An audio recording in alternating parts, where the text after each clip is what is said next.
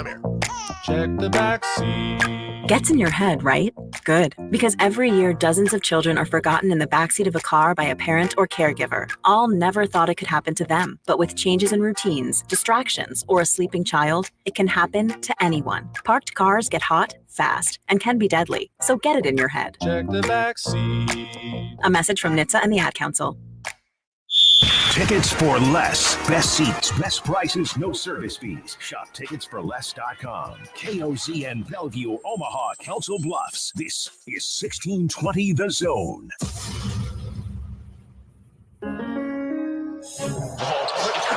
Crossover. Oh, killer crossover. Just crossover. It just crossed him over. Absolutely. Another victim to the crossovers. Crossed him up and sit him down. Time for the crossover, powered by Everlevel Concrete Repair in Omaha at everlevelconcrete.com. John, Josh, Joey.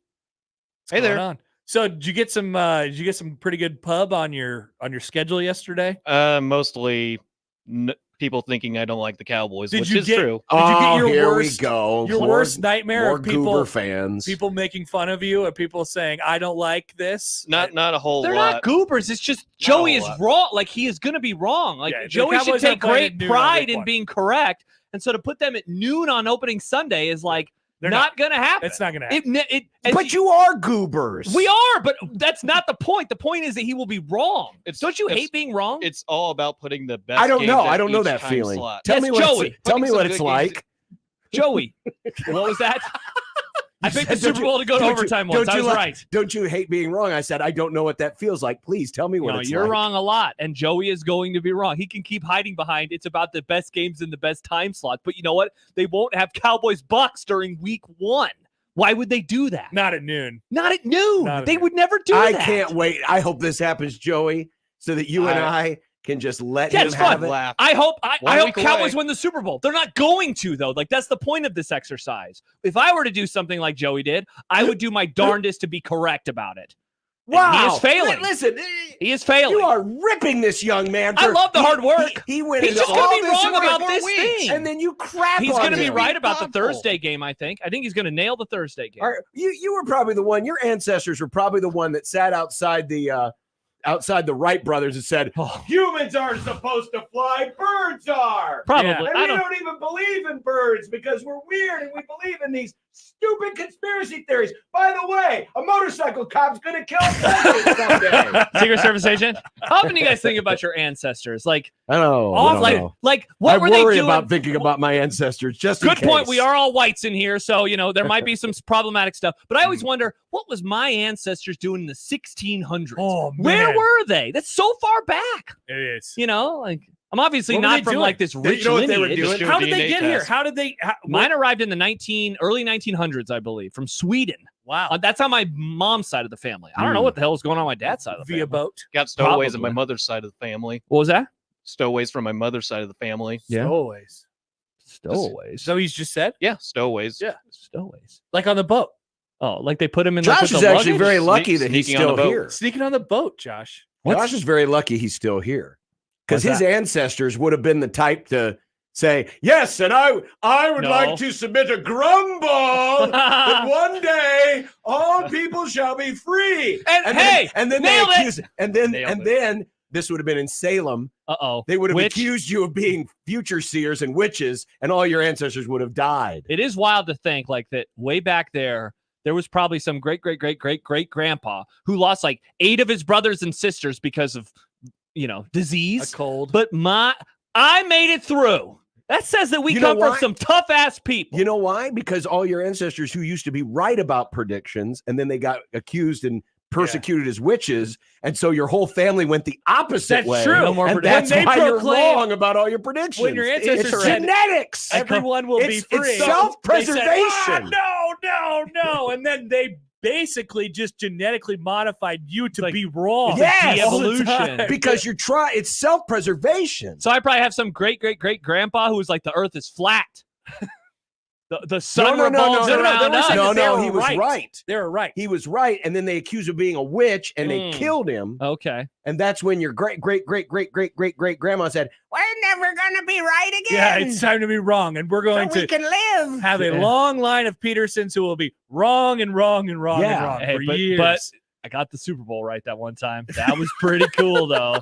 That was Yes, one I'm sure fluke. your great Each Peterson grandfather gets to be right about one thing their Hey, whole life. I'll take that. That was pretty cool. Overtime in the Super Bowl. Hey, what's your favorite prediction you've ever made that you were right on? That one was pretty cool. That's a good one. Yeah. It's a good one. I also picked the Seahawks to win the Super Bowl before the season that they won if you the Super could be Bowl. right about one thing, do you think you maximized your one right of your life? Probably You know? not. No, probably not. No. Yeah. No. Sad. It is. I mean, there was that one time till death do us part. So, yeah. Fairly Yeah, that was 50% right now. It's a good three-point shooter, though. It You'd love to is. be 50% from three. Not so high volume, though. Yeah. which John, is what's good. your best prediction of all time? I don't remember. Mm. I really don't. I can't think of. Yeah, I don't know either. Yeah. All right, Joey, do you have a good prediction? I can't remember. It's whatever I got the Cowboys schedule. Bucks on Saturday at noon. If Joey is right, Joey, I'll buy you lunch. If For you Sunday are at correct, I don't even care if they're who they're playing. If they're at noon on week 1, I will buy you lunch. Up to I'll take it. $15. Oh, come on. no! Stipulation. You gotta no. Drover, Fine, Drover I'll buy you lunch. the Drover. I'll buy you Drover lunch. Good. I'm not worried in the least about this. I Not can't worried in wait the till least. this schedule comes out. Yeah, I'm kind of even if it doesn't happen. Yeah. I'm not week gonna be a 1 rep. schedule, and Josh will be like, no. I mean, I will say I'll it just would rep- be And then pretty funny. And then he sees the Cowboys scheduled at 1:00 against the Jets. Oh, but I was right. It wasn't the Bucks. A little out there. Hodson says, I predicted Ben Roethlisberger to be a successful NFL quarterback the week of the draft. That's pretty good because people didn't really think much of the guy from Miami of Ohio back then. Right? You'd have done society a He's a much bigger first favor, rounder. Josh, if you would have predicted some other things. Oh, you would have gotten those wrong or right. That's for sure. He was a first round. I'm not trying to He take was, it. yeah. Great prediction, Josh. Wow. But, it was a first rounder. How do you feel if somebody was like, I knew Patrick Mahomes was going to be awesome because he was also a first round. He was a top 10 pick. Yeah. But a lot of people were like, that guy? It's pretty much the history of first round quarterbacks is just like they're just 50-50. I guess Yeah. that's true. It's not that impressive if you just say good or bad. Yeah. Okay. Hard to Right? argue with that. Yeah, I Yeah. guess you're right. I've definitely had some wrong ones. I thought Josh Rosen was going to be a pretty good. Why? Schaefer thought the same I think thing. I like Josh Rosen for some reason. I have a take for you. Too ugly. Quarterbacks are good looking. No, Josh Rosen, too ugly. He had the hot tub in his dorm room. His So face, he got all the So you're ladies. saying Dak I is couldn't- ugly? He's mid. He is normal looking. He's not handsome though. He's not. He's not handsome Oh, enough. Dak is handsome. Peyton Manning is probably the ugliest successful quarterback. Huge forehead. Ooh, this is a good dumb here we debate. go. Ugliest, most successful. For the record, quarterback. I wouldn't have been a good quarterback either. So this is not me throwing a rock inside of a glass. I guess it is, but I'm in the house. We're all in the house together. Yeah, we're all in the house. Yeah. Ugliest, quarterback. most successful, ugly quarterback. So we're all Joe agreeing. Montana, super handsome. We're agreeing that Brady is good looking. Yeah, I mean, he's gotten weird looking now. Yeah. His face just swallowed. How about up. Terry Bradshaw? Bradshaw. But how do we? It was the 70s. Everybody looked good. well, Or Yeah. bad. yeah, but Bradshaw before he really lost the hair. Yeah, he was a handsome dude. yeah. He's got the little butt Okay. chin going. Tom Brady. I'm gonna search best quarterbacks ever. I don't know why I need this list. I know who they are, but like, Let's go to like the most passing yards. how do we feel is about? Bart Starr handsome?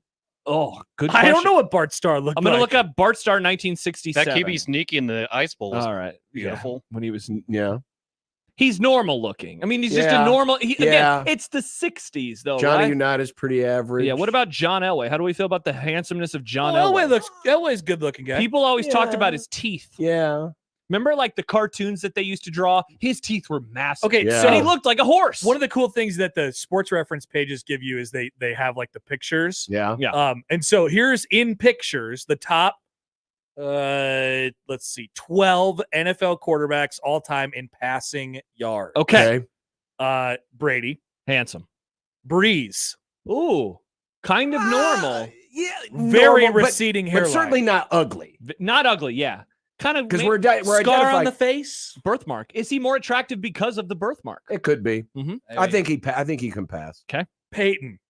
See? Again, large forehead. Huge forehead. Huge. Remember he'd take his helmet off and it was like he Yeah. stuck a big Even in pack this of picture. gum, red gum on his forehead. Yes. Even in this picture, it looks I like love- he looks like Private Pile. That's one of the best things about the Manning cast is how much Eli just calls him five head. And It's a huge forehead. He's lucky that his hairline is good. Imagine if Yeah. that guy Oh, was yeah. losing his hair. Oh, yeah. that'd be He's tough. so Caller big. Mike just Yeah. said Jim Plunkett. Okay, Scott Jim says Jim Plunkett? Plunkett as wow, well. Jim Plunkett. People out on Jim Catching Plunkett. strays, Jim Plunkett. The thing about Roethlis- Jim Plunkett is he always wore a helmet 7 sizes too small. Did so he? it looked like his face was bursting out of the front. And the face mask was like right up against his mouth. It was Does so have a big huge. face. What do we think about Matt Ryan? He's got a really long neck. He does. Matt Ryan is Matt- like a. Matt Ryan's fine. Yeah, Matt Ryan's. And the rest, I But mean, look at that neck, though. it's a really yeah. long He neck. looks like a dinosaur. Looks like a giraffe. He looks like the dinosaur from Jurassic Park. Yeah, he could play. One of them. He could play Shaggy in the live action remake. And then of his Scooby-Doo. shoulders are too big. Yeah, no, I know. He looks like a weird guy. Yeah, for sure. I mean, we skipped over Phillip Rivers. Phillip Rivers pretty, always had that pretty mouth. average. Yeah. And then the rest, I mean, Rodgers, Eli, Handsome. Stafford, Carson Palmer, Flacco, and Russell Wilson. All good looking guys. Yeah. Peyton Manning, So- ugliest, so best we got- quarterback ever. Well, we've got to go down deeper in the list. Was Like- Brett Favre? Did you mention Favre? He's a handsome guy, right? Yeah, Yeah, Favre. so I'm looking at it now. I don't Tony know why. Romo. Tony Romo, handsome. Tony Romo, Troy very Aikman. handsome. Troy Aikman, very handsome. My mom loved Troy Aikman. Big He's fan. too. Wow, I he's- feel bad for your dad. I feel like his suits are too tight now. It always feels like his head's gonna explode. His hands are enormous. he is a big ass dude. It is like I wanna shake ever your since I hand. noticed how large his hands were when he does a stand up with yeah, I know. Joe, I can't not look at his hands. It's like that episode of Seinfeld with the really attractive Man woman hands. with the man hands. It's just like She these- had these man beat- hands. meat hooks. It's just like I can't look at Troy Aikman now without noticing how much he's strangling the microphone. They 'cause are it's just like, huge. my hands are very large, Look at which his explains hands. why he was a decent quarterback, but certainly the Great certainly quarterback. the worst quarterback to win 3 Super Bowls. Quarterback of the 90s. What did Fran Tarkenton look like? Anybody? Fran was okay. How do we feel about Steve Young? Wow, this Oh, Steve Young was good. Fran Tarkenton has aged in a very interesting. His eyes are very. Oh yeah, I didn't see a picture of he's a him. little. His eyes are very. He's going a little Palpatine. Yes. There you oh, go. okay. Fran Tarkenton has Palpatine. Unlimited power. Yeah, that's the thing about quarterbacks. It's hard to be good and be ugly. It is. It's very. But going back to Rosen, see, look up Josh Rosen at face. I'm just not good. You don't enough. think Josh might have something here. Huh. This might be the second thing he's right on. So There be we go. careful. Who's the ugliest active quarterback that we have? Oh, good question. I was just gonna say who's the ugliest of the top 6 that got picked in the first round in the first 12 picks. Oh, I'm gonna look at these quarterbacks. And well, Jaden figure out- Daniels had that weird elbow thing. Oh my gosh, I forgot about Remember Jaden. his weird elbow thing? Yep. I would say the elbow. It's kind of Do off-putting. people like Drake May? Do people find him attractive? Big guy. I'll be honest. I can't Classic white picture. guy. I can't picture either Bo Nix or Drake May. They Yeah. both Face. just look like regular white guys. Yeah. Now, if we're going off of the handsome scale, I mean, JJ McCarthy, Hall of Famer. He might be the best quarterback of all JJ time. McCarthy think is the best looking Of the quarterback? 6, I don't know. him or Caleb? I don't know. Hmm. EC, just dudes checking out dudes. No, we're just thinking about it. Yeah, just hey, we're trying to find reasons to believe in guys. Jed, We're only doing this now so that later, when we do the same thing about women, we can say, "But we did the same thing with guys." we did it about the See? quarterbacks. There you Jed go. says, how about Andrew Luck and his neck beard? Yeah, he was And he not, sounded like he had peanut butter in his mouth. I feel like most of the time, like that was just an effort thing. He could have been a good looking guy if he wanted to, but I think he just chose Yeah, but not to. He didn't really care. You're right. His hair always looked like garbage.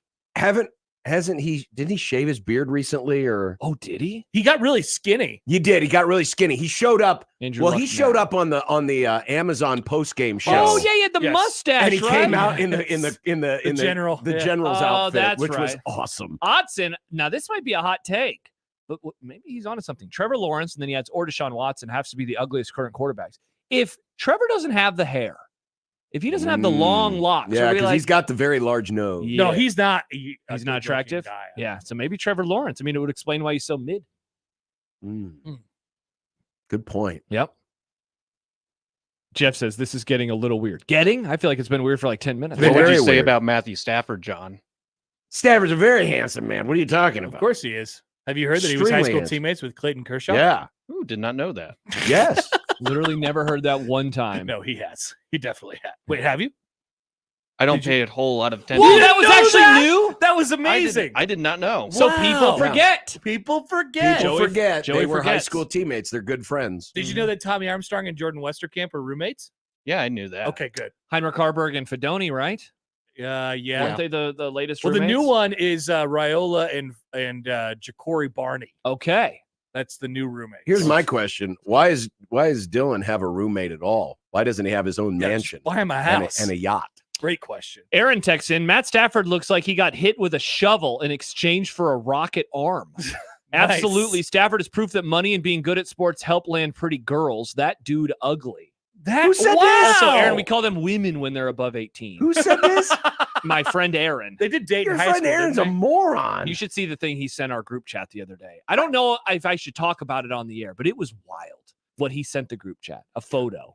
they? Okay. That's crazy. I mean, Yeah. Matt. Who would think that Matthew Stafford Aaron. is ugly? He's one of Joey's boys. I thought that was just a well-known thing. Like he's got that thing to him. The you look know? about him? Yeah, he's got the look. Yeah, Yeah, I didn't realize people thought Matt Stafford was ugly. I've never heard that before. Yeah. That's crazy talk. Crazy talk. That's crazy. Plus, he's the number one quarterback you would want going into last year's NFL playoffs. Yes. That's what John said. Yeah, I know. That was what our reaction was too. Interesting. No, it was really smart for the time because he was not. Before they lost that first game, he it was was a great not. No, he outplayed Jared Goff in that game. It's unfortunately just got crushed. And Jared Goff, officials that's a good-looking guy. and the officials did not penalize them for roughing the passer like they should have. But Patrick Mahomes is not playing well going into the postseason. Everyone knows this. Otson writes, Josh, do you and your friends have a Slack together? Gosh, I wish. Josh is in my Slack. Yeah, did you see John showed up today in Slack? John I got don't on even the know Slack? I don't even know what the hell this thing is. John, we're slacking. Yeah. Well, that's very, very on brand. Today for I this went into generation. Mark's office and I thought to myself, I could say something or I could just slack it to him. So And did you Slack it to him? No, I just went up and talked to him. But Yeah. I will If slack this him. thing gets annoying, I'm deleting it. I'm just going to say right now, I do not need any more. I don't need any more things polluting the mentions in my That's phone. a great take by John. I So agree. if people start abusing this, I'm out Yeah. because I have text, I have DM on Twitter. I don't I need have another text. reason or another way for people to get in touch with me. They know how to reach me. Okay. So No, I'm I just agree saying with we this need take. we need to be very prudent and judicious record, I will with how we slack. I will continue to DM you on Twitter. That is how I will contact you because that is how I contact you the most. I don't Well, and know that why we works. have to all slack each other. Well, see, Personally. that's why No, I we did. tell you our guests. Tomorrow we have Adrian Martinez on. That's how we Yeah, can tell because, each other. because I mean, yeah, we we don't had this- expect you to be able to look, 5 feet. And the to your morning right. show hasn't used the board since like, and I don't have a 2013. board. I haven't been given a board. I think you should steal theirs. But there's They- a bunch of guarantees on there. Okay, well, first of all, you can take down the Georgetown one because that's season's Josh was over. right. Long Josh had a done. good prediction though. Shout out, Josh. I think you're gonna have to put a little spit on that. You're gonna have to spit on it. Yeah. first. Oh Oh, no! no. Look at that. Oh, it bye comes bye. very clean, very clean. It comes off very nicely. You could divide it in half, Happer. So then, like the upper half could be the morning show, and then the bottom half could be your show.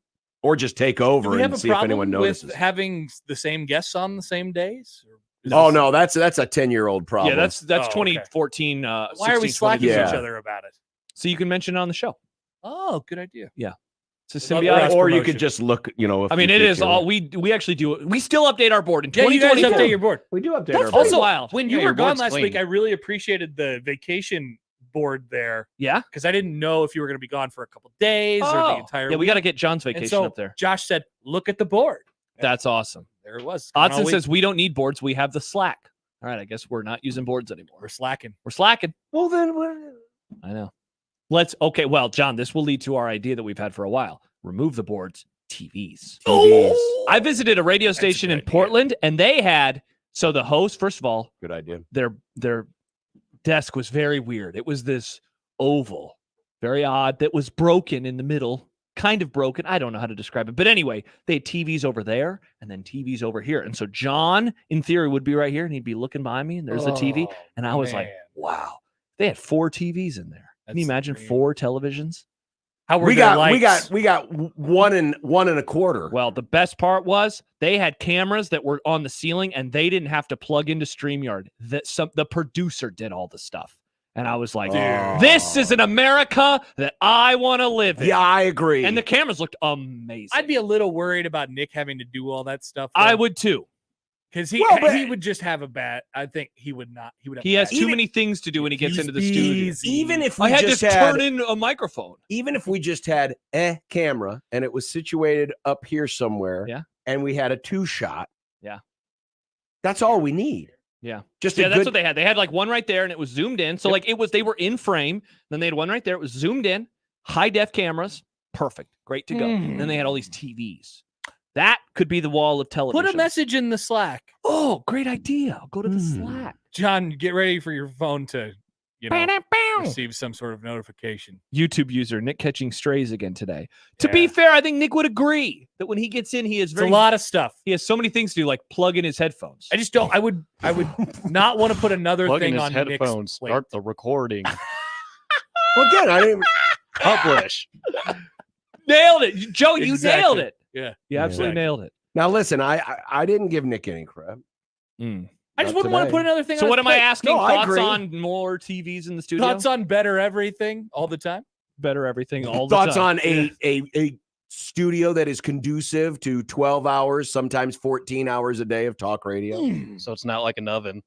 And it's not like an oven. By Joe, the way, that's that door, a great one. Yeah, we're opening this door. that again. door's getting opened again, and Yeah. we're leaving it open because it cooled off so much better. This is a good time to have this That's conversation. awesome. So, out of the things that we've just mentioned here, the things that we could potentially fix, Mhm.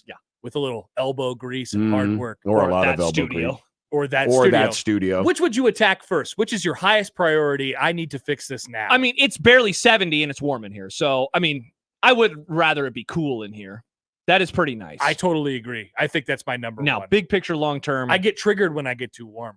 Yeah, big I don't studio. wanna I do trigger. too. Dude, It's too they warm. they also had the setup in there where their producer is in the other room. And I was telling Riss about it as we leave. I'm like, we always talk about that. But then Nick gets triggered because he thinks that we don't want to talk to him.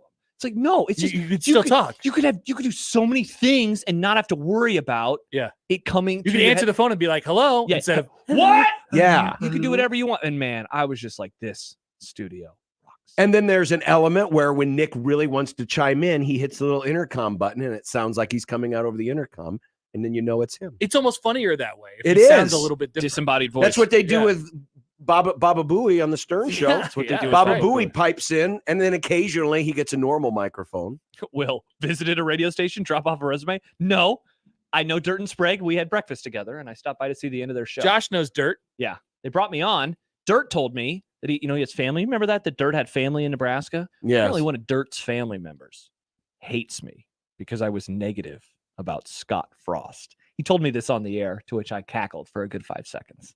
And how does this family member feel now? He said, I haven't heard from them in a while. And I said, I bet they love Gee, Matt I Rhule. wonder why. Yeah. Because you were wrong. They never wrote me an apology to say Josh was right. I would have loved. Oh, that is another of one of my takes. I was pretty good on that one.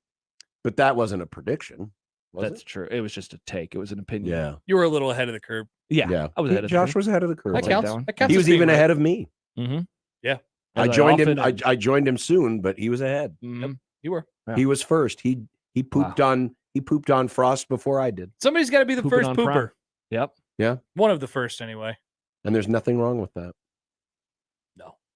I would say who was the first to poop on Riley, but I would say that was half the fan base. The moment that- the email That was came down. exactly. Nanoseconds after they heard the news, they were crapping on I'm him. always a late pooper, though. I pooped late on Riley, too. Yeah. I was early on Bo, early on Frost.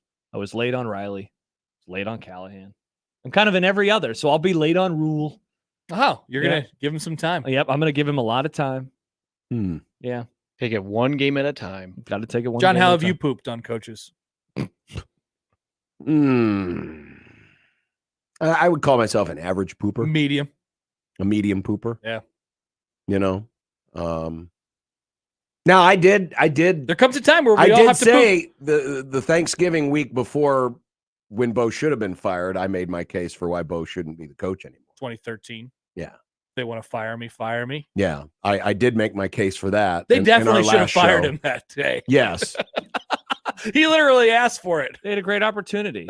The audio tape had come out that year. Yeah. He swings his hat at a ref and he almost hits him and he says, "Fire me." Yeah. And then they were like, "No, we're good." No thanks. Yeah. Come back. Remember there was like the other. So the leaked audio happened that year. What was the thing that happened after the Iowa game where it was like, you could hear coaches and it was like crossing the streams. Like Michael recorded some of the audio. Yeah. What was it? What happened? Well, it was a conversation between announcers. That's right. That was Where it was a certain somebody maybe saying like, yeah, the coaches came up and they wished me well. They were like, hey, Yeah, it's been fun. yeah. We'll see you later. Yes. They all thought they were going to. Yeah, so it wasn't. I remember. It wasn't this. anything Yeah. scandalous, but Yeah. it was just like a little bit of inside baseball. They that thought they were that the coaches all thought they were gone. Yeah. and so they were all. Yeah, I don't think kind of Bo- saying their goodbyes. Bo probably wouldn't have said that if they want to fire me. If he didn't think he was actually going to. He get thought he fired. was going to get Exactly. fired. The whole year, they thought that they were going to get fired. Yeah, Sipple has talked about it before. They thought that they were going to get fired. And then I always forget what happened, why they didn't. I think Eichhorst he just didn't have the right people behind him. he didn't. Well, yeah, he didn't have the right people behind him. Didn't and have the that- next coach. and there were And so he couldn't do it.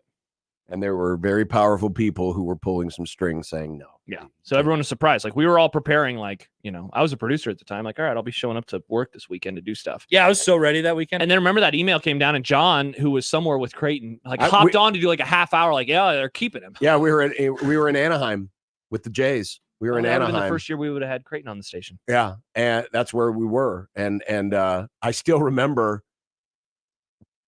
like, it was just barely daylight on the West Coast, It would have been And- before the game started. Yeah. that day. and I opened up my email, and I remember yelling, "Oh my God!" and it woke Nick up because Ba was in the other bed. We weren't sleeping together. Nice. He was in the other bed, Just hanging out. and it startled Nick awake. I said, They're keeping him," and Nick was like, "What?"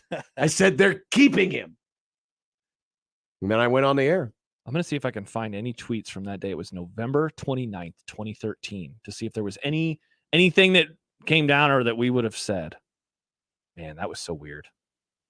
The only thing I think I probably just quote tweeted the press release. It's the only thing I can think of. Mm-hmm. Yeah, because we were running Manuel we were retweeted it. running the Ohio State Michigan game, and I would I did a thing at halftime, kind of hey, here's what's happening with Bo, and he's staying, and here's the release, and blah blah blah. Wow. Yeah, that was. They probably should have fired him. Yeah. And So then later that day, the kick six. It was an exciting day. Oh, the Ohio State Michigan game was awesome too. Yeah, it Went was a, to, it was a very overtime. exciting day of the sports. John has a lot of tweets from that day. Do I? Oh, wow. You have one where Bo is swinging a hat and Mike Tomlin. Remember that was the Mike Tomlin when he stepped on the sidelines versus the Ravens. Oh yeah, he tripped his little foot Oh, out. Yeah. Who made the picture? You said it gave credit to Andy at And Anders. Andy made the it's a screen. It's a Photoshop of Tomlin stepping on the field, but both swinging the hat at him. Nice, Uh-huh. very topical. It was very topical. Man, this was back when you had to like quote tweet with the manual Manual retweet. RT, and it just says Yeah. RT Yeah. in the quotes. This is back, John. Do you remember when we would do poll codes? You remember that? We went to some Poll website code. called Poll Oh, Code. that's right. We did our poll questions on poll code. Mhm. Oh, Poll here's a code. tweet from John, quote tweeting the manual retweet of Michael, the audio, and John writes, "More leaked audio, hashtag SMDH, hashtag Huskers." Nice, Awesome. good job. Yep. Fun times. Good times. Wow. Wow, that Michael SoundCloud link had almost 20,000 plays. That's awesome. And no pictures of him wearing awkward Saints gear. That was until years later. Yeah. Uh-huh. Jeez. Wow. Josh's ancestors should have told him to be right about that one. They're That not was- going to fire him in 2013. I would have. If there was one big red overreaction, I would like to re-listen to. It would have been that one because The it one was after the Michael and Iowa game? Damon. I think it was Michael and Damon. That Black Friday? Yeah, Oh, boy. because I think they were, typical Michael and Damon. Oh, just arguing about Just stuff. arguing about random stuff. And all I remember is Nick and we had to leave because Creighton was playing that night, so we could only listen to parts of it. Yeah. But Oh my God. yeah, it was apparently. You know, an overreaction I would not want to listen to. Damon and me. Oh, McNeese State, 2014. Phew. Did you guys fight each other? Yeah. Oh, it was bad. I've heard about this. Wow. Wow. Really? Yeah. Wow. Yeah. It says a lot then that you have heard about it. Yeah. I've heard about this. Yeah. I have not seen this. You have not seen this, but you have heard about this? Yes. Yeah, that was an interesting one. Yeah, I missed that one because we actually went to that game. That was the year that Christian was sick and was getting better, and we got tickets we got some free tickets courtesy of the university, and we went to that game, and I don't remember listening to you guys For the that best. For the best. Would have dampened the spirits a little bit. Mm-hmm. Yeah, probably. Yeah, that was an interesting What could you have been How so did that wrong start? About? Yeah. Well, Damon and I disagreed on what we thought should have happened with Bo. And so I approached it. So I decided early on, I wonder if Damon's listening right now. I was like, I'm not really going to give my opinion, but I'm going to read emails from people that I have the same opinion as. You're a jerk. So I was just reading a lot of Bo sucks. Bo needs to be fired. This is another reason why he's bad. And eventually it just kept building and building to one point where off air, we were screaming at each other. And our producer, Mike Neville, who still is here, he is like, guys, we're coming back on the air. He was like, what's going on right now? And I came back, and I think being the smartass I was like, having a great Big Red overreaction today. Thanks for listening. 402-951. That's so awesome. so he picked up on what you were trying to do. Well, yeah, and I mean, we disagreed, and it was just very uncomfortable. Very uncomfortable. Yeah. Now I want to listen to this. I kind of do too. Go back to the archives. I just want to Sadly, hear it. we've had our server crash multiple times since then, so we probably don't have that audio. Sad. 10 years ago, me. I mean, think about that. You talk about all the things that could have saved Bo. If they'd have lost that game, I know. and they should have lost that game. Oh, yeah. They were playing horribly. And Would have been a loss to an FCS school. And Amir bailed their ass out. Mhm. End of story. Single-handedly. Amir bailed their ass out. He makes one great play. That play was nuts. It was a great play. Yeah. But, yeah, they should have lost that game. They definitely should have lost that game. I think I was at the game that day too, and I was like, okay, guess we got that one over with. Let's move on. Yeah. Jeez. That was oof. Who would they have started off conference play with the next week? No, they played Miami the next week. And then they played Miami. Michigan State. They played Illinois right after Miami, then Michigan, Michigan State. They started 5-0. So the Miami game was right after that? After No. They were at Fresno State, then they hosted Miami. And then McNeese, and then Illinois. McNeese was the second game. That's They had 4 non-conference games. okay. So who did they play So first? I don't know that who year? went. Who was the opener? Who went? What order are we talking about here? I don't remember who they played first. That was Probably Fresno? No, Fresno was on the road third game. I think that was 14, right? This yeah, is 14. 2014. All right, they opened with Florida Atlantic. As like 55-7. Literally nailed it. I believe that was my KRNU game. Okay. They beat at McNeese State 31-24. Yeah. Then they went to Fresno, like Joey said. They won 55-19. The That was a hottest super game of late all game. time. That was 9:30 really super CBS late. Sports Network I got game. hammered that night. Nice. Rum and Cokes. Then they beat Miami.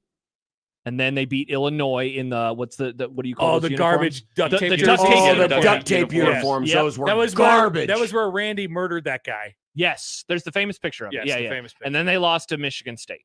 They went on the road. They lost to Michigan State. Mhm. 27-22. And then they won their next 3. And so when they went into that Wisconsin game, which they were up by 2 scores at one point, they 14-3, were right? 8-1. Yeah. 8-1. Was it 14-3 or 17-3? I think they were up 17. And he 73. ripped off that touchdown, and I was like, game's over. Yeah. They just lost. Yeah. Because he They just did. bounces off of somebody. Maybe Stafford. Was it Damian Stafford that he bounced off Good of? call. Yeah, I don't know why. I randomly watched some of that game a couple of years ago. And there's a moment on the sidelines where him and Bo are just, always. Everyone always yelling on the sidelines. And they were just losing their minds at each other. That would have been too late for Damian Stafford, though, right? Was it? I thought he was on that team. Maybe. Now, you know what? You might be right. Who am I thinking of? I don't know. Another Chris safety. Chris writes, I think I remember going back to the Josh versus Damon war. Josh versus That's when DB intentionally kept disagreeing with Josh, and at one point there was 6 seconds of silence, followed by DB screaming, "That's radio, Josh. Get over it." DB was being an ass that day. His words, not mine. That's his words. Not That's mine. another It's Chris's Plants words. Josh email that he was using to trigger Chris, David. the money's coming to your Venmo. Thank you. That's radio, Josh. Do you remember that word? Because that feels like a Google it. No, there's some stuff that I will not say on the air that I remember from that day, like as we're about to start, and I was just like, "Oh God, this is gonna suck." Because that's my first time ever doing that. I was nervous really? as hell. I was so scared, like, "Oh my gosh, this is gonna be crazy." They're almost losing. Everybody knows that I hate Bo. Like everyone knows that I'm out to fire him. Like, oh, I wasn't in a good place. Wow. And I was 26. Wow. You know, I was a kid. I was a tiny baby. That's radio, Josh. Get over Radio, it. Josh. God, I want to hear this again. Yeah, it's Somebody too has to have that that's recording gotta be somewhere. Somebody did. Is there anyone out there who downloads every Big Red Overreaction episode and just saves it for some reason? It's on their computer. Yeah. That would be I amazing. want that one. Puts it on a CD, Just maybe. like I should have done that. I should have just done that for, posterity. Yeah. This is the first time I was ever on the radio. One of my favorite shows of all time. Oh. Otson, you had a co-host on your Big Red Overreaction? Wow, sounds fun.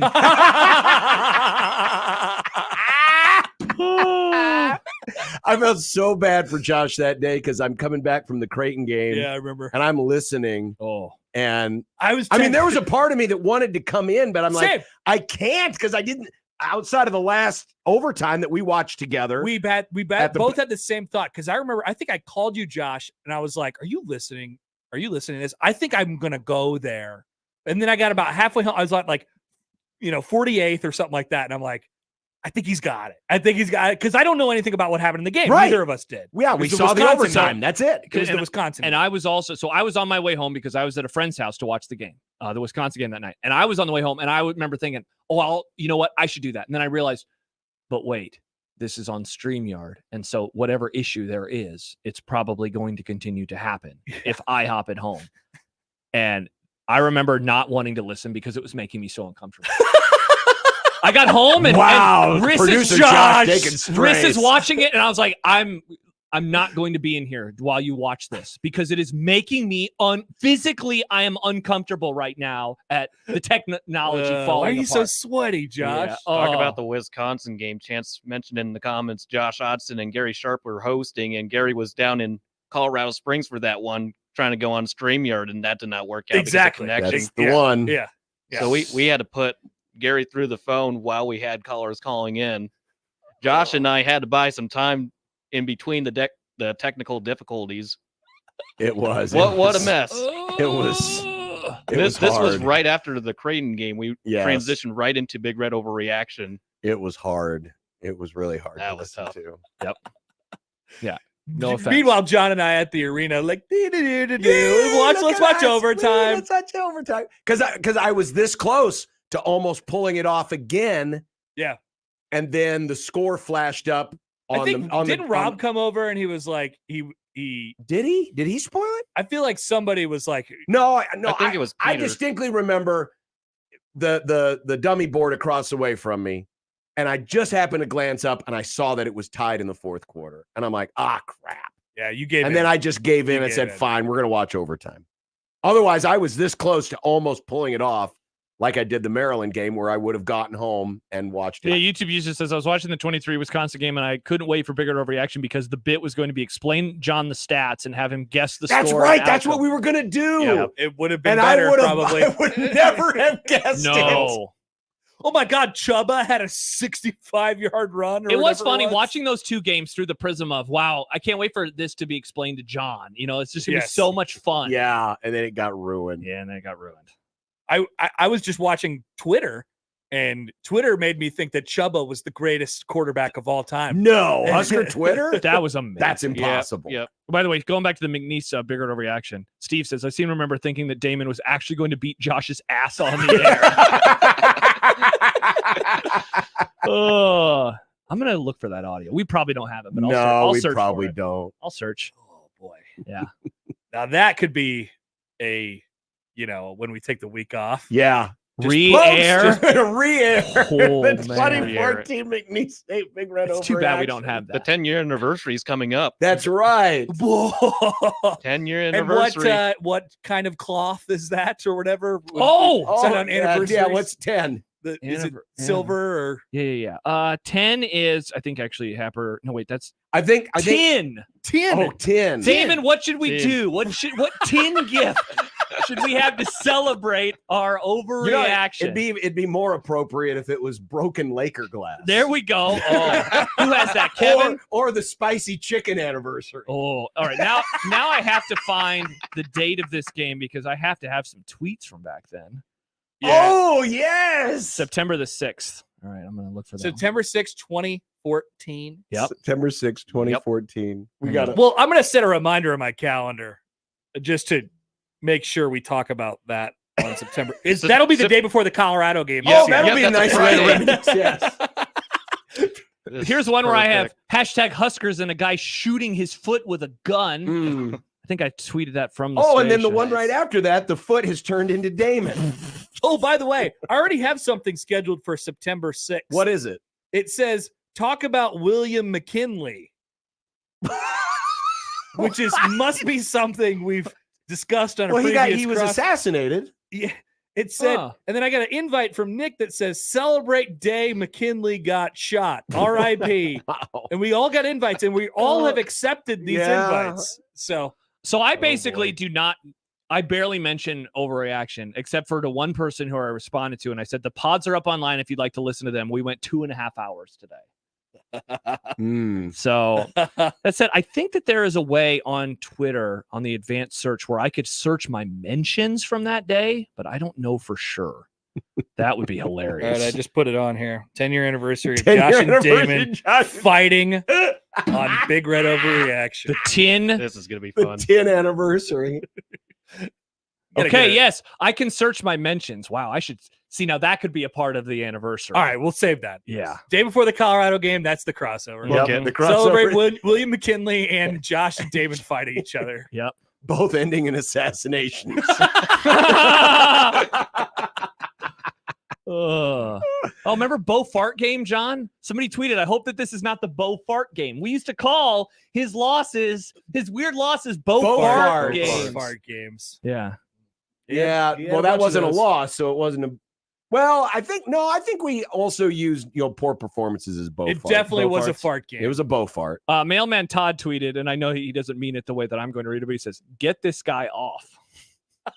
Mm. Don't I will say it not like be. that, I will. Josh. Oh, sorry. I apologize. We'll end on this note as we remember all the things that we're going to have to recognize in September. Yeah. Chance. Wow. Oh, Lots no. of holidays in September. Put it on the board. The board or on board. Slack. Board.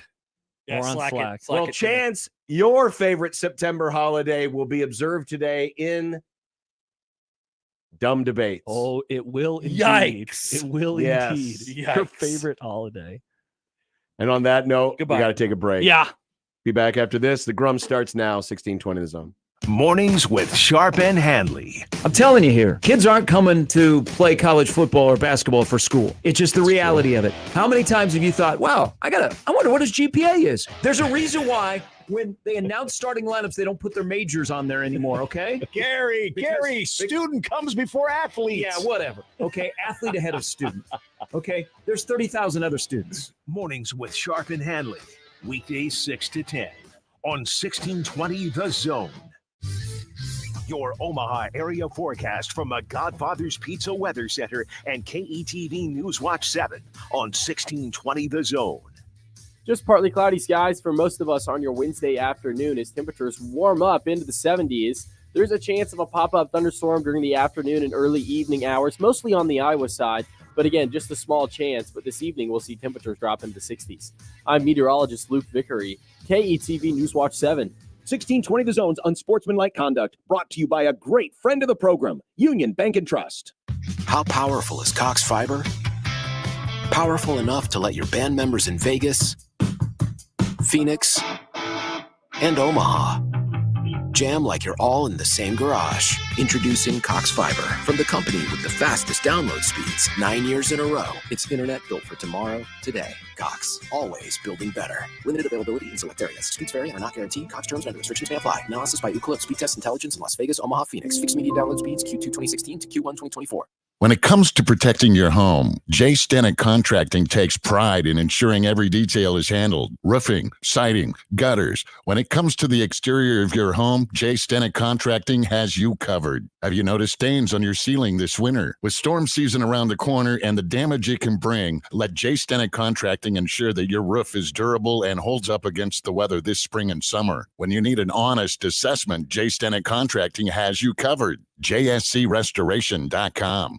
Cards issued by Sutton Bank and Celtic Bank, members FDIC. Terms and conditions apply. Are you the decision maker in your company? Consider this. For the first time in decades, there's a better option for a corporate card and spend management platform. Meet Ramp, the only corporate card and spend management system designed to help you spend less money so you can make more. Most corporate credit cards offer points as incentives, but those points amount to less than their worth in real cash value. Ramp's business cards offer you cash back, real money in your pocket. Plus, you control who spends what with each vendor. And Ramp software collects and verifies receipts automatically, which means you'll stop wasteful spending and close your books in hours instead of days. Businesses that use Ramp add up to 5% to their bottom line the first year.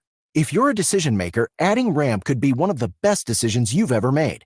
And now get $250 when you join Ramp for free. Just go to ramp.com/sports. ramp.com/sports. ramp.com/sports. Are you an oblivious person hogging the sidewalk like a large dying snail? Do people stuck behind you ask, how do you sleep at night? Then you should go to Mattress Firm. They have tons of quality beds at every price. So anyone, even people like you, can sleep. Get matched at Mattress Firm. Sleep at night.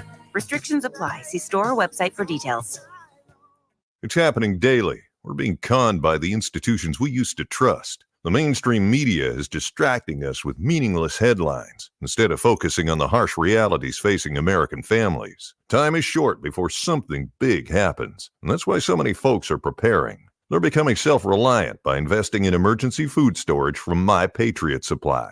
Go to MyPatriotSupply.com and secure 4-week emergency food kits for each member of your family. Each kit contains tasty breakfasts, lunches, and dinners, averaging over 2,000 calories per day. Save $50 on each 4-week food kit you purchase. Plus, get free shipping on Ready Hour 4-week emergency food kits. You're not ready if it's not Ready Hour Foods. At My Patriot Supply, you can also get solar power generators, water filtration units, heirloom seeds, and survival gear. Order by 3 p.m. and your unmarked boxes ship the same day. Shop MyPatriotSupply.com today. MyPatriotSupply.com. Hello? Jan, it's Kay. Are you and Rich free for dinner tonight? I'm making pizza. Sounds great. What time? 6 p.m.? Sorry, can't do it. Wheel of Fortune is on and Rich won't miss it. You're kidding. Nope. He's seen every episode since 1975. He won't budge. Listen, tell him if he comes, we'll buy him a bunch of Wheel of Fortune scratch tickets from the Nebraska Lottery. Won't work. He has to see the show. That's just it. Until July 30th, if Rich enters any non-winning $5 Wheel of Fortune scratch ticket online, he could win the ultimate fan trip to Los Angeles, including airfare and accommodations. He'll also win tickets to a live taping of Wheel of Fortune and get to spin the big wheel to win at least $2,000. That might work. Could you do just one other thing? Sure. What? Could you write free spin and pepperoni on every other slice of pizza? Why don't you just come at 7? Wheel of Fortune top prize odds, 1 in 112,000. Where's the perfect place to shop for Mother's Day? By your mom's house, of course, at 42 Degrees. Right now, treat your mom to the best Primo cannabis with smokin' new low pricing. Or spoil mom with the CBD or Delta product. It's all up to half off. Think of how proud your mom will be when she finds out how much you saved.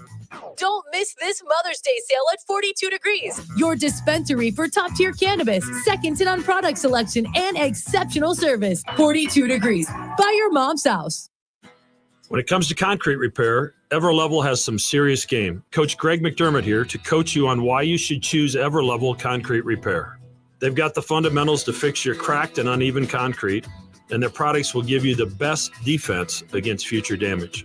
It's a fraction of the price compared to replacement, and their solutions come with a long-term transferable warranty. Working with Everlevel is a slam dunk.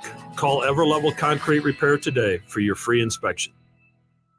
Come visit Omaha's own little corner of France, Les Voltaire, for mouth-watering appetizers and entrees. Plus, melt-in-your-mouth desserts and an extensive brunch menu on Sundays 10 to 2. Dinner, brunch with friends, a special occasion, entertaining clients, or just chilling with French wines with your favorite someone, Les Voltaire will make you feel right at home. Reserve their private party room today for birthdays, rehearsal dinners, and retirement parties. Les Voltaire, just off 156th and West Dodge Road in the Pepperwood Village, and at lesvoltaireomaha.com.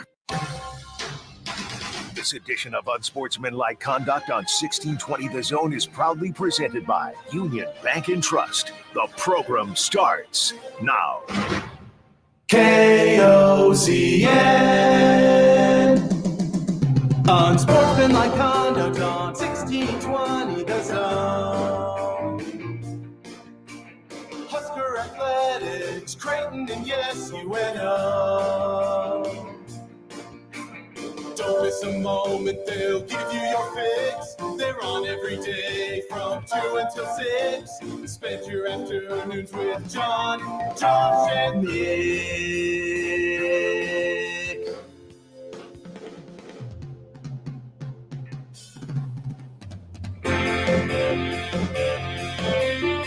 John, Josh, and Nick.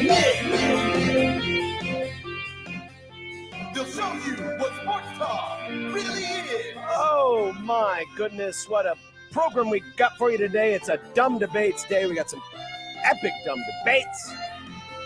Do we? Still haven't figured out how to turn your mic on. No, it's 2014 Josh all over again. Wow. Sportsmanlike Conduct on 1620 The Zone. Husker Athletics, Creighton, and yes, UNO. Happy Wednesday, everybody, and welcome to the Grum. Joey in for Nick. Otherwise, it's your same usual cast of idiotic characters. Oh, idiotic. We got lots of idiocy planned for you today. Ripple J. Oh, yeah. Somebody Billy. wanted to know, like, can we do smart debates? And I said we will if we move to the FM dial. So that's on our boss. Get the letter writing campaign going. Yep. Move us to 98.5 or 101.9. Or we can take over somebody else's signal, but it's got to be a really nice signal. Oh. We don't want some little tiny wimpy FM signal. We want a big FM signal because that's what we deserve. We want a blowtorch. After all these years, after 20 plus years of all of you having to suffer at the yoke of our signal. Oh, yeah. You, the people, deserve the best. Crystal clear FM sound on a booming HD radio. I wouldn't go that far because no one listens to HD radio. Yeah, what happened to HD radio? It died a horrible death. No one listens to it. Yeah, it's weird. I mean, I get it. You know, now no matter where you listen, it's always AM radio, blah, blah, blah, blah, But it blah. could be You got the FM app. radio. But it could be FM radio. It sounds so clean. We know that you have your phones and all that other stuff. By the way, there is one app. Slack? No. Oh. But tune in. What about it? You bring it up. Yeah. And when you're done with it, it doesn't want to go away. Oh, no. Like, you can't find the spot. Sounds where like a it says, venereal disease. Shut it down. Yeah. Right? So I'll just stop it. You can't just like close it. I'll close the app. And it still but is then like... it'll still be running in deep in the dark recesses of the background. And then randomly at some point I'll look at my phone. All of a sudden, wow, there it is again. I don't need this. I don't need this in my life. I have to literally reset my phone. Not reset Oh my gosh. but like restart my phone. Wow. Just so it and you make fun of iPhones. Interesting. I don't think it's an iPhone Android phone thing. I have that app. I think and I it's close this- it and it shuts up for Yeah, me. but do you have the place where it I shut it up. I close not to criticize our own app. Sometimes our own app can be a pain because It's a perfect app. It asks you like 15 questions. Are you sure you want to close it? Are you sure you want to close it? Yes, I want to close It's it. a perfect app. It's a perfect app. Never a problem with our glorious app. No matter where you're listening, whether it's TuneIn or we prefer the 1620 The Zone app. Oh, it's always AM radio. Always. 1620thezone.com. Always. But, it's one of those things where, it shouldn't take 15 buttons to turn something off. You hit the off button, it's off. Yeah. You hit the close button, it's closed. One button to turn on, one button to turn off. Find the button, John. You just got to find it. This isn't Obi-Wan Kenobi trying to deactivate the freaking tractor beam where he's pulling all these levers and pushing all these buttons. No. One button. It's one button. People always say like one app, one He tap. might have lived. He'd have gotten done a lot quicker and he wouldn't have run into Vader. He would have lived. I think he wanted, hot take, I think he wanted to get killed by Vader. Well, he probably did. He wanted to become a my little ghost. 7-year-old brain at the time A ghost. was like, man, if he only had just an on-off switch, he could have lived. He could have been on the Millennium Falcon and then, he could have gotten away. Mm-hmm. He would have gotten away with it too if it hadn't been for you darn kids. Oh, damn kids. But I digress. Yeah, you do. That was a little digression. No matter where you listen to our wonderful Grum on any of these wonderful services, especially 1620thezone.com or the 1620 The Zone mobile app, please remember, it's always AM radio, 1620thezone.com. Though we should be on the FM dial. That would be so nice. FM. That would be cool. Steely Dan sang a song about it. That was freaking 50 years ago! Yep. Hey, at least our signal's good. We might be on the AM band, John, but we're not on the extended band. It's a very normal band. Sounds great. What my favorite part about being on 1620 is, we go to the bathroom here, and in our bathrooms at NRG Media, there's radio on in the bathroom. It's a fun perk of working in radio. It is. It's a fun perk. We don't get Muzak. No. We get our own stations. I guess we could change it, but we don't. we have In a the cool men's little room, dial. it's the zone, baby. Yeah, It's people always the zone. I hate it when I walk into the men's restroom. Yeah. First of all, I have bad memories of that restroom because I saw a dead body in there. Oh, yeah. Or it might have been something else. But it certainly smelled like something. It certainly smelled like something had died. So Yeah. I already have PTSD when I walk into our men's bathroom. Yeah. But by God, when I walk in there, I want to be able to hear whether it's Gary doing a mentality spot, because I'm always in there in a commercial break. Of course. Gary doing a mentality spot, the jingle for the company whose name shall not be mentioned. Nice. Or Greg McDermott selling me on concrete repair. That's what I want to hear. Yeah, But when I walk in there, it's the latest from Kids. Hey, everybody, Taylor Swift. No. So when people switch that dial, it triggers. Yeah, so you go in there, and when it's on the zone, it's like, oh, that's what it sounds like in cars. Because I also need to know how much time I have in there before I need to rush back. That's another thing for producers when they're producing Creighton or UNO games. That's their, so valuable. it's Great so point, valuable. Joey. Very valuable. He's in there, and it's like, da-na, da-na-na-na-na, wah, and he's like, crap, I got to get back. Whenever John's talking to Coach Mack for his interview, that's when I go do my thing. John comments on our app. I'm not going to read it because it's a very good app. It's a great app. It's the best app. Yep, many are saying, or at least I am. Yeah. And not because I get paid. It is, though. It's a perk. It's a perk here. I love, yeah. Like, does your work have radio on in the bathroom? Probably not. It's pretty cool. It's pretty damn cool. I think it's great. Mm-hmm. I'm a big fan. Mm-hmm. I'm also a big fan of the Grum Down and the Rooferees at John Higgins Weather Guard. Another fine sponsor that I like to listen to on the zone in the bathroom. Nice. Get your big city attitude out of here. Big city attitude. Well, it's a take I heard regarding Anthony Edwards. Okay. That I want to flesh out. All right, let's flesh. Max Olson will be along with the Athletic. I wonder if Max knew the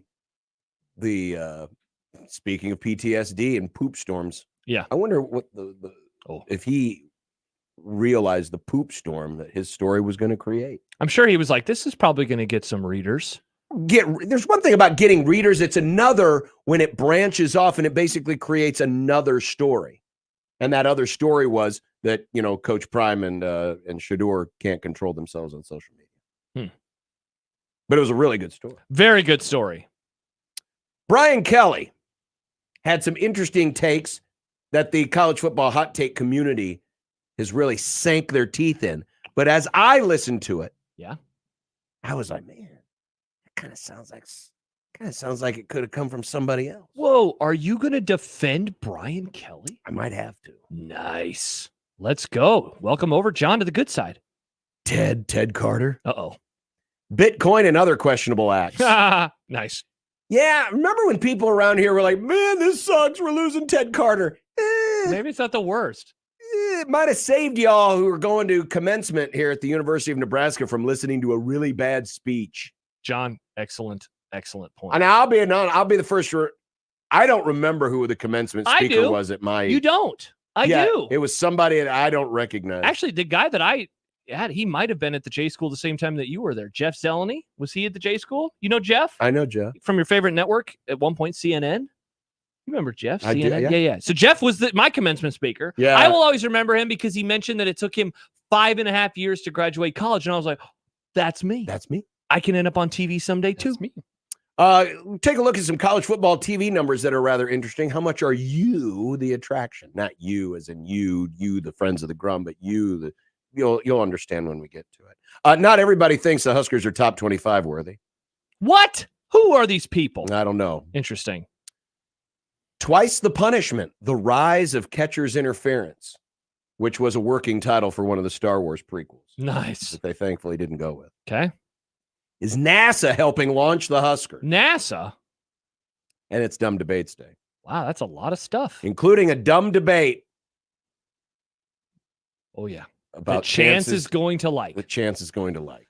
Jed tweets in J-Tech Construction's own Twitter feed. Joey goes to the bathroom when John talks to Mac. You mean you don't take a commercial break after every 1.5 questions like other pregame coach interviews? No, actually, we just go straight through for about 8 minutes. All right, Coach, sorry. We're going to go take a break after that one question. We'll be back after this. See you in 8 minutes. And he's like, I just have to sit here? I always wondered that. Does he just sit there?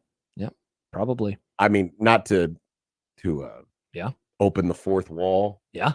But we record those. What? What about the post-game ones, though? Those are live. Those are live. You can tell those are live because all of his insults towards me stay in. Nice. Well, it depends if all the insults that he does to me in the pregame show, I edit those suckers out. Well, it also depends on what happens after the game. Well, it could go to 3 overtimes, and there's a hockey game the following evening. And then there is no postgame. What? Yeah. I want to. This is despicable. You should give us a post-game interview now with Mac about the triple overtime Seton Hall game. You should call him up one night and be like, hey, let's do post-game. Let's do post-game for the triple overtime. We got to give our listeners what they want. We got to give them what they want. I think they wanted it. Yeah, I don't know if they want that. Mm-hmm. 402-951-1620. That's the 42 degrees the source hotline. It's over there by your mom's house. Oh, yes, it is. The J-Tech Construction Zone Twitter page is at USC 1620. We did ask you a poll question today regarding... At pollcode.com? No, it's actually on Twitter. Awesome. X.com. Nice. About a dumb debates question. Oh, would you rather have to go down to Times Square on New Year's Eve or be at the NFL draft in person for all 3 days and see all the picks? Whoa. That is a fun question. That is a fun one. Yeah. Can't wait to tackle that. Our friend, Husker Fan for Life, sent us that one. So I asked a poll question of you on the J-Tech Construction Zone Twitter page at USC 1620. You can also hit us up in the Equitable Bank inbox, John at 1620thezone.com or Josh at 1620thezone.com. But I heard a take regarding Anthony Edwards. That we're going to unpack? That we are going to unpack, not so much from the Anthony Edwards NBA perspective, but more of a broader perspective on just the attitude therein. Before we do that, before we go to break, Kenny writes, my UNL commencement speaker was Graham Spanier. Luckily, I didn't listen to a word he said. So your commencement speaker is in jail. Yikes. I wonder if OJ did any commencement speeches. Oh, he had to, right? When he was famous and not a murderer? I'll look that up. By the way, I went back and rewatched the OJ Made in America. Yeah. How great is that? I got so irrationally mad. Dude, you get so mad. I was so irrationally mad watching, especially about the verdict.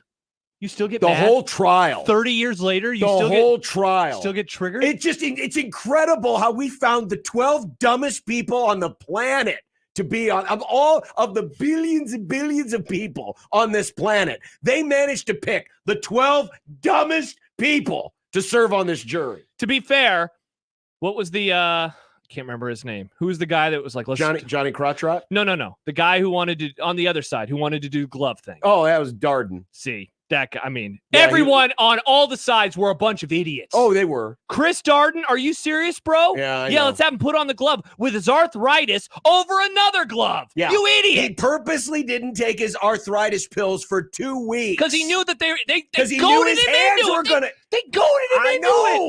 Martin, come on, man. But still, the jury, the 12 stupid people, they're just dumb. Man, now I might binge that on Saturday. That is so good. It was very well done. It's so good. It's the best documentary they've ever done. It ends on a happy note because he ends up in jail. Well, now he's dead. Well, but this was made, Postscript. He died. This was made 8 years ago. 2024. So he wasn't dead. See you later. Where's that on? ESPN Plus. It's on Netflix. Well, is it on Netflix now too? I saw it on Netflix. Okay, there you go. It's on Netflix. Yeah. Okay. OJ. Oh, that's way better. Their app's way better. Yeah, All right, yeah, good. yeah. All right, cool. Yeah, watch it on the Netflix. I might do that this Yeah. week. No, I was getting irrationally mad. Were you yelling at your TV? No, I wasn't yelling at the TV. Should have live tweeted it. But I mean, literally, one of the jurors was like, "Well, you know what? If I would have been Nicole, I would have left that relationship a long time ago." Wow. I can't wait to talk about Anthony Edwards, though. But first, yeah. You know, registered donors can save up to 8 lives through organ donation and help hundreds of others through tissue donation. Yes, organ donation, very common in accident victims and things of that nature who can help with heart transplants, liver transplants, kidneys, and more. But did you know that healthy tissue donation has helped change positively the lives of thousands, if not millions of others? Bone and skin grafts that can help rebuild that damaged tissue because of accidents or because of cancer, or donated corneas that have helped bring back the gift of sight.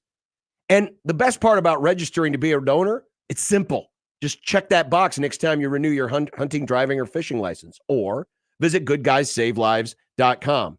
By visiting goodguysavelives.com, anyone can register. It does not matter your age. It does not matter your health condition. It does not matter those status, because there are no restrictions. You can still register.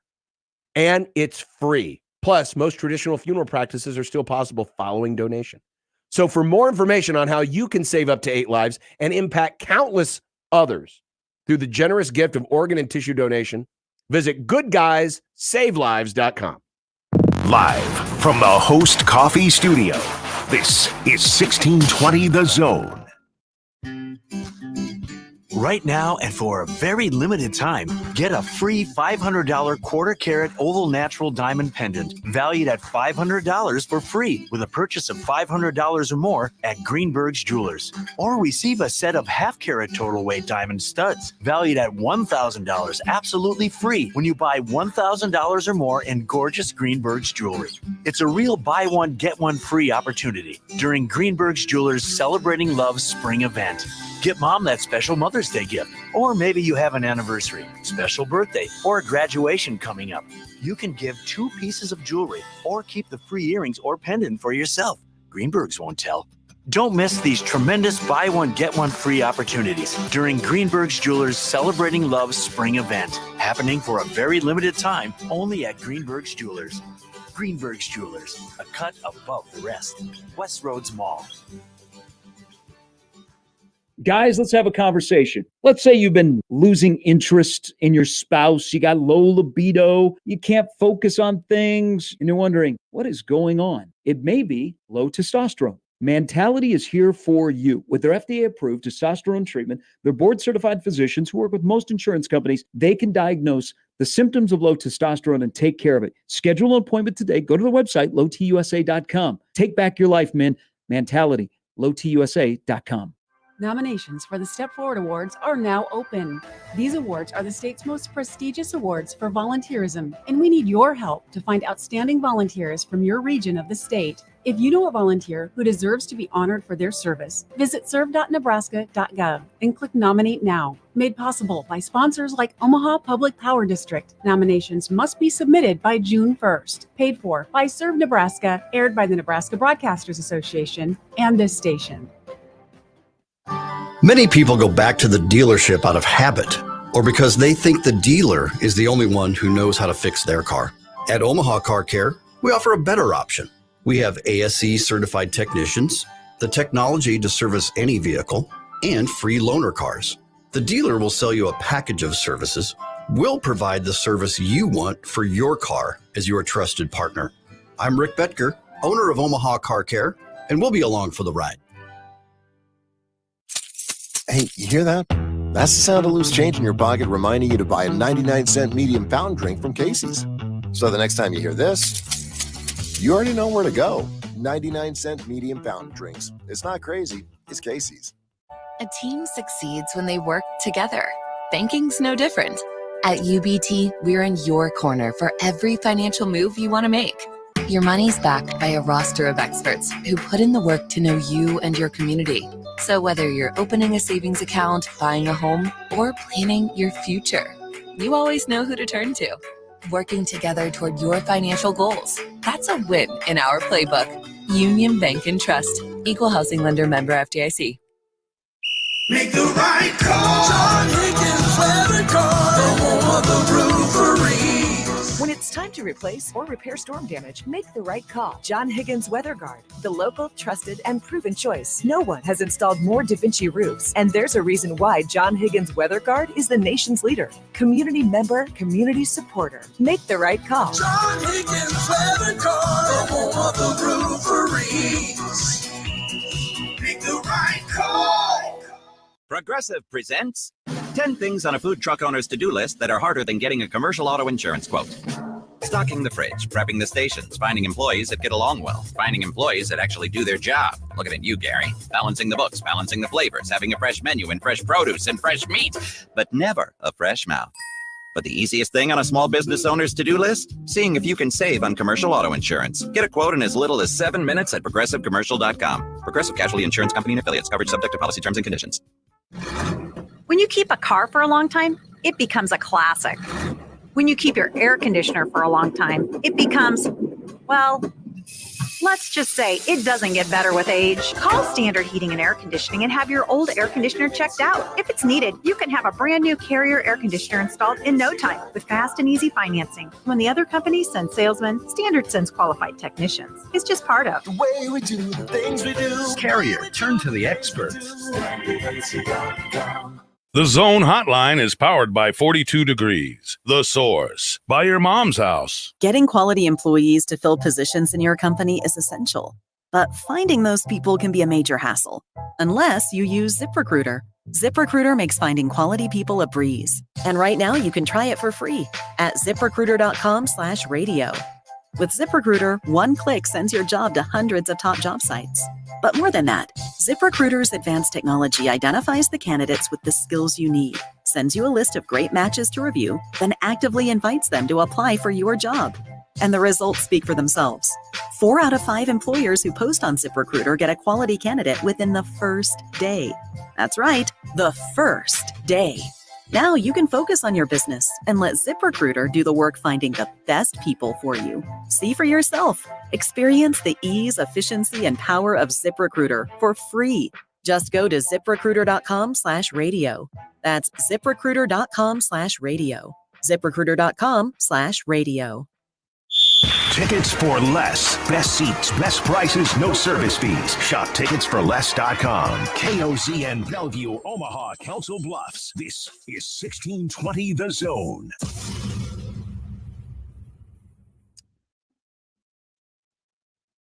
Game 3 tonight, right? We haven't reached that part where the NBA is taking like random 7 days off between games. No, it's funny that you said it because they are, and they, I know that it's going to make you mad, but they're doing it so then all of the games will be on the same schedule because right now, lazy. Well, no, it's because some of the games started later. Game 3 is not till Friday. What? See, I knew you'd get so mad. Yeah, there's just one game tonight. Stupid. It's got John. They got to get all the games. No, back. they don't. They do. They want the games to all because then they don't want the conference finals to be all out of whack. Well, then you don't start the other series until the previous series are done. But then you would have this insane delay in between it. So this allows it them makes to have more games. sense to have a delay between series than it is to have this long segment games. is not about bitching about the calendar. Again, the NBA, you're just dumb. Just stop it. Wow. Yeah, put 3 Game 7s on a Sunday and then put the other Game 7 the following day. There you go. Doesn't make But sense. Anthony Edwards has been arguably the best player in the game in these playoffs. Yeah. Oh, for sure. I say arguably. Brunson, yeah, I mean, Brunson's because been Jalen awesome. Brunson's been really, really good. Yeah, he's putting them on his back. But Edwards certainly has the way he's done it. The flair in which he's The playing. flair, the way he's played. The excitement, the attitude. It's all right there. It's almost the total package. Almost. Except the fact that he plays for teeny tiny little Minnesota. Well, why are you saying that? We're Midwestern boys. We Well, should be rooting for 'em. I'm not saying Who's it. saying this? Well, people in the lamestream. Who said such a thing? Was this Stephen A? Nope. This was Craig Carton. Craig Carton? Craig, don't put me on a milk carton. From the Fan? WFAN. Well, he also does a show. It's also on FS1. Okay. What did Craig But he said say? recently, I feel bad for you people in Minnesota. Whoa! You can't say you people about Midwesterners. You seem like nice people. You seem like nice, good people. Wow. But there's a huge but coming. I see the future.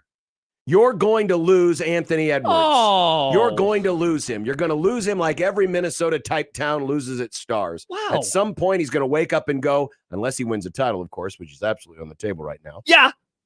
But at some point, there's going to be an agent, and that agent's going to whisper in his ear, New York, New York, New York, L.A., L.A., L.A., L.A., and that's what's going to happen. For you diehard basketball fans, you better enjoy it now. You better put your arms around it and embrace it. Give it a big, fat tongue kiss because he ain't going to be there forever. You tell me a great player that didn't leave Minnesota. Just tell me the last great player that didn't leave Minnesota. The answer is that they all do. To be fair, well, I mean, you can talk about any sport, right? He's not just talking about the Timberwolves. He's talking about every sport. Did Kirby Puckett finish his career in Minnesota? Yep. All right, so there you go. So he's one. Not all of them. Yeah.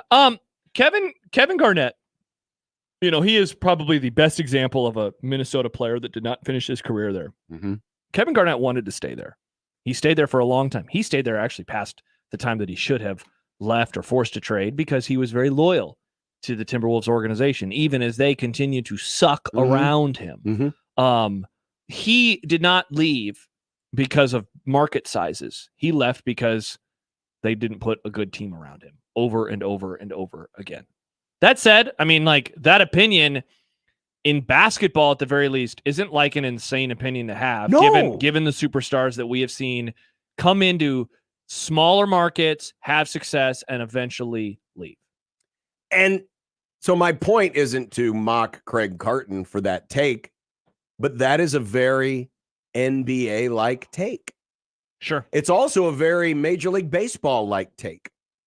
Because in baseball, typically, a lot of the big stars leave the so-called smaller franchises. I know the Angels are in Los Angeles, but let's face it, they're like many tiers below. Yeah, we don't view them as a big market franchise. We don't. We see a lot of if anybody's a big star in a smaller market, eventually they end up in the big market. Especially in the NBA. Maybe not as pronounced in Major League Baseball, but certainly in the NBA. It's hard for the LeBrons to stay in Cleveland their whole life. Yeah, even though he comes back, he still left and went to Miami, and then he left again and went to Los Angeles. Exactly. Exactly. And so my greater point is actually this. And it's this attitude about, letting the big markets rule everything. And how I don't want that attitude to permeate college sports.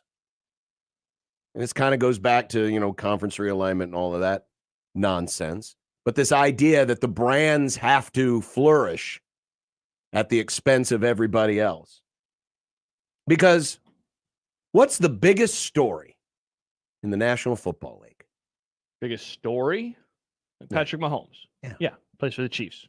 Small market. In teeny, tiny baby Kansas City. What was not TV ratings guy, what was like the biggest divisional round game ever? And it happened this past January. Yeah. It was Bills and Chiefs. Tiny market. Teeny, baby versus Buffalo. Chiefs. Tiny market. Most watched divisional game of all time.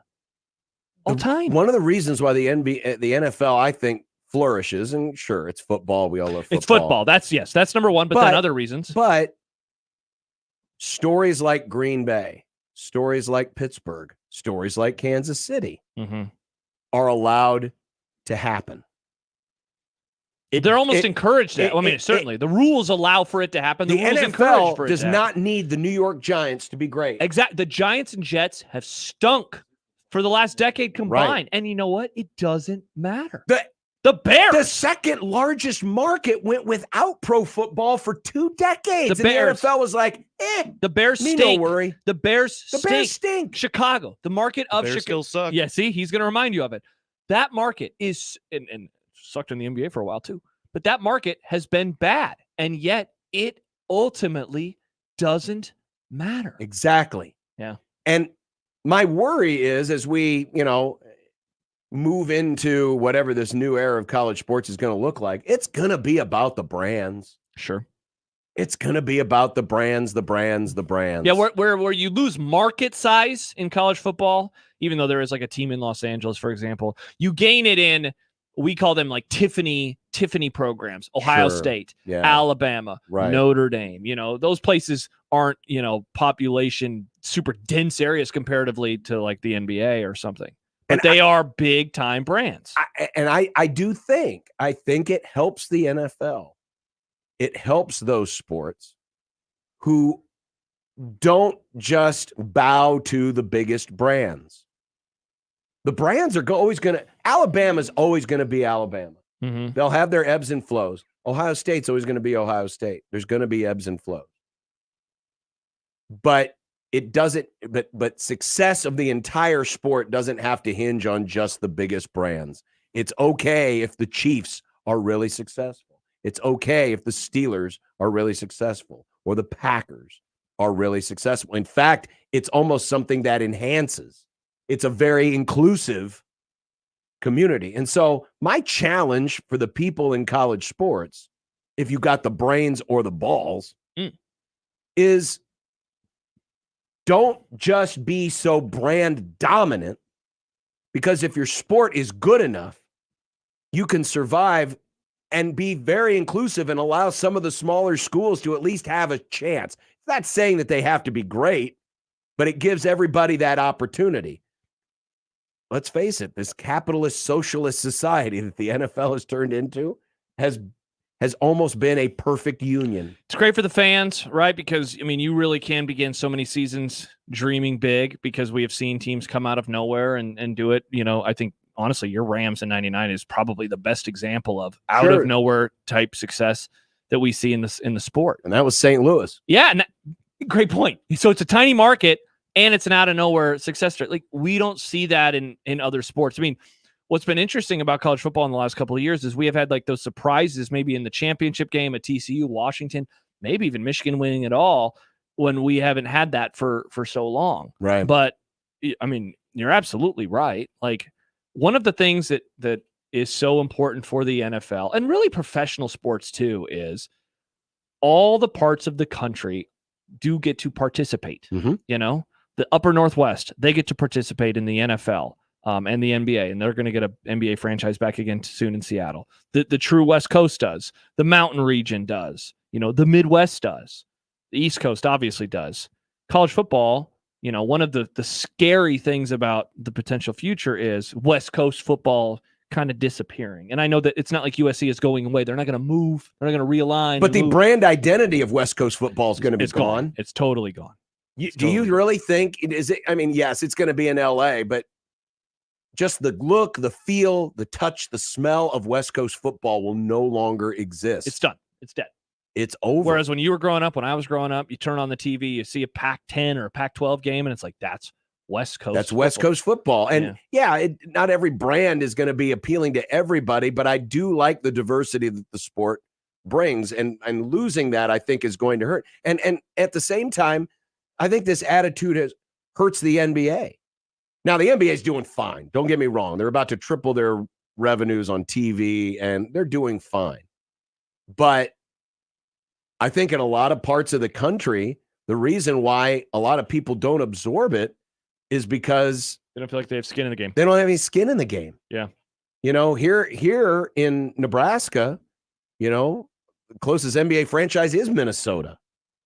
Yeah, but it's not like we're Minnesota. It doesn't feel like a Minnesota area, right? No. It's fun too. Like, when you consider right now, so you have Minnesota in the Western Finals, OKC, obviously a Midwestern school or a Midwestern franchise. I always wonder, like, how do we describe Denver? More of a mountain, but certainly Midwest adjacent. And then Dallas, while they're in Texas, Like I consider that more in a Midwestern than I do certainly like an East Coast. And it's like, wow, what interesting part now of America that's represented in the Western Finals. I mean, there's a very real world. The two teams that are up, a combined 3-0, are Minnesota and Oklahoma City, and that could be the conference finals in the Western Conference. And like, as someone who has lived my entire life essentially here, I think that that's pretty cool. I think that is like legitimately cool.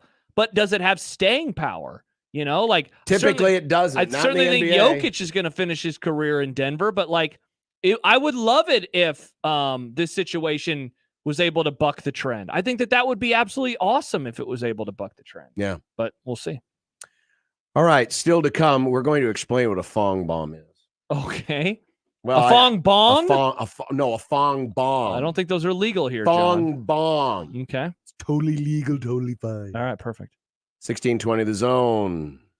Previously on The Crossover. I opened up my fortune cookie last night, and on the front it says, here you could download a bunch of music. And then on the back, there's a QR code for Napster. Yeah, fortune cookies used to be fun, whimsical. At the end of your chicken fried rice, you're like, boop, boop, boop. Boop, boop, boop. That's exactly what I did we had last night. Chinese the other night. I don't think we ever got fortune cookies. Even worse. Mornings with Sharp and Hanley. The Connor Happer Show. Unsportsmanlike Conduct. 6A to 6P. 1620. The Zone.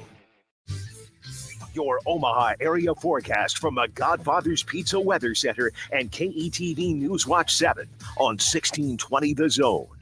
Just partly cloudy skies for most of us on your Wednesday afternoon as temperatures warm up into the 70s. There's a chance of a pop-up thunderstorm during the afternoon and early evening hours, mostly on the Iowa side. But again, just a small chance. But this evening, we'll see temperatures drop into the 60s. I'm meteorologist Luke Vickery, KETV Newswatch 7.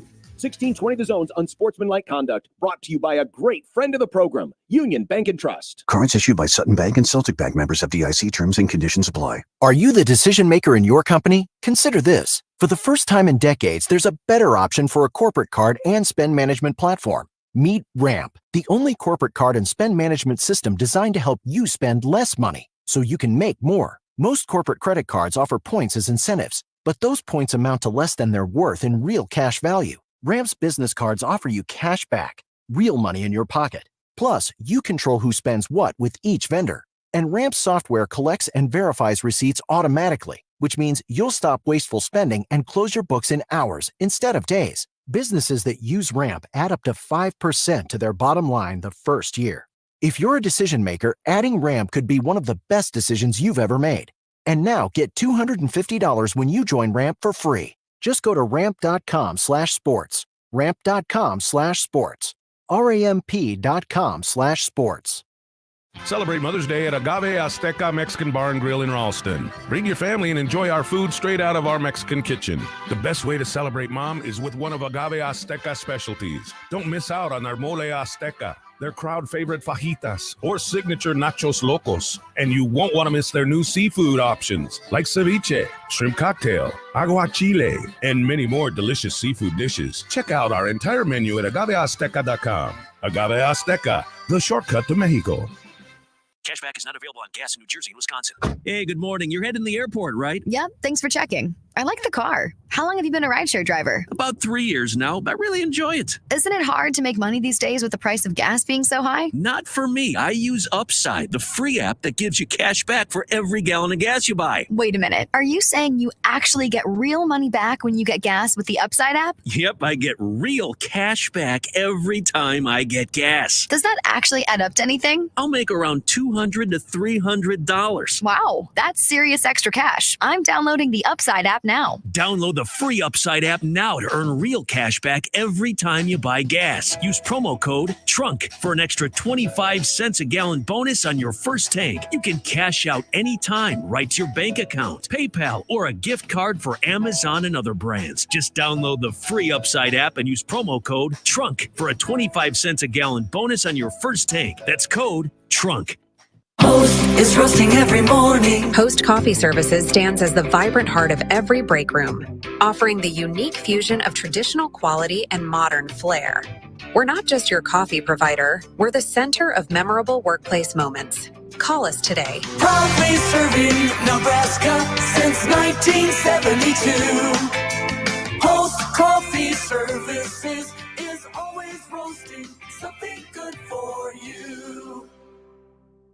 Progressive asks, what do a middle school slumber party, Let's stay up all night. Yeah! a sleep-deprived girl, an early morning paper route, and a poorly thrown rolled-up newspaper have in common? Hey, my window! They can become a fast-breaking news story. Sorry, Mr. Thompson. Bundle your home and auto with Progressive for great savings and round-the-clock protection. Progressive Casualty Insurance Company, affiliates, and other insurers. Not available in all states or situations. Salty meat is good. I do love salty meat. This is Unsportsmanlike Conduct on 1620 The Zone.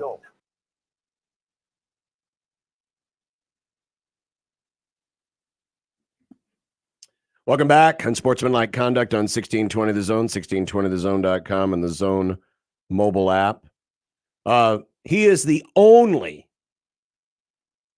college football recruiting analyst who made the lyrics of a Christmas karaoke song. Wow, you're right. Steve Wiltfong, who then was with 24/7. Now he's with On 3. Did we call him Wilt wrong back then too? You called him Wilt wrong. Okay. I only suggested that in the very popular song Silent Commit, sung to the tune of Silent Night. Yes. That in one of the lyrics it went, "Something's wrong," said Steve Wiltfong. Well, he has dropped what they are calling a fong bomb. Nice. It doesn't totally rhyme, though. How do we feel about this? It should be a fong bomb. Again, fong bong. It should be a fong bong. Well, but then that would be promoting in some states still illegal and still illegal, by the way, behavior, no matter what the lame stream dope smoking media tells you. That's a good point. It is illegal to use the bong in Nebraska. It is. Unless you're sniffing Kool-Aid. Well, you like don't actual Kool-Aid. John, you don't sniff in bongs. Don't? See, no. I don't even know how you use it. As far as I know, they can be used as a suppository. Yeah. I don't know. John thinks that bongs are for heroin, is what John thinks.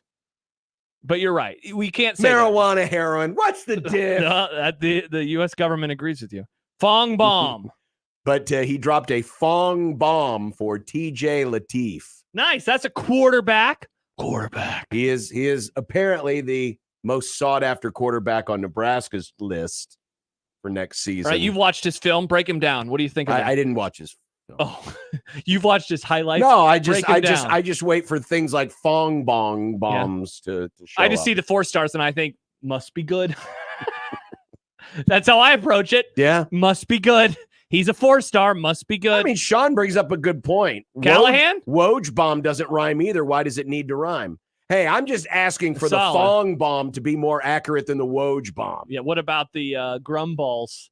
Everyone loves the Grum balls. They're asking for more. I will not be putting in a Grum ball about TJ Lateef. If Steve Wiltfong treated fong bombs like Woj treats Woj bombs, then here we go. Woj bomb would be, hey, Dylan Raiola signed with Nebraska. And it would have come out yesterday. Nice. There you go, though. A fong bomb. He's a 4-star. So, again, he must be good. He must be good. If you want to go a little bit deeper than he's a 4-star, some of the schools that have offered him, now I have no idea if any of these are committable offers. And Mike Schaefer disappeared on us this month, so I can't even ask him. He disappeared on us. Arizona State, Boston College, I don't believe it. Cincinnati, Colorado, Florida State, Georgia. They're good. Colorado. They don't recruit high school kids. Great point. That has to be a non-committable offer. Yeah. Miami, Michigan State, Ole Miss, Oregon State, Penn State, San Diego State, Texas A&M. Oh, wow, Trev Alberts. Indiana's interested, but is not offered. What do they know? I don't know what they know. Interesting. So that's TJ Lateef. All right, well, if you're going to put in a fong bomb, that's cool. I will be very curious now that Nebraska has a 5-star, presumably for the next 2 or 3 seasons. You hope 3. That would be nice. That would be successful. How it is going to impact, because Chafe's pointed this out, others have pointed this out. There is another Raiola. Oh, him. Yeah. Because you got little brother out there too. Tiny baby Raiola.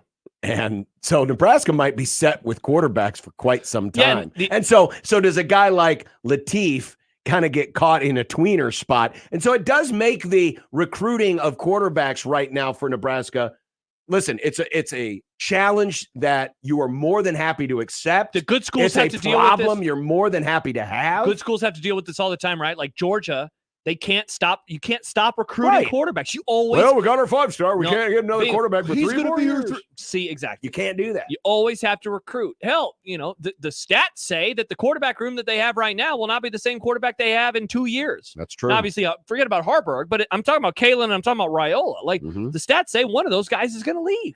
So, you always have to recruit, but the problem that you bring up, again, good problem, is just it's unique because we don't see it here. We haven't seen Nebraska have a 5-star and then have to recruit again and then have to recruit the other Rhule brother in a couple of years. And it's like, so how do you deal with that? Oh, and by the way, you have a freshman and another freshman that are on your roster. Now, presuming that the season goes the way in which they would like it to, when we are talking in a year, Dylan Rhule will be a sophomore and Danny Kalen will be a redshirt freshman. And it's like, that's how that separation begins. But then again, that's suddenly when you're adding another player to the roster, including that maybe this Mr. Latif, and you go from there. Well, now, just because it's a Fong bomb, which is hard to say now. I've said it many times. You actually think it's difficult? Fong bomb? Yeah. It is, because you want to say Fong bong, because that rhymes. But then if I did, it'd be illegal. What if we called it a Fom bomb? Bomb. It rhymes. It's So easier. you're changing his name to Steve Wilt Fom. I just did, I think. Jeez. Sorry, Steve. Thank you, Steve. By the way, some messages coming in about bongs. A texter from the 402 writes, you can use a bong to smoke tobacco. It's not exclusive to Mary Jane. There you go, John. You didn't think about that, I bet, did you? You can smoke tobacco. Well, that's not good either. Dan says could be a beer bong. Could be a beer bong. I would just prefer to drink my beer out of a can. Yeah, me too. Or a cup or a bottle. Yeah. Glass. I don't want my beer swimming in there with your dirty bong water. Yeah, I wouldn't want filthy animals. Did you see this? Did you hear about this? We're only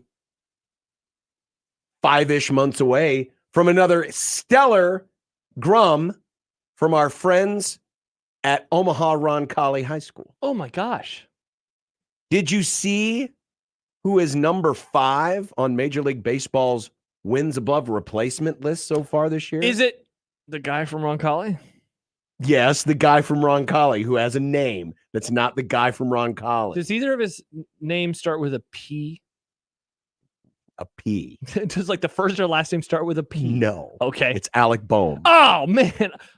P kind of is like a B. Good for Alec. Alec Boehm of the Phillies has a WAR of 2, which is 5th best so far among all position players in Major League Baseball. So way to go. That's awesome. He's having a great bounce back. Is he a friend of the Grum? I forget. Is he? We've never had him on. All right, well. But he's like a shirt tail cousin friend of the I was Grum, going to say, because we go to his high school and we do our show from just outside the field where he played ball. Exactly. Oh, man, that'll be fun to get back there. It will be fun to get back there. Mookie Betts, by the way, leads the top 2 players, and stop me if you've heard this. The top 2 players in WAR so far are Dodgers. They're good, John. Betts and then some other guy. Didn't they win again last night? Yes. Yeah, they're awesome. But yeah, congratulations, Alec Boehm. Great comeback season. Let's hope it continues for him. The old Philly fan, they were pretty hard on him for a while. Were they? Yeah, because he struggled a bit. Because it's a disgusting city? No, it's a good city. There's good people there. Okay. Corey writes, not at all believing that neither of you has taken a bong hit. I have not. I'm serious. John's never smoked weed. I have not taken a bong hit before. So, Joey? Never. Wow, we're a bunch of losers in here. No, losers? No, we're a bunch of law-abiding citizens. Happer, get back in here. Decent, law-abiding American citizens. That's what we are. Do we think Odson has? Do we need to get Odson in here? I almost would guess no. I am very uncomfortable talking about this because I do not want anyone self-incriminating. Okay. They should be able to plead the 5th, just like Mark Furman did.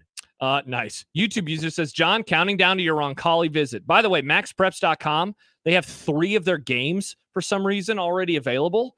September 11th versus Douglas County West, and then another game versus Douglas County West. That can't seem real. No, that's not right. October 25th versus Louisville. I think that this is fake news. I don't know if that's accurate or not. All right. I just want to participate in all of the food this year. Remember last year I nibbled. You know why? Maybe I'm still running a marathon this year. Maybe if you'd stop abusing your joints, you could join the rest of it. Let's do it early in the football season. We'll do it when we can do it. I'll do it early in the season because that'll be far enough away where I'd feel okay with enjoying. Just not September 6th. Not September. Great point, Joey. We have football. Well, no, it's fine. We could do a little pregame for the NFL. But then we'd be like, watch the NFL tonight. Are you not going to watch that game, John? Are you gonna? I'll watch the game. Are you gonna protest? But it's not like I'm gonna it's not like I'm gonna count down to it. Okay. Watch the Packers beat the Eagles down in Brazil. I will be rooting for them. Yeah, you got to root for the Packers. I can't sit here and say that I'm excited for that game. What? Why not? Because it's football. Don't you want to see what? The NFL. Don't you want to see what happens when both teams come out on the field wearing green? Yes, they might get murdered. That's only something you look forward to, you sicko. You're the one who's always like, I wish that the Dallas Cowboys got hit by a meteor. You always want meteors to hit the Cowboys. Why not the Packers and Eagles? 30 teams in the NFL again. It's like the 90s all over again. 30 teams. I don't root for anyone to die. How dare you, Josh? Well, except for, bad. I don't either. People. For the record, I don't want anyone to die. I just want the Eagles to lose that game. That's what I'm rooting for. You want more easier teams and less tougher opponents. No. For your Cowboys. Definitely not. Dallas could play a kindergarten class in the playoffs and they'll still lose. No, they'll win in the first round sometimes. That's why I predicted them to go to Germany to play Carolina, because then they could show Germany what a worldwide embarrassment they can be. Nice, Joey. I've got a message. Just think about that. Just think about that, John. I've gotten a message from one of the persons that I mentioned about bongs. I will not be reading this message, though. We don't need any self-incrimination. Yeah. By the way, Corey follows up and says, I have. So Corey has used a bong before. You lawbreaker. Can't believe it. We associate with people that break the law so willingly. John's going to call the cops on our YouTube comments section. Officer, his name is Corey. Douglas County Sheriffs, we have a friend of the Grum named Corey who smokes out of a bong or inhales or ejects or whatever they do with a bong. Where do you put those again? Please go to that person's house wherever they might be. Log on to the internet. His name is Corey. He listens to the Grum. He can only be one of them. It's youtube.com/1620 The Zone. You can start there. Thank you all. We must stop these lawbreakers. Still to come. Yeah. Max Olson will join us. But coming up, Brian Kelly had some interesting comments earlier this week that some folks in the college football stratosphere aren't happy with. One of our listeners sent 4 paragraphs on the matter, so I guess I'll be reading those too. Okay. Next on 1620 The Zone. Omaha's most listened to all sports radio station. Again and again and again. 1620 The Zone. Nick Grum for Circus Sports Iowa. It's finally the most fun part of the NBA season, and you can play along with Circus Sports Iowa anywhere in the state of Iowa. Tonight, the Pacers take on my Knicks. Bing bong. They have props for this game. You can go in, individual props, over, under, game total, whatever you want is at the Circus Sports Iowa app, or you can even do in-game wagering. Those lines refresh during the break, so no matter what, you're always following along with the action with the Circus Sports Iowa app. If you would rather do like a straight money line with the tight money line splits, you can do that too. It's all right there in the palm of your hand, just like their customer service and their hospitality, which, by the way, is like having Las Vegas inside your phone. Real people, no AI, no chatbots, just real people. What are you waiting for? Download Circus Sports Iowa today. If you or someone you know may have a problem with gambling, call 1-800-238-7633. Memorial holiday kicks off summer driving, but at Jensen Tire and Auto, the holiday deals are yours now. Save on Goodyear, Continental, General, Cooper, Kelly, and Maxxis tires. For more information on Jensen's early summer tire deals, click on JensenTireandAuto.com and check out Jensen's deals on expert auto service, including a free AC performance inspection, $10 off silver, gold, and platinum oil changes, up to $40 off fluid exchanges, a buy 3 get 1 free deal on shocks and struts, and $25 off brake service with FMP rotors. For Jensen's service deals, click on JensenTireandAuto.com now. Then get a jump on Memorial Day. Schedule an appointment at any of Jensen's 21 convenient locations serving Omaha, Lincoln, Fremont, and Council Bluffs. Jensen's early summer driving deals at JensenTireandAuto.com. Jensen, a locally owned family business since 1973. It's Champion's replacement window season, and we're celebrating with buy 2 windows, get 2 free. If your windows are drafty, difficult to operate, or costing you money on your energy bill, it's time to replace them. Champion Windows is here to help. Champion builds our own windows right here in the USA. We make the process easy. We help you choose the best design options for your home. We then build your project in our very own factory. Our install team manages your project every step of the way, and it's all backed by our lifetime guarantee. Turn your house into your dream home with more livable space in a new Champion sunroom, or enhance your curb appeal with new siding, now 30% off. Don't wait, this sale won't last long. Buy 2 windows, get 2 free, and 30% off sunrooms and siding. Call 877-GO-CHAMPION or visit ChampionSaveNow.com to schedule a free in-home estimate today. All discounts apply to our regular prices. Select styles apply. Minimum purchase required. Cannot be combined with other advertised offers. See store or website for details. Some people think business banking is only about transactions. But at Emprise, we don't view money as an end game. We see it as an engine. It's who we are. Transforming ideas into IPOs, turning potential into profit. Emprise is next generation business banking, where we help money work for you, not the other way around. That's the power of possible. Visit emprisebank.com to learn more. Member FDIC. Choose the 9 days you want to come to Warner Park with the Chasers Gold Pack. Enjoy bobblehead and replica jersey giveaways, fireworks, bands and brews, thrifty Thursdays, and more. Visit OmahaStormChasers.com. Everyone get on your feet, stir up the store, we're family. How powerful is Cox Fiber? Powerful enough to let your band members in Vegas, Phoenix, and Omaha jam like you're all in the same garage. Introducing Cox Fiber from the company with the fastest download speeds 9 years in a row. It's internet built for tomorrow, today. Cox, always building better. Limited availability in select areas. Speeds vary and are not guaranteed. Cox terms and other restrictions may apply. Analysis by Ookla Speed Test Intelligence in Las Vegas, Omaha, Phoenix. Fixed median download speeds Q2 2016 to Q1 2024. At Union Bank, people don't have your money. Your money has people.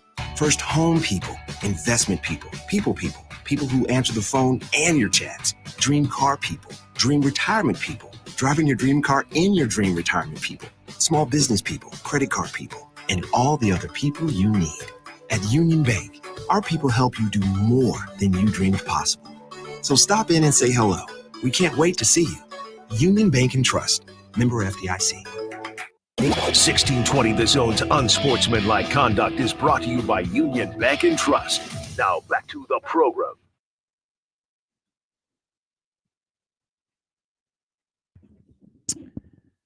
So earlier this week, Brian Kelly was doing a Q&A. I believe this was just an internal. It's a local. No, it's a local affiliate. Oh, it's a local affiliate. Okay. It was like a. He was doing an interview. ABC affiliate. Yeah. He was doing an interview. Yeah. And he was asked about recruiting defensive linemen. Yeah. And we're going to play the whole clip for you because I know some people have just kind of focused in on a very short part of it. I'm going to play the whole clip. It's about a minute and a half. Okay. But here was Brian Kelly about how difficult it is to go out and get defensive linemen in this day of the NIL. So the D-line, interior D lineman, where are you right now with that? Well, I think I made it pretty clear in a number of the press conferences that I had that we were in the market in recruiting in the transfer portal looking for defensive linemen. It hasn't fared very well, quite frankly, because, we're selling something a little bit differently. And that is we want to recruit We want to engage, build relationships. We want to develop, retain, and have success. We're not in the market of buying players, and unfortunately, right now, that's what some guys are looking for. They want to be bought. And look, I understand NIL is part of this, and we have an incredible collective. We have very, very generous opportunities around the greater Baton Rouge area for NIL opportunities. So they are here, but we're not going to go out and buy players. That's not what this is about. This was never about that. We will develop you. We will get you ready for the next step, as we did with Jaden Daniels, as we did with Malik Neighbors, as we did with Brian Thomas. We developed 3 defensive linemen that all got drafted this year, and we'll do that again.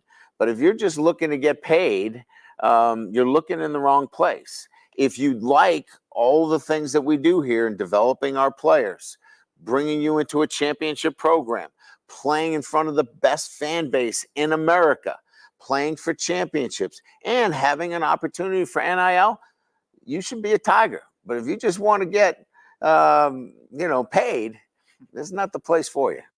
So that drew some interesting response. I mean, obviously, a lot of people liked what they heard, especially in Louisiana. There were others who were like, man, there's a dude who's way behind the times. What are you doing? This isn't the way this world works. So you get into the usual culture war type stuff when it comes to this issue. Stephen Godfrey, who we've had on the Grum, friend of the Grum, your boy, tweeted out, so who's LSU hiring in 26? Mm-hmm. Basically implying like this old way of thinking is not going to keep you employed for very long. And I think part of it too with him, so I love that I know these random things. He's married into a Louisiana family. His wife and then thus all of her family are LSU fans. So he hears from those fans all the time. Sure. And a lot of them are very out on Brian Kelly. They are not super into the Brian Kelly era so far because they're all listening to me. Because they're all idiots, gumbo munchers, as you call them, I believe. They're all morons. But go Brian Kelly. As I heard that clip, I mean, just close your eyes for a little bit. Couldn't you hear Matt Rhule saying something very similar to that? I mean certainly the back half, yeah. I mean, certainly. I mean, now maybe not in those exact words, but the same sentiment of, hey, if you want to come here and be developed, we're about relationships. We're about bringing people in, developing them over time, turning them into pro prospects. If you're just here looking for a bag, this might not be the place for you. Now, again, Matt Rhule may not say that in the exact terms. He might have a more, dare I say, diplomatic way of saying it. But that, as I was listening to what Brian Kelly was saying, I'm like, it doesn't sound that unusual to me, or at least something that we wouldn't hear around here. And I get, there are some folks who believe, I saw some Notre Dame folks respond to me today and said, well, that was the criticism of Kelly before, was he didn't want to recruit very hard. He didn't want to work very hard at it. And so he's just using this as an excuse for their lack of being able to bring in any high-level defensive tackle transfer. Yeah, and that's when did this come out last night or was this today? I can't remember. Last night, right? I think this week. I think it was earlier this. Yeah, it was 21 hours ago. So yeah, yesterday. So last night. Okay. Yesterday. So when I was reading a lot of the responses, it seemed like that was the criticism of, like, they tried to get players, they were unable to get players, and so this is his way of spinning that to say, no, it's not that we don't pay them, it's that we're looking for a very particular type of guy. Sure. And look, I'm, as always with these types of scenarios, I'm sure that there is some spinning going on. Sure. But I mean, you're certainly right in terms of the things that he said. I mean, Matt Rhule says that, and it's interesting because with Nebraska, we have heard various discontents about their NIL operation. And I mean, certainly things seem to have changed in the very short amount of time that Mr. Yogurt's been on the job, and he loves 1890. Troy Dannon, that is. He loves 1890. He's embracing 1890, where I think that it was a bit at arm's length with Trev. Ross emails in, and he sent this in a half hour ago, so before we had even mentioned it, really, but he says, what a whiny excuse maker. They don't buy players, bull freaking crap. It's part of the rules and landscape of college football. Anyone believe They have players on the roster that aren't getting huge paydays. All you had to do was say LSU is very competitive in the NIL landscape, and opportunities for their players to excel in that arena are incredible, but they need to make sure the fit is right, and a player simply looking for the highest payday may not fit their culture, and they'll keep looking for the right player and coach up the kids on the roster in the meantime. That's what any rational coach would say. He appears to be setting the stage to blame something or someone. But that's what he said, though. Yeah, I was going to say, that's exactly what he said. He might have been a little more blunt about it. Because he did this to create a built-in excuse and deflect blame if it doesn't go right. I actually last night I hadn't watched it because I was like, I'll just wait until today to watch it. And then I hear it, and you're right. I mean, there's that very specific quote that got blown out of proportion, or that was everyone focused on, rather. But if you listen to the whole quote, exactly what Ross is asking for in the first paragraph is what he said. It is what he said. Yeah. It is what he said. And listen,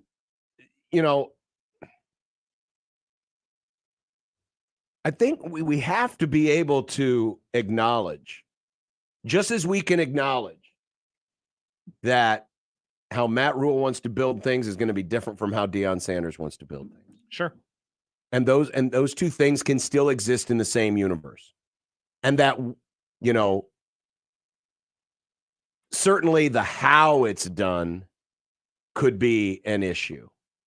And I understand that. I mean, certainly the lack of tact at which Deion operated, and we'll talk about that here momentarily. Max Olson's going to join us. That's a problem. Sure. But the philosophy of what you want to do, I think, I would like to think that it's no different than pro sports teams who decide, we're going to go out and we're going to get some great free agents, versus those who want to build through the draft. I understand. That's fine. I understand Both what you're fine. saying.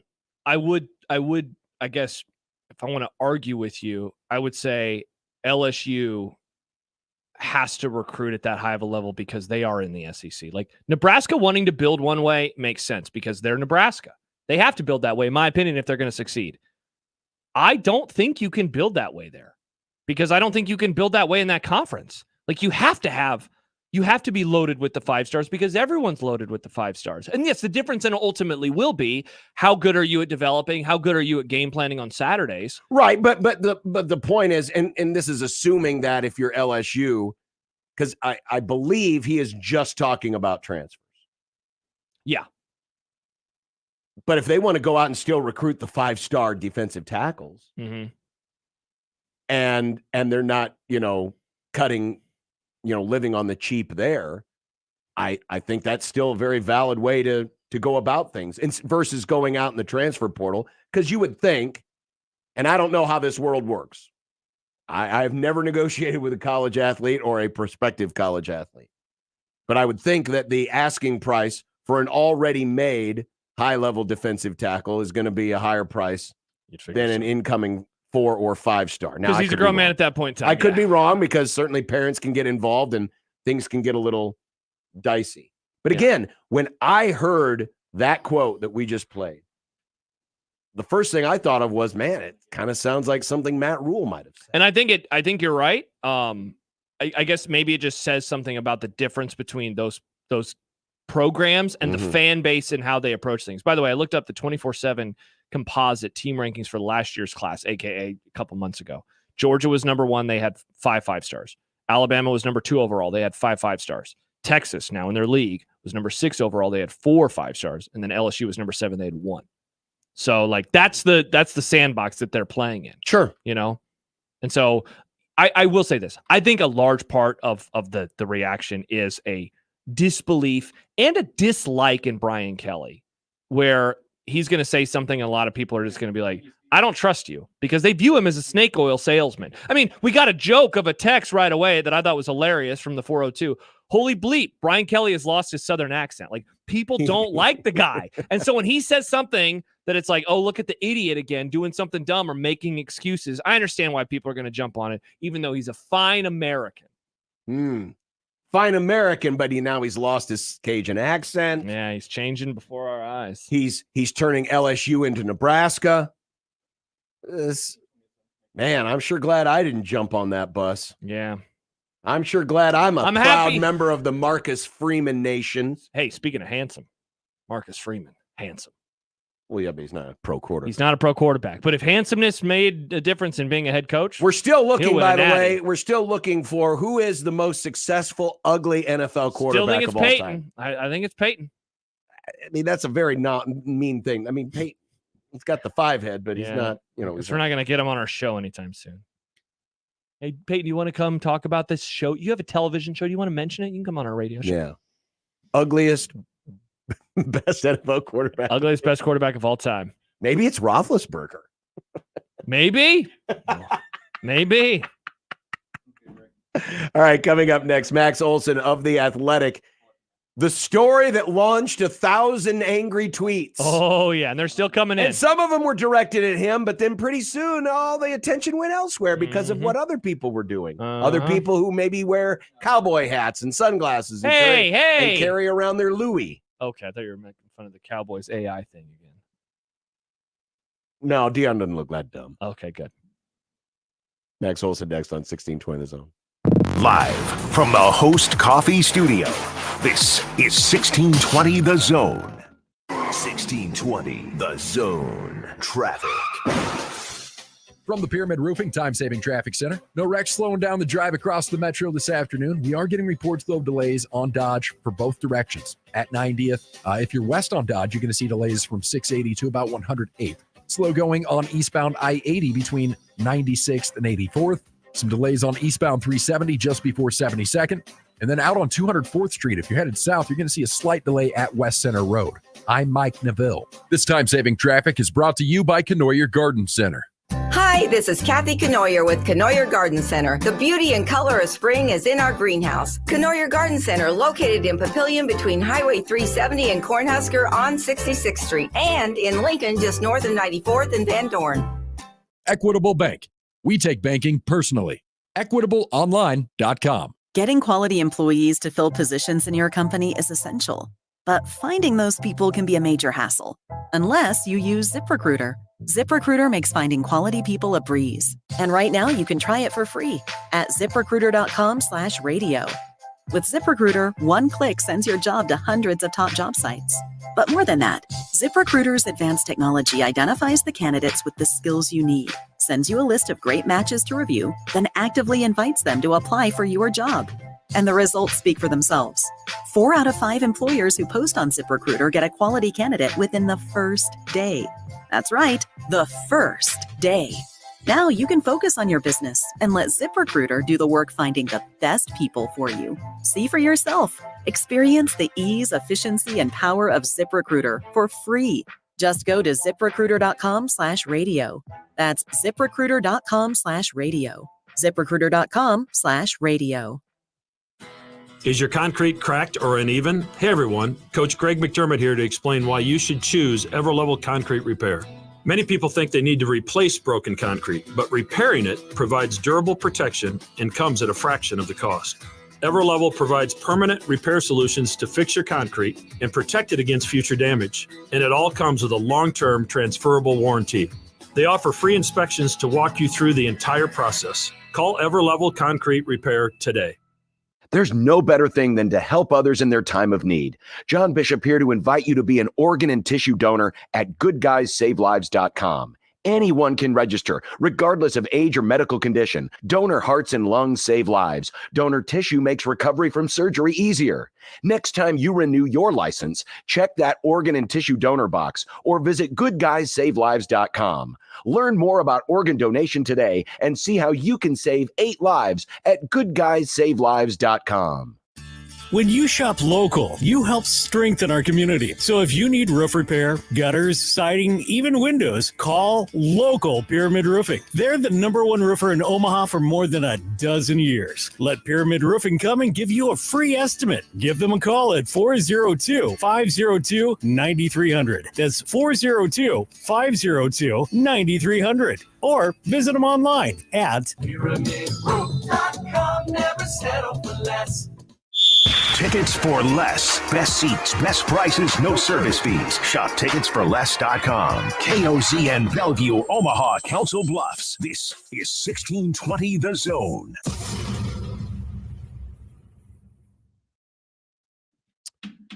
Welcome back to Unsportsmanlike Conduct on 1620 The Zone, 1620thezone.com, the Zone mobile app. Hey, don't forget, you can always register to be a part of our email nation.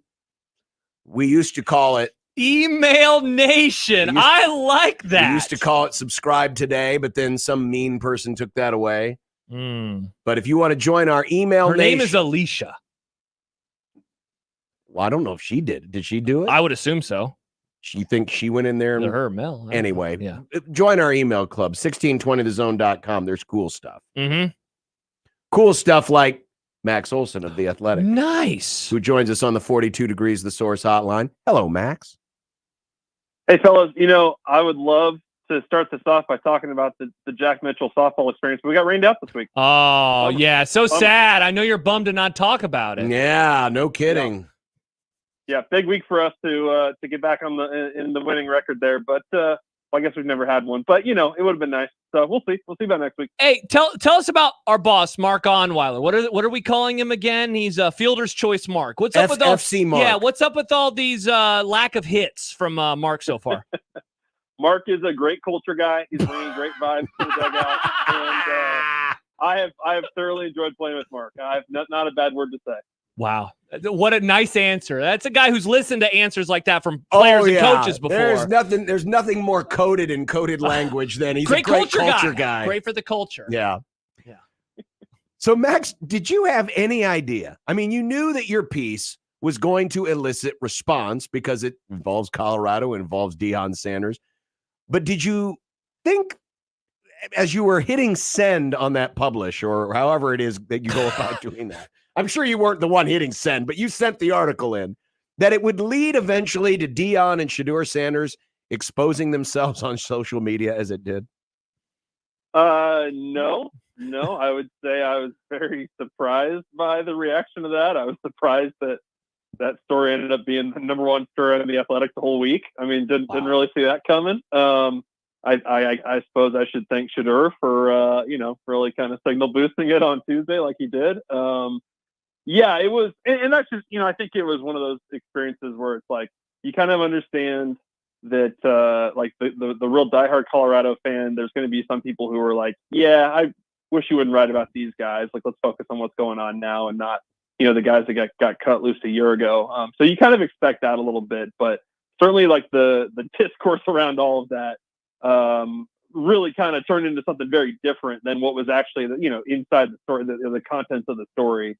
So that was, pretty wild to watch. And, sometimes it's a healthy thing to just log off. And that's what I did for a couple of days last week. Max, it was such a great reminder to me of maybe some of the things that you kind of forget about from like when Deion first got hired there. And like, even though they seemingly film everything, I had forgotten in a way that the Louis line, the luggage that came from that introductory meeting that he had with the players that was released on video. And so like, as I'm reading some of these quotes about just the entire situation, it's like, oh, that's right, memory lane a little bit with Colorado. So I use that as a long preamble to ask, given how much of the stuff with them has been on the surface, we've seen all these videos, was there anything that you learned in there that you were like truly like stunned by in terms of like some of the behind the scenes machinations with Colorado, again, given how public they are in a lot of what they're doing?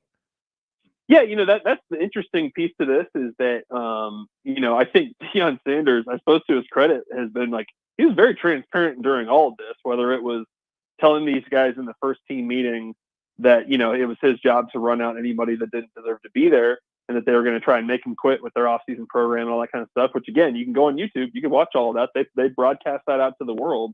When you talk to the players, they all have very strong memories of that and all had kind of different takes on what they thought he meant when he got there. But, I think the thing that stood out, the thing that kind of surprised me a little bit is, again, like we see all this, you can go on YouTube, you can go on social media, you can kind of see, that they are giving like, definitely kind of unprecedented access into their program and have ever since he got there. But it was interesting talking to the players that left Colorado, guys who had, signed to play for Carl Durrell, who went through, a terrible season, obviously, in Durrell's last year. And they were excited to play for Deion Sanders and play for a program that was about to be relevant.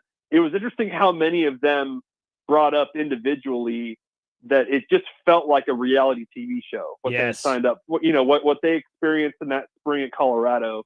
And again, like, to the rest of us, we're like, whoa, this is crazy, this is cool, this is different. I think to players inside a football program who are like kind of used to a more team environment, they were like, this is a little bit nuts how the new guys are being pitted against us. And like from the first day from that team meeting, like there's signs on the wall saying, hey, if you go into this meeting, you're giving us permission to record you. And like for them to have, I think it felt a little weird to them to have cameras in their face all the time, to see cut ups on YouTube from practice. And, I think that piece of the experience, we all kind of know what's going on, but I think for a player, you kind of underrate that is kind of a strange feeling that makes you feel like you kind of have to be perfect because every day feels like a tryout there.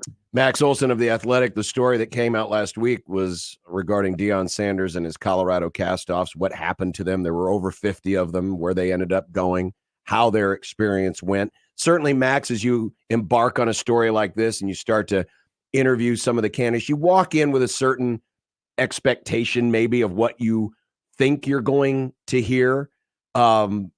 But did the vibe that you got from these players meet that expectation, or did it surprise you a little bit how blunt things went?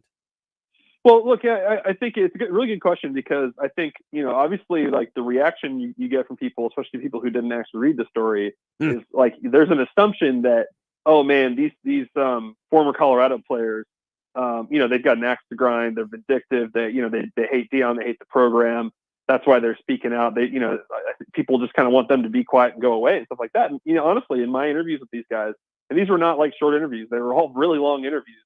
I just was so impressed by their maturity and their perspective. And, a lot of them kind of just understood, like they've had a year to kind of think about it. And after going through the experience of either, getting cut after the spring game or deciding to leave the program. And I think you heard a bunch of them just kind of be like, it's a business. That's just kind of how it is now. Like, ultimately, yeah, it was upsetting to go through it, but I think a lot of these guys I spoke with are kind of happy with where they ended up. And even if that's not at a Power 5 school, they like the opportunities they got. And, I think that they still watched Colorado throughout the season, and they weren't, I think enough time passes that you're not that bitter about it. You're not kind of feeling like, oh man, I was like the victim of something horrible. They kind of look at it as like, that's college football, and, you go through stuff. Those are guys that, played on a team that won 1-11. Their coach got fired after 5 games. A lot of those guys were just freshmen in the program and got cut. So they went through a lot of crazy stuff in a short period of time in Boulder. And, I was just impressed by the way that they talked about all this stuff for guys that are pretty young. I know that some of like the more negative reflections on it, I know that's the kind of stuff that goes viral, but honestly, like I just kind of blown away by the way that those guys were able to look back on something that they experienced that was pretty intense. So Max, this happens last year, and we're all like, wow, it's really going to unfold this way. And certainly, also the just maybe the bluntness or the meanness that I think was behind it got a lot of us, maybe our feathers ruffled a little bit. It's happening now again a year later. I wonder what you think this means now for the 2024 iteration of them on the field, because I guess I keep asking myself, is it the timing of all of these moves again after spring, or is it the number of players that leaves me more concerned? I wonder what you've been making of what's happened this time around. Yeah, I think this time around, so basically it's 37 scholarship players transferred out, another 37 scholarship players have transferred in. Obviously they've picked up a lot of players once again in the spring portal and a ton in the off season. Do I think that Deion Sanders cut 20 of those guys this time around? No, I don't think so. I think a bunch of them that left, were guys that transferred into the program a year ago and maybe just didn't have the role that they hoped they would have at Colorado, and are hoping to move on. A bunch of them were backups that, if we had a one-time transfer rule, those guys probably wouldn't be leaving Colorado. But now that it's unlimited, that you're going to move on and see if you can hit somewhere else. I think the Dylan Edwards one is a big deal. I think that certainly is a guy that did not want to lose, and that's a great pickup for Kansas State. I think Cormani McLean is one that they were probably okay with losing, with just all the issues they had with him during his freshman year. But I think the bottom line is that Colorado is just trying to get as good as possible for Shedur's last season, and I think they've done a better job this year in terms of the caliber of player that they're taking out of the portal.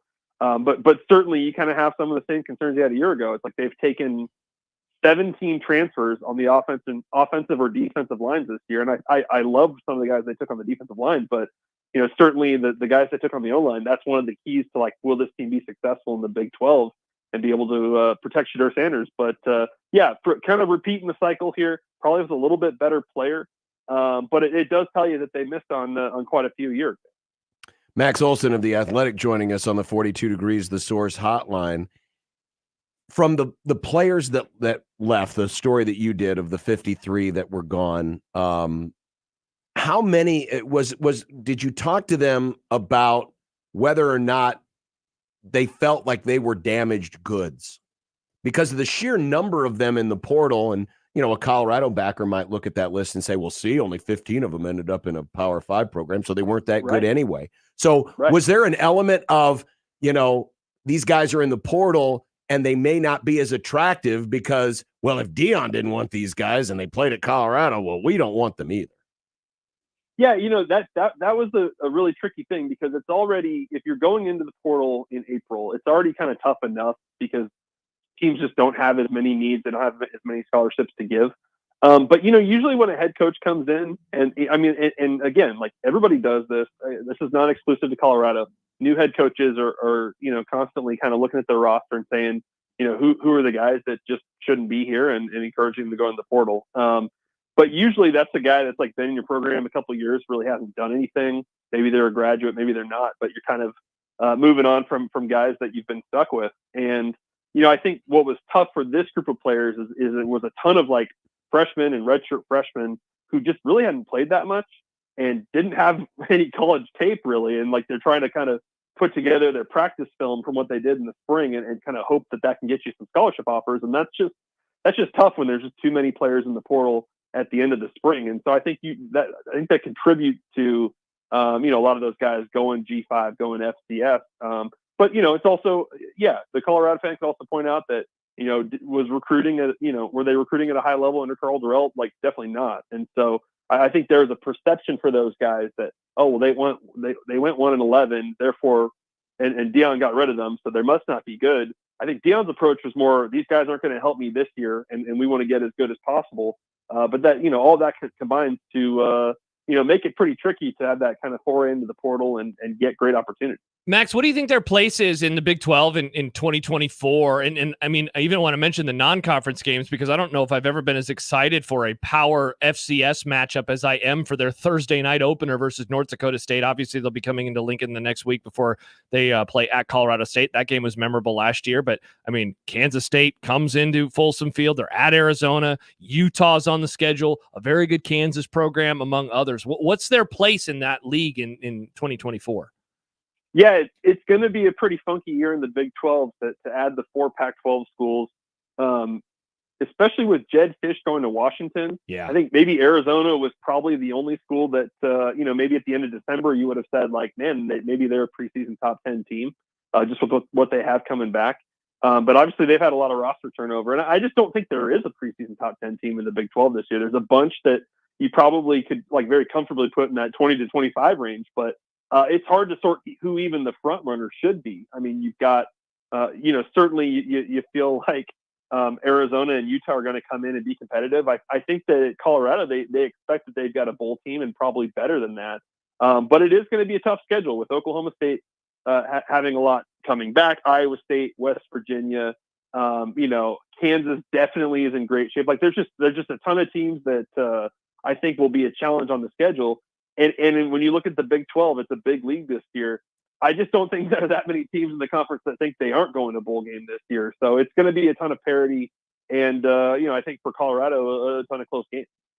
Max Olson of The Athletic joining us on the 42 Degrees of the Source hotline. Do you think if at least if they would have handled it a little more compassionately, do you think this would have been as big a story as it turned out? Would it have been as attractive a story for you to even pursue in the first place? It's a good question. I think that part of the reason I wanted to reach out to these guys a year later is, certainly 53 scholarship players going in the portal in one off season was unprecedented in college football. Hasn't happened before or since. And 20 guys getting cut, straight up cut by a first-year coach after a spring game. It's just something that had never happened before. So, I know that there's certainly the argument of like, this goes on everywhere. Maybe it's not as publicized, but, guys kind of hit the portal, all the time. And it's a much more transactional now that you can, between NIL and the fact that you can just really manage your 85 however you want now. I certainly Xavier Smith, the safety who, unfortunately a lot of people went after on Twitter last week. And I thought that was unfair, but yeah, his feeling in sitting in his exit meeting with Deion Sanders is he wished it had been handled with more compassion. He said Deion wouldn't even look him in the eye. They didn't give him a one-on-one meeting. There was another player who was also getting cut in his meeting. I think that moment frustrated him. I think that Colorado staff generally did help guys that they were letting go in terms of supporting them, trying to help them find other places to go.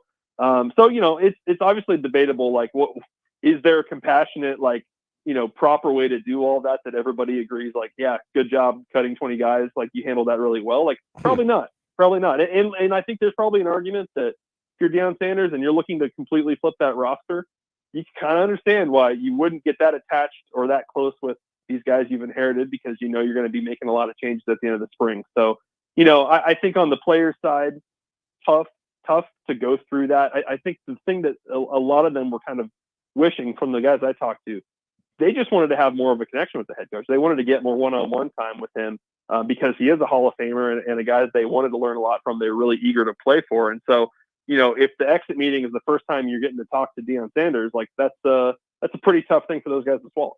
Max, one more from me before we let you go. We got a text from one of our listeners, Jeff, and he says, Max seems a lot more optimistic on Colorado than I have heard. Makes me nervous. Mm-hmm. Is that an apt description of you in terms of, like, are you optimistic about year two?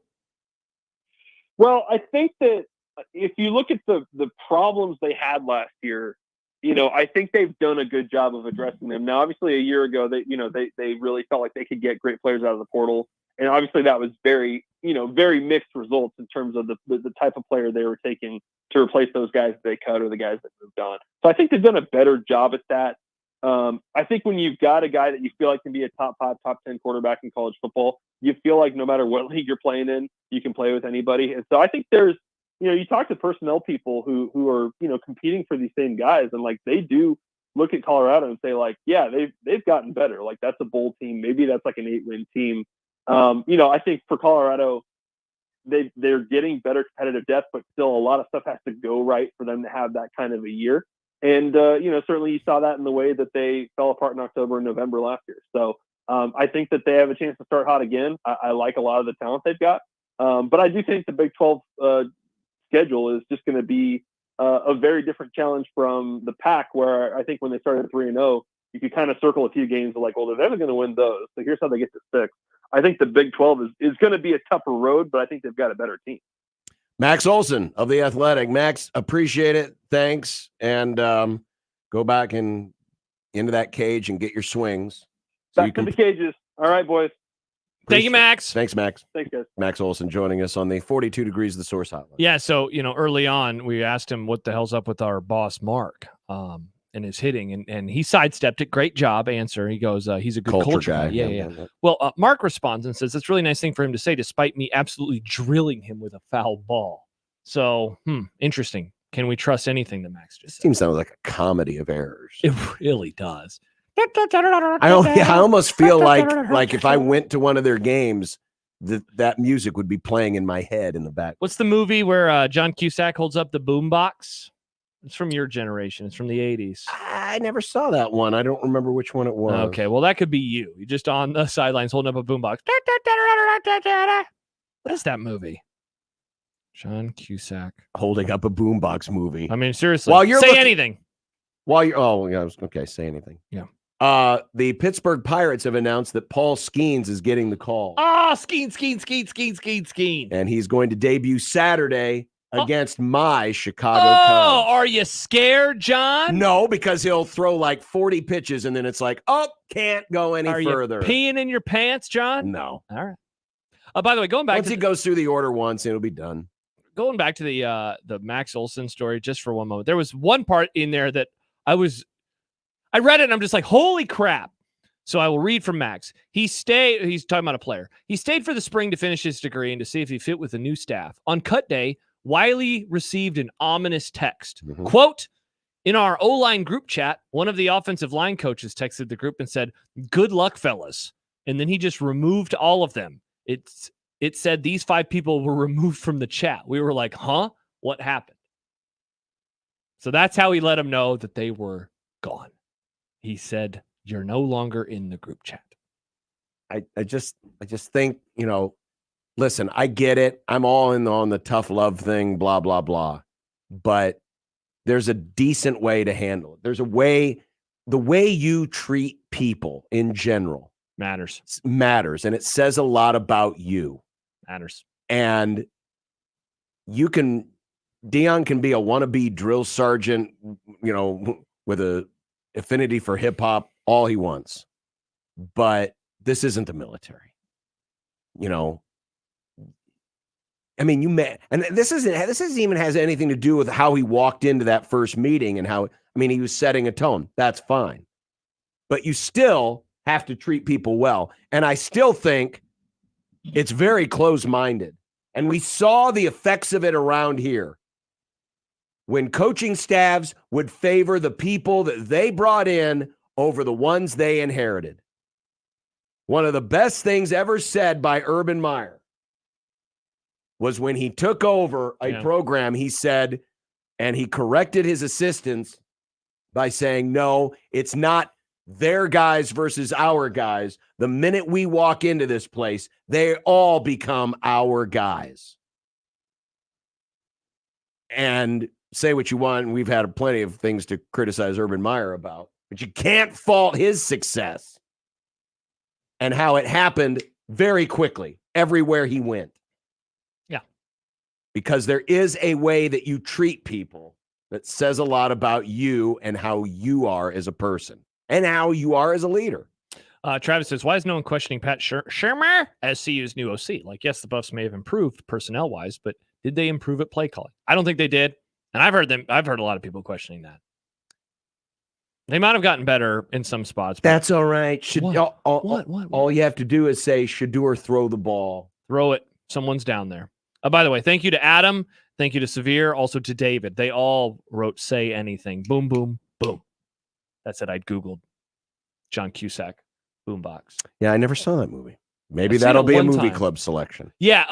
Have you let the folks know on the radio what god-awful movie you picked? Hold on a second. Why are you already... Oh, you see, this is your problem. You would have liked the baseball movie if you wouldn't have went into it with such a negative attitude. I didn't go into that movie with a negative attitude. I started watching it and then had a negative attitude. Yeah, but you got a negative attitude about my movie pick next week. I trust Josh Odson, and Josh Odson gave Unfrosted half of a star out of 5. So if Josh is staying together. Josh Odson jumps off the top of this building, will you follow him? No, I don't like Josh that much.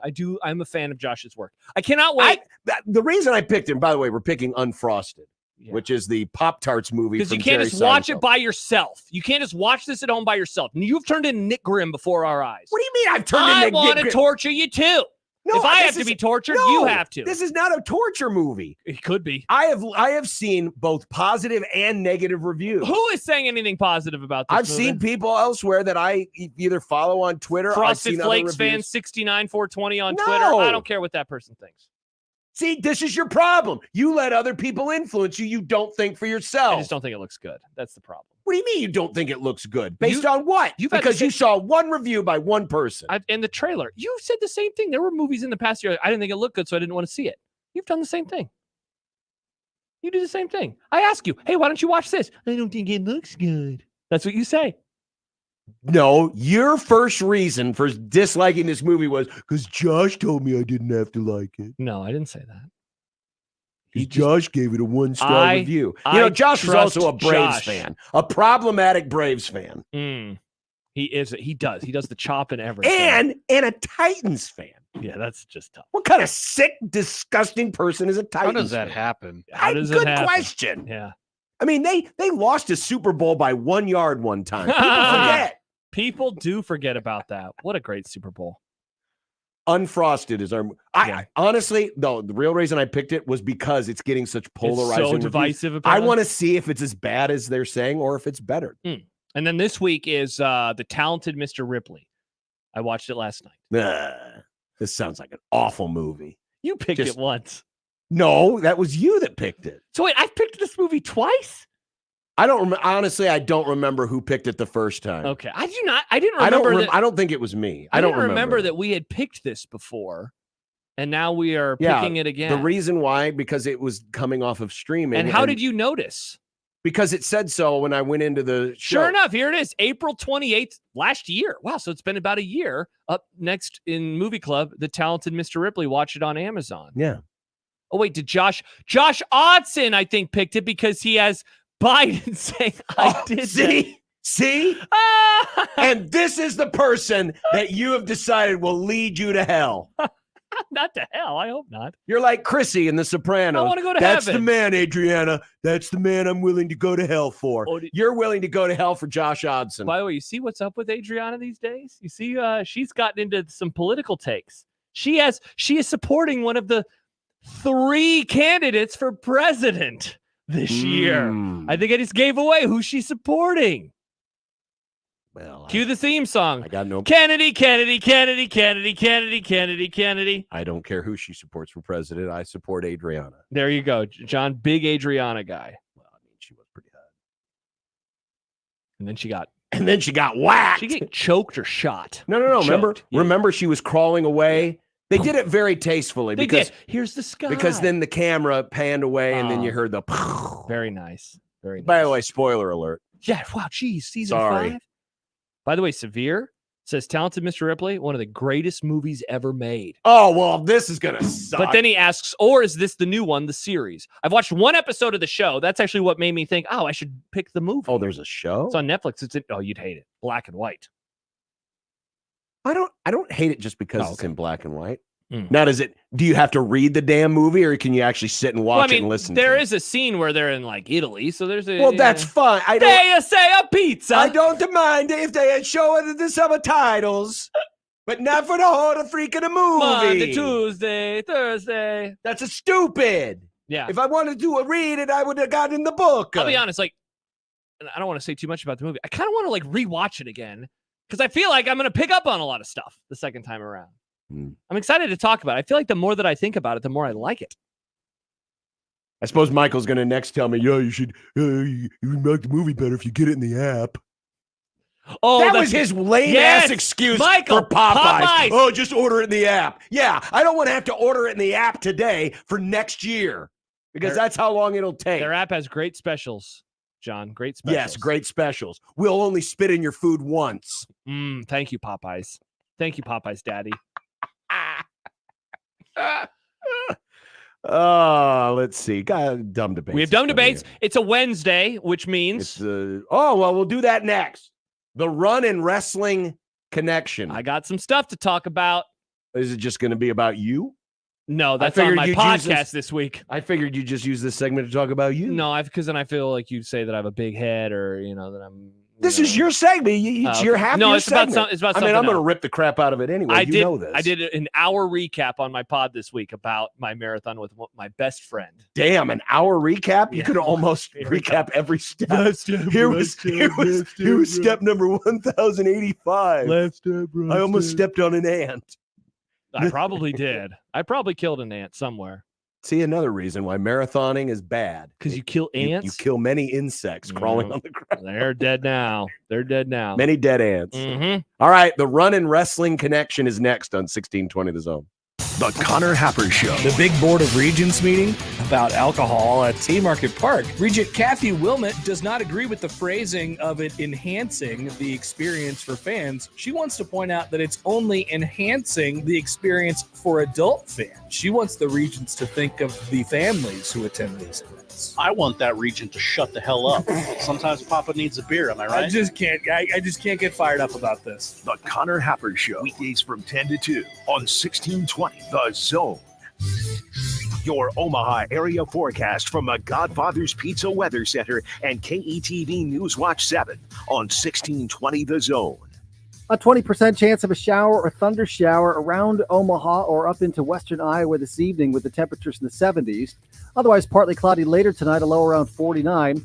Partly cloudy, breezy, and cooler Thursday, high around 67, a 30% chance of showers. I am Chief Meteorologist Bill Ranby from KETV News Watch 7. 1620 The Zone's Unsportsmanlike Conduct, brought to you by a great friend of the program, Union Bank and Trust. 1620 The Zone traffic. From the Pyramid Roofing Time-Saving Traffic Center, looks like that crash blocking the left lane on eastbound I-80 at 84th has got traffic backed up all the way to Q Street, so bring your patience through there. We've also got a wreck on westbound I-80 blocking the left shoulder on at 84th, so that's got traffic backed up all the way to 480. If you're headed south on 680, you're going to see delays starting just after Dodge going all the way to I-80. Same goes with significant delays on eastbound L Street from I-80 to at least 90th. And then if you're west on Dodge, delays from 680 to 120th. I'm Mike Neville. This time-saving traffic is brought to you by Lanahaw Nurseries. Spring has arrived, and Lanahaw has everything you need to revitalize your landscape. The best shrubs, perennials, and freshly dug trees, all grown right here in Nebraska. Lanahaw Nurseries, your homegrown headquarters since 1974. Host is roasting every morning. How does Host Coffee Services provide the best coffee for your workplace? By finding the richest and most robust coffee beans from all around the world and bringing them to our Nebraska roastery, where your coffee is roasted fresh and delivered straight to you. Proudly serving Nebraska since 1972. Host Coffee Services is always roasting something good for you. My taco pie is really something special, and it can't be imitated. It starts with my zesty taco sauce, seasoned beef, onions, lettuce, tomatoes, mounds of cheddar, and mozzarella cheese. This pie is the real deal. For a limited time, build your own feast with a specialty pizza, like my taco pie, a one-topping pizza, and cinnamon monkey bread. Do yourself a favor and order. Today, Godfather's Pizza. Do it. A Nebraska craft beers and ciders important to you? Whether you just love Nebraska brewed beers and ciders or you're a full-fledged craft brewery, there are benefits to membership for anyone with the Nebraska Craft Brewers Guild. Their sole mission is to foster and help grow the Nebraska-centric brewing community. Become a member today at nebraska.beer and help advance the craft beer and cider industry in the state of Nebraska. Find out more about the Nebraska Craft Brewers Guild at nebraska.beer. Creighton Sports Update. Creighton sports fans, as the spring season is nearing its finish, the Creighton Athletic Department wants to thank the fans and sponsors for another incredible season. Without your support, their student athletes would not have the experience they do. Thanks again, and go Jays.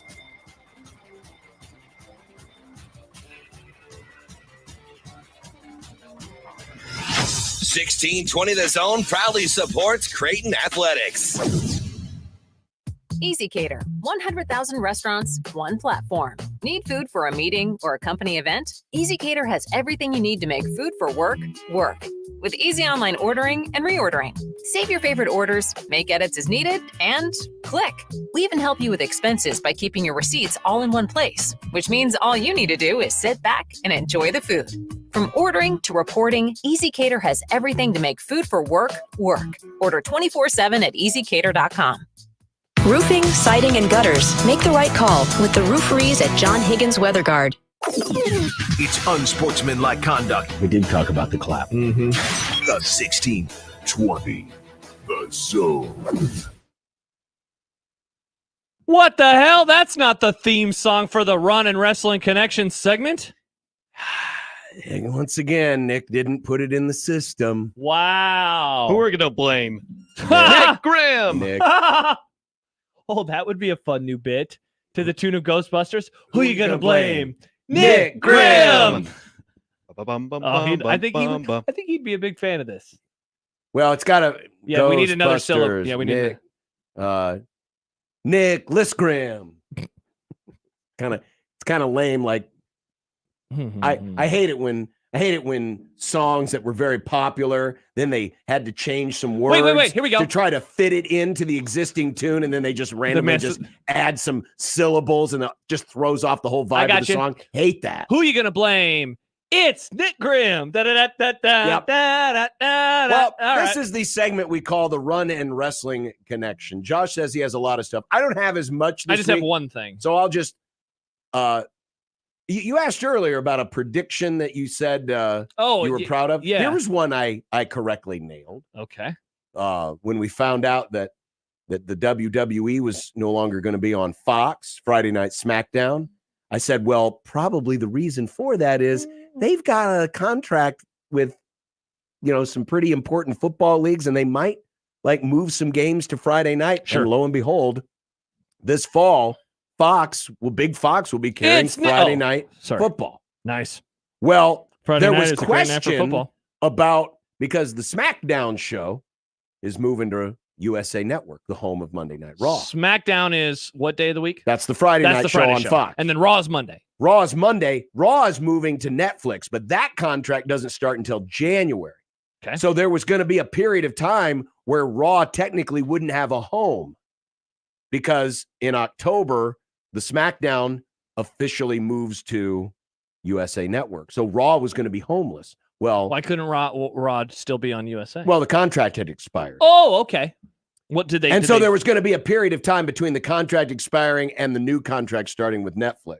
Well, they have just announced that they have picked up the fourth quarter of the season, which is October, November, December. Love the fourth quarter. Raw will stay on USA. Oh, there you go. So USA will be the home of both Raw and SmackDown for about 3 months. There you go. Before the whole Netflix thing starts. So that's some wrestling for you. But there's a little wrestling news for it. Also, they're contesting the King and Queen of the Ring. Oh, you were going to tell me about Cody. Why Oh, did he the have Cody a story. Why is it called a story? Well, because his story was Cody Rhodes is the son of Dusty Rhodes. Dusty Rhodes. He did not sound like that. Oh, my bad. Dusty Rhodes, the American Dream. Why is it a story? The story was Dusty Rhodes never won the WWE championship. Why is that a story? I'm explaining the story. The first act was that Dusty Rhodes never won the WWE championship. Okay. And it was always a dream for Cody to finish his family's story by claiming the title. But why again is it called a story? Because it's a story. It's like we don't say Patrick Mahomes completes his story. It's a game. It's a sport. I'm so confused. But it's part of the. I never heard this lexicon It's like a until journey. recently. It's like a journey. It's like fulfilling your destiny. See, that would have made more sense if they would have Well, said. it sounds cooler if you say you finished my story. Cody finished his. It's just the way. It's just the way he used to phrase it. It's finishing his story. Okay, I hadn't heard. It's just like if somebody who wanted to willingly destroy their knees for no obvious gain whatsoever wanted to do Fitness so is fun. to beat a certain time so that they could qualify for another running race that happens in a very problematic part of the country. Nice. That's a great. You would have. I finished my story. You finished your story When I did that, that's a great point. Doesn't John. that sound cool? It does sound Doesn't cool. it sound more Except for the whole knee poetic exploding. and majestic to say that, hey, by me running under 3 minutes and 3 qualifying hours. or 3 hours. 3 minutes, 3 hours. I What's the can't run a difference? marathon that fast. But you finished your story. I wish I would have said that when I broke 3 for the first time. I finished Well, my there you go. sub-3 story. Josh, you finished your story. John, speaking of Boston, did you know that many people are wondering what the cutoff time is going to be for the 2025 Boston Marathon? Yeah, and I'm afraid of what they would say about that cutoff time, but that's another story. You remember how story. Story. You remember how last year I missed it by 16 seconds because even though I had 5 minutes and 13 seconds of buffer, it wasn't enough. Well, this year the cutoff time seems like it's going to go even higher. Some people are predicting 8 minutes. There was this guy. He's my hero. His name is Joe Drake. An update to an attempt to predict the cutoff time for the 2025 Boston How Marathon. do they determine the cutoff time? It is the number of the number of applicants who have qualified for Boston. So because I missed it because there were So 11. they only want a certain number of people to run. You can only have a certain number. You can only have, I think it's like 20,000 people that qualify can run. Last year, 31,000. So it's kind of like applied, the cut line in golf. Yes. Where depending on how the field is doing. That's exactly what it is. Okay. Yeah. So last year, there were too many of us. So there were your too many good sport runners. is actually acting like a sport. It is a sport. Very Many, nice. many are saying okay. This guy Drake. Yes. Not that Drake. Not that Drake. but he has gone through all of these races. He has built a model that tells us that the cutoff time is probably between right now 5:43 and 7:11. So you got to run that much faster than your Boston qualifying time to get in. Thankfully, I whooped its ass and I beat it by 18 minutes, so I'll be just okay. So we're not going to find out that you didn't qualify. No, I'm making it this year. But you're making it. Friend of the Grum, Chris Whitney, he is going to be going for it later on this year. And so he probably has to beat his qualifying time by that. Now, you know, Chris is like ancient. He's in his 40s now, which is good, though, for a runner. Listen, I mean, these runners, not only do they willingly destroy their own ligaments, but they knock other runners. Not knocking I him. thought this whole running Handshake thing me. made you a better person. It does. That doesn't sound like better to me when you're making fun of a fellow runner like Chris Whitney. I'm just saying he's long old. tortured Bengal and Cowboy fan Chris Whitney. Yeah, that's odd. He is a Rangers fan, so at least they won the World Series. That's but true. because he'll be above 40 for the marathon, his qualifying time is a little higher now. That's a good thing about aging. So his is 3:10. So he needs to run 5 minutes and 43 seconds to 7 minutes and 11 seconds faster than 3 minutes and 10 seconds. I see. So we'll all be rooting on Chris later this year. So there you go. Well, where are we rooting him? Because he just ran in Lincoln. Yeah, he's still deciding on what he's going to do.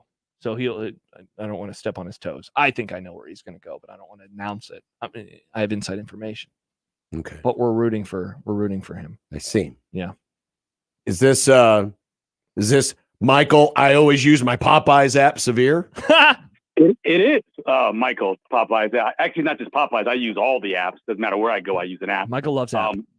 Yeah, I want to say that I destroyed my knees, and it certainly wasn't anything wonderful or life-changing destroying my knees playing football. So I think running is probably a slower way to destroy your knees. So Josh is probably benefiting. Thank you, Michael. From what he's doing more. Don't than encourage him, I Michael. did. Thank you, Michael. I'm just saying. I mean, I didn't benefit at all. You know, I didn't get a scholarship or anything like that. I got an artificial knee at 54 because of it. So I don't know if that's I get happy. I think you probably destroyed that knee waiting for your Popeyes order. That's what I. Okay, I'm calling for that. Let's do a challenge. Oh God, here we go. Back in the old days, Yeah. they used to yell challenge on the block, and whatever the challenge was, you had to accept it because you talked a lot of crap like you often do. Let's do this. Let's go to Popeyes and order. Okay. We can do a drive-through or we can do inside. Let's do that. And if it's a reasonable time, we'll set a time, I don't know, 8, 10 minutes, 5, 6 minutes, whatever you say. And if they do it and they get the food out before your time, then you can no longer down talk Popeyes. And you have to say it's the best chicken on the planet Earth. No, okay, first Michael, of all, great idea. So you want me to lie? Oh, why you're that scared that they would give lie. you the food in a very fast time? I mean, Listen, I told you. I've had a lot of fried chicken. Again, if I was talking about butterscotch candies, I would go to you. Just stop. This crazy fool last week said Popeyes is the best chicken in Omaha. It This is. crazy old It is the fool. best fried chicken in Omaha. This crazy old one-need fool. It's true, man. It's the best fried chicken. The sad thing is that it shouldn't be, and it wasn't. The best places have closed. Tragically, COVID, family members didn't want to take over the business. Whatever it was, they closed. I think we need to kind of, because I mean, anybody, a broken clock is right twice a day. Here we go. Look at these excuses, Michael. No. I think we should. Afraid. I'm not afraid. He's going to hurt his knee backpedaling. I'm not afraid because I know what you Popeyes cult people are going to do. Here we You're go. going to arrange it so that they know when I'm coming and they'll treat me like a king. I would not do that. Don't worry, First John. of They all- would never first treat of you all, like a king. Why Dusty wouldn't they? was- Because they're ginger racists? Look, I love Dusty, and just because he said, win, lose, or try, or whatever, you got to cheat, I'm not cheating, bro. I don't cheat. I'm not a cheater. I would never cheat. All right, think we'll we just figure do out a it challenge. Anonymously, we'll pick the Dodge one, which I'll agree is the slowest, but it's a lot faster than you talk about. We'll go with the Dodge Street one, random time, on your way to work. We meet over there, we order, and we see. Michael, you think that one's slower than the one on 120th? Or on Yeah, I 90th, think excuse me? The two slowest is the one on Dodge, and then the one on 30th over by Metro. That's my old Popeyes when I lived at Yeah. 30th and Ida. Yeah, that one is. Yeah, I think those are the two. And they have slowest. 2 drive-throughs. They have 2 windows at that Popeyes. 2 drive-throughs so they can abuse you more. It's not the drive-through that's the issue. It's just it's a lackadaisical attitude towards working at a No, lackadaisical. That's the issue. Lackadaisical, that's the name of the Popeyes employee manual. No, Hey, it someone could be. grab a It copy could of be. Lackadaisical. But I know this for a fact. It's not as slow as you say. I know that for a fact because you exaggerate and you make it sound like I don't you wanna try the exaggerate, app. man. You don't want to move You know into who the else 21st exaggerates? century and use the app, which you should do. I shouldn't have. If I'm on the spur of the moment and I'm driving, I should not be using my app. And I'm like, man, I'm hungry. I could use something to eat, and I just pull in. Why not? Why wouldn't you? You're going to save money. It makes everything go faster. Why wouldn't you try to be more inefficiency, John? Because is the reason our country is heading where it is. John, I don't want to run people off. I don't want to kill somebody because I was on my Popeyes app. John, I've seen you drive. I'm not concerned about you using the phone at the same time. You drive like a fool anyway, so I'm not even worried about that. I know how you drive. You're just a puss. think That's you're an all. easy You're just car like, driver. oh my God, I'm so scared. No, we got to the airport on time. Yeah, you were on two wheels for most of the thing, and you took a curve that was set at 25 at 55 miles an hour. Look, I'm not worried about you. Dude, I was below the white line, man. I was hitting the apex of the corner. If you watch racing, when was you this? know these things. Michael, when was this? This was our trip to Columbus, right? Yeah. Oh, okay. Yeah. Yeah, we had to get to the airport. Now, we weren't late for the airport. We had plenty of time to get to the airport. But John was driving, and he thought, oh, my God, we got to get there early. And so, John tried to kill us all. But it's fine. It's fine. That's why I'm not concerned about you using the phone while you drive, because I know you can handle it. There you go. Multitasker. Good multitasker. Exactly. Travis says, sounds like John Bishop is scared of a challenge. No, I'm not scared at all. I'll be more than happy. Mm. I'll be more than happy. Okay. All We right, just and need. I'll pay for the chicken. Oh, How about that? I'll pay for the chicken. but you can't We use order the it at a app. time. See, it's got to be What's the a reasonable. It's got to be the What's a drive. reasonable time? What's a reasonable time? That is a good question Yes, for this Josh, discussion. Josh, what's a reasonable time if you go into the drive-through? Can't ask another cult member what a reasonable time is. I feel like under 6 minutes is reasonable. Under 6 minutes? Is that not reasonable? Good grief! I could get served faster at a sit-down restaurant. Okay, that's hold not on. an answer. It depends, of course, how many other cars are in the line. It right? definitely does, So yeah. Say there's 6 cars in the line. 6 minutes would be great. That'd be If amazing. you're the only car in the line, 6 minutes would be slow. Yeah. But I figure if you're going to lunchtime, there probably going to be a couple cars in the line. Yeah. Yeah, we got to figure that out. We got to figure out how many cars based off how many cars are in line, and then we'll do the number that way. Mm-hmm. All right, we'll figure 3 this out. minutes per car, maybe. This sounds like a fun summer bit. It does. I think it's a good summer, but anything that gets you to stop with your ridiculous criticism. It's not ridiculous. And Michael, we get to eat Popeyes. This sounds amazing. Exactly. It's a bonus for everybody, especially for John, because so he can shut his big fat mouth. It ain't going to change the fact that they got the tiny baby here we go. pieces See, now of chicken. look at you. It's just not true. I told you before. If you want giant chicken, that steroid, anabolic, bad for you, dying of cancer chicken, you can always go out west. They got a place out there that has that giant chicken. And what was the best era of wrestling and football? When they were taking the roids. Well, that's not quite true. I think the best era of football is right now. But Ooh, that's a good question. Another good summer topic. Better athletes. You have guys now who are as bigger than the guys who were playing then, playing a level down in the system, especially on defense, and they're faster and stronger than the steroid guys were. So give me that. Give me those guys. I'll watch that. Great quarterback play for the most part. I think great wide receivers. It's a better era now. That's a good And topic. Kevin Kugler's calling games. That tops it all. And Kevin is calling games. I think that's going to downgrade it for John. Well, yeah. I mean, John doesn't like Kevin? No. I didn't know that. They were good friends. well, I know. it's most of the games he calls I'm not watching. That's not true. He calls the Rams all the time. Well, that's true. He's like the voice of the Rams. But he's always like sending his little coded language through. Like I can hear the glee in his voice. Like Touchdown Seahawks. There was a game 2 years ago against the Falcons where the Rams were up. What was the famous score in the 28-3? 28-3. 28-3. And Kevin's like, wow, this has never happened before. A team comes back, and then the Falcons just start amazingly coming back. And I could hear in his voice, he was like communicating through his voice to me, just to to taunt me. And I was screaming at my television. John. I'm saying, you are a jerk. That's not what happened. You are a jerk. Stop that. Mm. He's not a jerk. All right, Michael Severe, ladies and gentlemen. The Popeyes Challenge coming Thank you, this Michael. summer. Thank you. See you, Josh. All right. A couple comments real fast. Padilla, I get food from Popeyes fairly frequently and have never experienced anything like what John describes, and I don't use the app. Pretty much always a very normal fast food experience there. Interesting. Another They can member of the cult. Your voice comes through and they're just like, oh, it's that guy again. Jed says this challenge is pointless because we all know John doesn't pay up on bets he loses. That's true. Still waiting for that spray tan, John, a decade later. I don't know what you're talking about. Oh, interesting. Suddenly you forget. Oh, COVID brain, guys. I don't remember. What a great running and wrestling connection. It segment. was. Wow. It went really long, too. Yep. We'll come back because if that wasn't a dumb enough debate, Mm-hmm. we got more dumb debates on 1620 The Zone. Remember, no matter how you listen, it's still AM radio. 1620 The Zone. There is only one constant in the universe, and that's change. Brent Rasmussen of Mortgage Specialists. I'm sure many of you remember the incredibly low interest rates that were available only a few years ago. Well, things changed. Now rates are higher. But would you believe me if I told you there was a time when people were paying double-digit rates? And that's the thing. Everything changes. Rates go up, rates go down.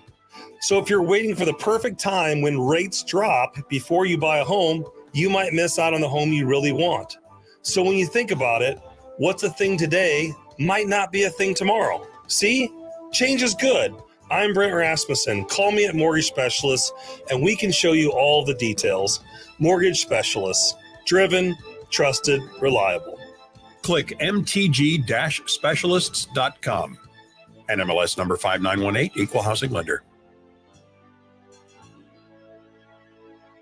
1620 The Zone. Traffic.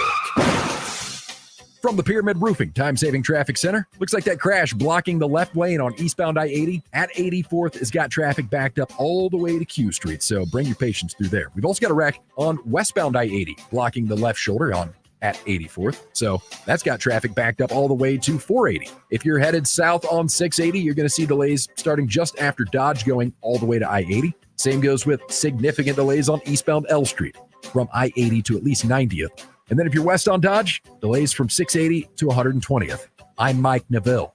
This time-saving traffic is brought to you by Saul's Jewelry and Loan. I have never seen this before. Hi, John with Saul's Jewelry and Loan. The price of gold is the highest it's ever been. Now is the time to get the best price on your broken jewelry, chains, and diamond jewelry. Saul's has been around a while, and trust us, now's the time. Saul's Jewelry and Loan. Email Unsportsmanlike Conduct on the Equitable Bank Zone inbox with whatever is on your mind, from your hot takes to what you think is one. The Zone inbox is brought to you by Equitable Bank. We take banking personally. We want to hear from you on the Equitable Bank Zone inbox. May the 10th be with you. Join the rebellion at Werner Park on Star Wars Night, Friday, May 10th. The Storm Chasers will wear special Star Wars-themed jerseys to be auctioned off during the game to support Make-A-Wish. Enjoy character appearances throughout the evening and a fireworks show following the game. This night is sure to be one in a million. Get your tickets for Star Wars Night. Visit OmahaStormChasers.com today. Omaha Storm Chasers family. Everyone get on your feet, stir up the storm with family. Guys, let's have a conversation. Let's say you've been losing interest in your spouse. You got low libido. You can't focus on things. And you're wondering, what is going on? It may be low testosterone. Mentality is here for you. With their FDA-approved testosterone treatment, their board-certified physicians who work with most insurance companies, they can diagnose the symptoms of low testosterone and take care of it. Schedule an appointment today. Go to the website, lowtusa.com. Take back your life, man. Mentality, lowtusa.com. Where's the perfect place to shop for Mother's Day? By your mom's house, of course, at 42 Degrees. Right now, treat your mom to the best Primo cannabis with smoking new low pricing. Or spoil mom with the CBD or Delta product. It's all up to half off. Think of how proud your mom will be when she finds out how much you saved. Don't miss this Mother's Day sale at 42 Degrees. Your dispensary for top-tier cannabis, second to none product selection, and exceptional service. 42 Degrees. By your mom's house. At Cox Mobile, we know you're smart. You brush your teeth in the shower to save time. Make coffee ice cubes for your cold brew. And wear goggles to cut onions. You also added Cox Mobile. So smart. Now you're running on the network with unbeatable 5G reliability and saving on your Cox internet. It's ingenious, just like you. Aw, thanks. Cox Mobile, the smart way to mobile. Cox postpaid internet required. Cox Mobile runs on the network with unbeatable 5G reliability as measured by Ookla LLC in the U.S. through H 2023. Other restrictions apply. Learn more at cox.com/mobile.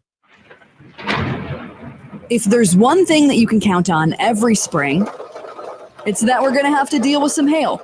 J-Tech Construction is the company to call to make it right again. J-Tech Construction specializes in siding, roofing, windows, and gutters, even solar. They're trained for insurance claims assistance, and they can help with your insurance company. Turn to the team the Huskers turn to, J-Tech Construction. Use your favorite search engine to find J-Tech Construction online and schedule a free estimate today. What's holding you back from learning the language you've always wanted to speak? Too hard. Takes too long. Not with Babbel. Babbel's lessons take just 10 minutes a day. 10 minutes isn't long. Nope. And they're fun. Fun isn't hard. Right. Babbel's interactive lessons, podcasts, games, and more make languages fun and engaging. You might even forget you're learning. And Babbel's lessons are built around real life. Babbel teaches language skills you'll actually use. About travel, business, relationships, and more. You'll learn what matters most to you. Plus, Babbel's lessons are designed to get you having real conversations in as little as 3 weeks. Just 3 weeks? Even better. Since Babbel's lessons are voiced by real native speakers, you'll get pronunciation just right and be able to carry on conversations with confidence. Learning a language with Babbel doesn't take long. And with Babbel, it isn't hard. It's perfect. Get Babbel. It starts here. Go to Babbel.com to try for free. That's Babbel.com. Babbel.com. Babbel.com. Don't miss this week's Zone Deal. This week's half-off deal is Kops. Receive 2 $25 gift vouchers for just $25. Kops makes delicious pizza, fresh salads, and tasty charred wings. For the basic menu, click copspizza.com. And for the extended menu, visit them at Shadow Lake Town Center, 180th and Center, and the newly reopened 72nd and Jones locations. Zone deals go fast. 9 a.m. Friday, 1620thezone.com. Lindley Clothing can guarantee you will look good, feel good. I just can't fix your golf game. Fantastic golf gear from Peter Millard to Johnny O. Also great tech golf pants from Ballon and golf shoes from Johnson & Murphy. Spring is sprung, and Lindley Clothing and Well Suited is ready to get you ready. Whether it be walking down the aisle, sitting in the audience, or on the 18th hole. Well Suited, perfect option to get great styles for less. And of course, you know the top-notch staff at both Lindley Clothing and Well Suited. They're going to find exactly what you need for that special event. Jack Victor, Bugatti, Samuelson, they've got it all. 132nd and West Dodge in the Linden Market. A team succeeds when they work together. Banking's no different. At UBT, we're in your corner for every financial move you want to make. Your money's backed by a roster of experts who put in the work to know you and your community. So whether you're opening a savings account, buying a home, or planning your future, you always know who to turn to. Working together toward your financial goals. That's a win in our playbook. Union Bank and Trust. Equal housing lender, member FDIC. The Zone Hotline is powered by 42 Degrees, The Source, by your mom's house. Live from the Host Coffee Studio, this is 1620 The Zone.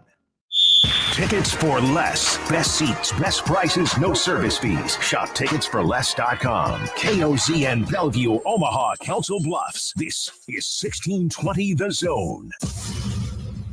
1620 The Zone's Unsportsmanlike Conduct is brought to you by Union Bank and Trust. Now back to the program. It'd be nice to have a boat. Throw. It would be nice to have a boat. Throw. It would be nice to have a boat. Throw. It would be nice to have a boat. Throw. It would be nice to have a boat. Throw. It would be nice to have a boat. Throw. It would be nice to have a boat. Throw. It would be nice to have a boat. Throw. From your mom.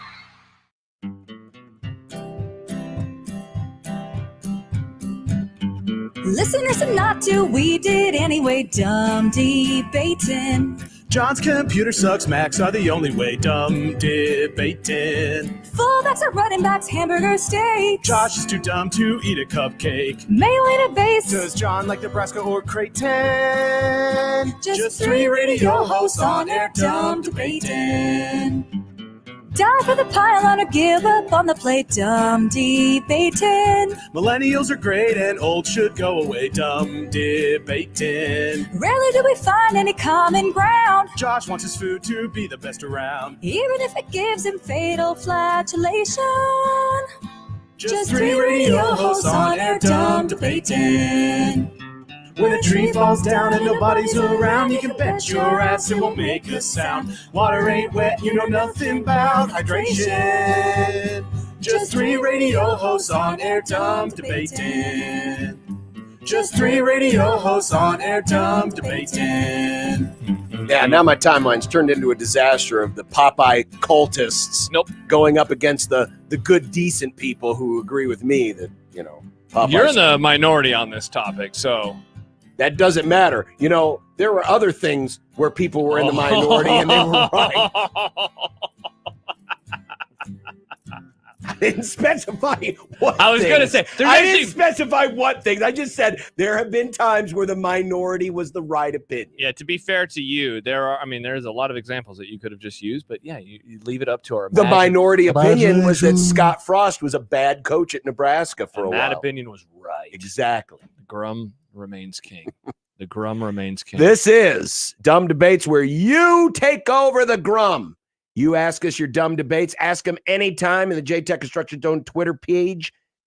Use the hashtag dumb debate. Please, for the love of God, It's not use the that hard. hashtag. That's how I search for these things and then go back and collect them and clean them. And then Yeah, like this one. So put 'em Tay in. asks a question that we can begin with. I feel like it's going to be fairly easy, but responded hours later to her own tweet with a curse word that I cannot read on the air, but she added the hashtag of dumb debates. Now I can see it. Nice. But she asks, Chili's or Outback Steakhouse? This is an easy one for your Outback. boy. Bingo. I would say Outback. Wow. Handshake memes all around. I will say this. For the chain restaurants. Yeah. When you look at the chain restaurants, you got your Applebee's and your Chili's. They're kind of in the, I guess you would call what would be the classification of food, just like American dining. I would just say American food, yeah. American dining. For sure. Mm-hmm. And then you got your Italian Applebee's, you have the places like Carlos O'Kelly's that some people used to think was the best Mexican in Lincoln. Was that Steve Sipple? Yes. Celebrate. They had a great theme song. But of jingle. all of these genres of food in the chain restaurants, I think the steak places are the best options. Not best as in better than going to a Drover, a Prime, But those. if you're going to have But a I'm saying chain, if you're going to have a chain, that's the one to do it at. do the Texas Roadhouse, do the Outback, versus if you're, if you want to go to a nice cafe, and instead you pick Apple. That makes sense. 100%. Mother-in-law recently got a bunch of gift cards there. I don't remember why, but she was like, "Hey, want to take you guys out?" And so it was to Outback, and it was like awesome. I like Outback. Yeah. Steak's good. Steaks are good. Cooks the exact the way I wanted Yeah. made. And then we talked about it before, but the bloomin' onion. Oh, you remember the Outback Bowl, bloomin' onion or coconut shrimp? So good. So yeah, I like it. I like it. I haven't been to Chili's in years. Oh, TGI Fridays. That's another one. Did you mention TGI Fridays? We don't have one anymore, right? No, I don't think so. I think there's one still out west Omaha. Is really? There I know might be. that there was the one at Westroads for the longest time. I think around I would say out on 180th or 168th in West Center. Let me go take a look. Steve says Texas Roadhouse. Texas Roadhouse is good too. Texas Roadhouse is good. I would agree with that. Like I said, the chain. You're right. Steakhouses. The chain steakhouses are for the chain restaurants acceptable. Mm-hmm. Versus going to the Applebee's and whatnot. We're gonna save the Ian one for the end, right? Should we do some? You want to save it for the end? Some Okay. appetizers. All right. Yeah, Jeff writes when announcing like a bloomin' onion. There you go. When announcing, so he's saying when you're doing play-by-play duties, would you rather the game go to extra innings or would you rather sit through a rain delay? Oh, extra innings. Because a rain delay. You have no idea how long the damn thing's going to be. And half the time it's so annoying because you figure, can we play? or you'll get a situation like we had a couple weeks ago where, tarp's off the field, we're getting ready to go. And then it starts raining. And it's back and forth. I'd much rather have extra innings than a rain delay. Yeah, me too. Plus, you have the opportunity to call a walk-off. Rain delays are horrible. And the action's still going. Rain delays are horrible. Yeah. I don't think I've ever called a game that has gone into extras, innings, or overtime. I've never announced a game that has gone into an extra. Creighton period. women haven't gone into overtime? Not in any of the games that I have ever announced. Wow. I know. It's kind of wild. I've had moments where I'm like, I think that this might be the chance, and it just never has happened. So you'll be like those folks in the 58 title game. We're like, well, what do we do now? I know, yeah. The game's over and we're tied. What do we do now? What are the rules in overtime? So yeah, I've never called a game. Well, Josh, gone if into it ever overtime. happens, it's first basket scores. Creighton wins! 20 seconds into overtime. There you go. Bland, come on over. Let's do the interview. Mustache Adam, this was a question from a few weeks ago. Is baseball the most difficult of the 4 major sports for one player to carry their team? Oh, yeah. Well, I mean, let's say you're the best defensive player in the NFL, and some people are like, this guy might need to win MVP. And you don't. You win Defensive Player of the Year, but your team goes 4-12. I think that happened to J.J. Watt like multiple times. Lawrence Taylor carried a couple of those early Giants teams. Yeah. Before they got good, before they got more complete. I mean, he had an ability to do that. Basketball certainly has the potential, and a lot of this is a numbers game because it's one of 5 guys on the floor. I think basketball is of all of the sports, the team sports, basketball is the quote unquote easiest for it to happen because of the math problem. It's the easiest math problem to solve. But I think the reason why baseball is difficult, if you're a great pitcher, you're a pitcher. You're only pitching 1 out of every 5 days if you're a starter. Sure. And even if you're a reliever, yeah, it's hard to dominate. It's hard to carry a team as a reliever. Someone's got to get to that point. Mariano Rivera was awesome, and obviously those were great teams. So maybe it's a bad example, but like, it's impossible to carry a team, certainly as a reliever, let alone as a starter. Again, because of the math problem of every 5 days. Let alone even like a great center fielder or something. As great as Ohtani has been this year. Oh, see, I mean, yeah, he bats only 1 out of every 9 times. Yeah. Now it can certainly help with your lineup construction and, pitching to guys around him, trying to not let him, because I guess Barry Bonds, early 2000s Barry Bonds would be a good example of a baseball player that could have had the potential of carrying his team. But even then, once you got past him in the order, then it was a little bit different. So I would say, yes, it's probably harder in baseball, but really it's very hard in any every sport. Now, especially given how talent now is the difference between the best and the mid-range talent. I think the gap has narrowed because of supreme athleticism. Yeah. Than it ever was before. I don't think you're wrong there. Now, this username I think might give away their answer, but Hockey Dad writes, it's football. No, it's hockey. So I will push back because of the hot goalie. Yes. We have seen hot goalies like truly drag teams. Mm-hmm. Who was the one on the Devils? Was that Martin Brodeur? Martin Brodeur. That guy in 02, 03, was insane. And very few goals allowed, and the Devils won the championship. Yeah, I think a goalie in hockey has the best because they're out there all the time. All the time.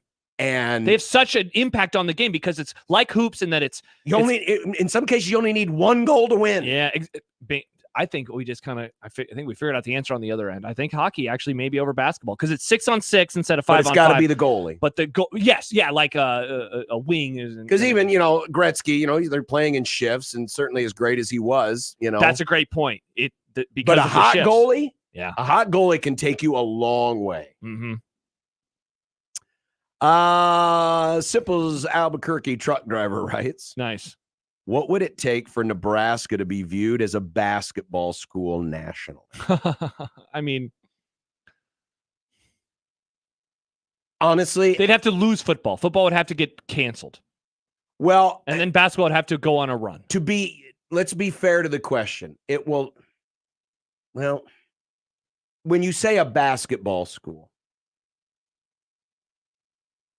Are you literally saying like Kansas? Kansas is a basketball school where that's the dominant sport. That's the identifiable sport. Mm-hmm. Because in that case, no other sport is ever going to supplant football in this state as its sport.